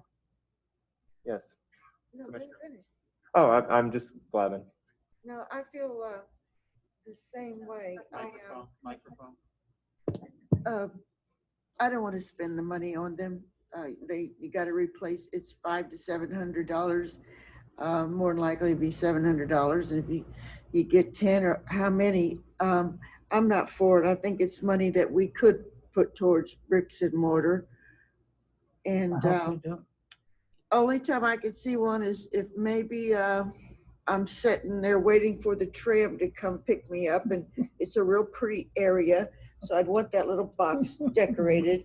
Or if I'm at Memorial Park, and I might want that little box decorated. But out here in the commercial, I can't. I cannot vote for it. I hear you. I think, like I say, I think it's a great idea. But there's so much more that I think that money would be better spent right now, especially looking at Guy Davis and. I hear you. I hear you. So is it possible that maybe we can probably have Pinal put out some feelers as a part of the CRA to see if we have businesses that, just like how when we put in the bicycle racks and locations to put them, even though we paid for them, that maybe if we had people who might be interested in that. I mean, when you go to Western Port St. Lucie, or even just driving up US 1, maybe because certain communities need that, you kind of start to see it and say, oh, that creates some kind of a sense of place. It gives you an idea. It really helps. And maybe the bigger the traffic boxes are, it makes a difference when you can see a nice depiction on there. But I think that it would help to put our community together, depending on whatever theme we use and how it looks. It'd be really good. But I agree, we need economic development, we need housing, we need to work on some other things. But at the same time, I don't want us to forget it, because I think it helps to pull our community together also. Maybe we keep it in the kind of long range CRA plan, and we assess it every so often, and you know, see if the time is right down the road. And I appreciate your question on the durability, because that was going to be my question also. If we ever see that thing peeling off during a hurricane or something, or if it's that, you know. Might be more acceptable if it's a wrap of Mike Martell's face. That would probably Yeah, there we go. Okay, we're losing it. Now I can support it. All right. 10 years. If there's no other comment, I will adjourn this meeting at 9:44. Thank you, thank you. That was a good way to bring 9:48. to an end. Any question in anybody's mind ended right then. Thank you all for attending.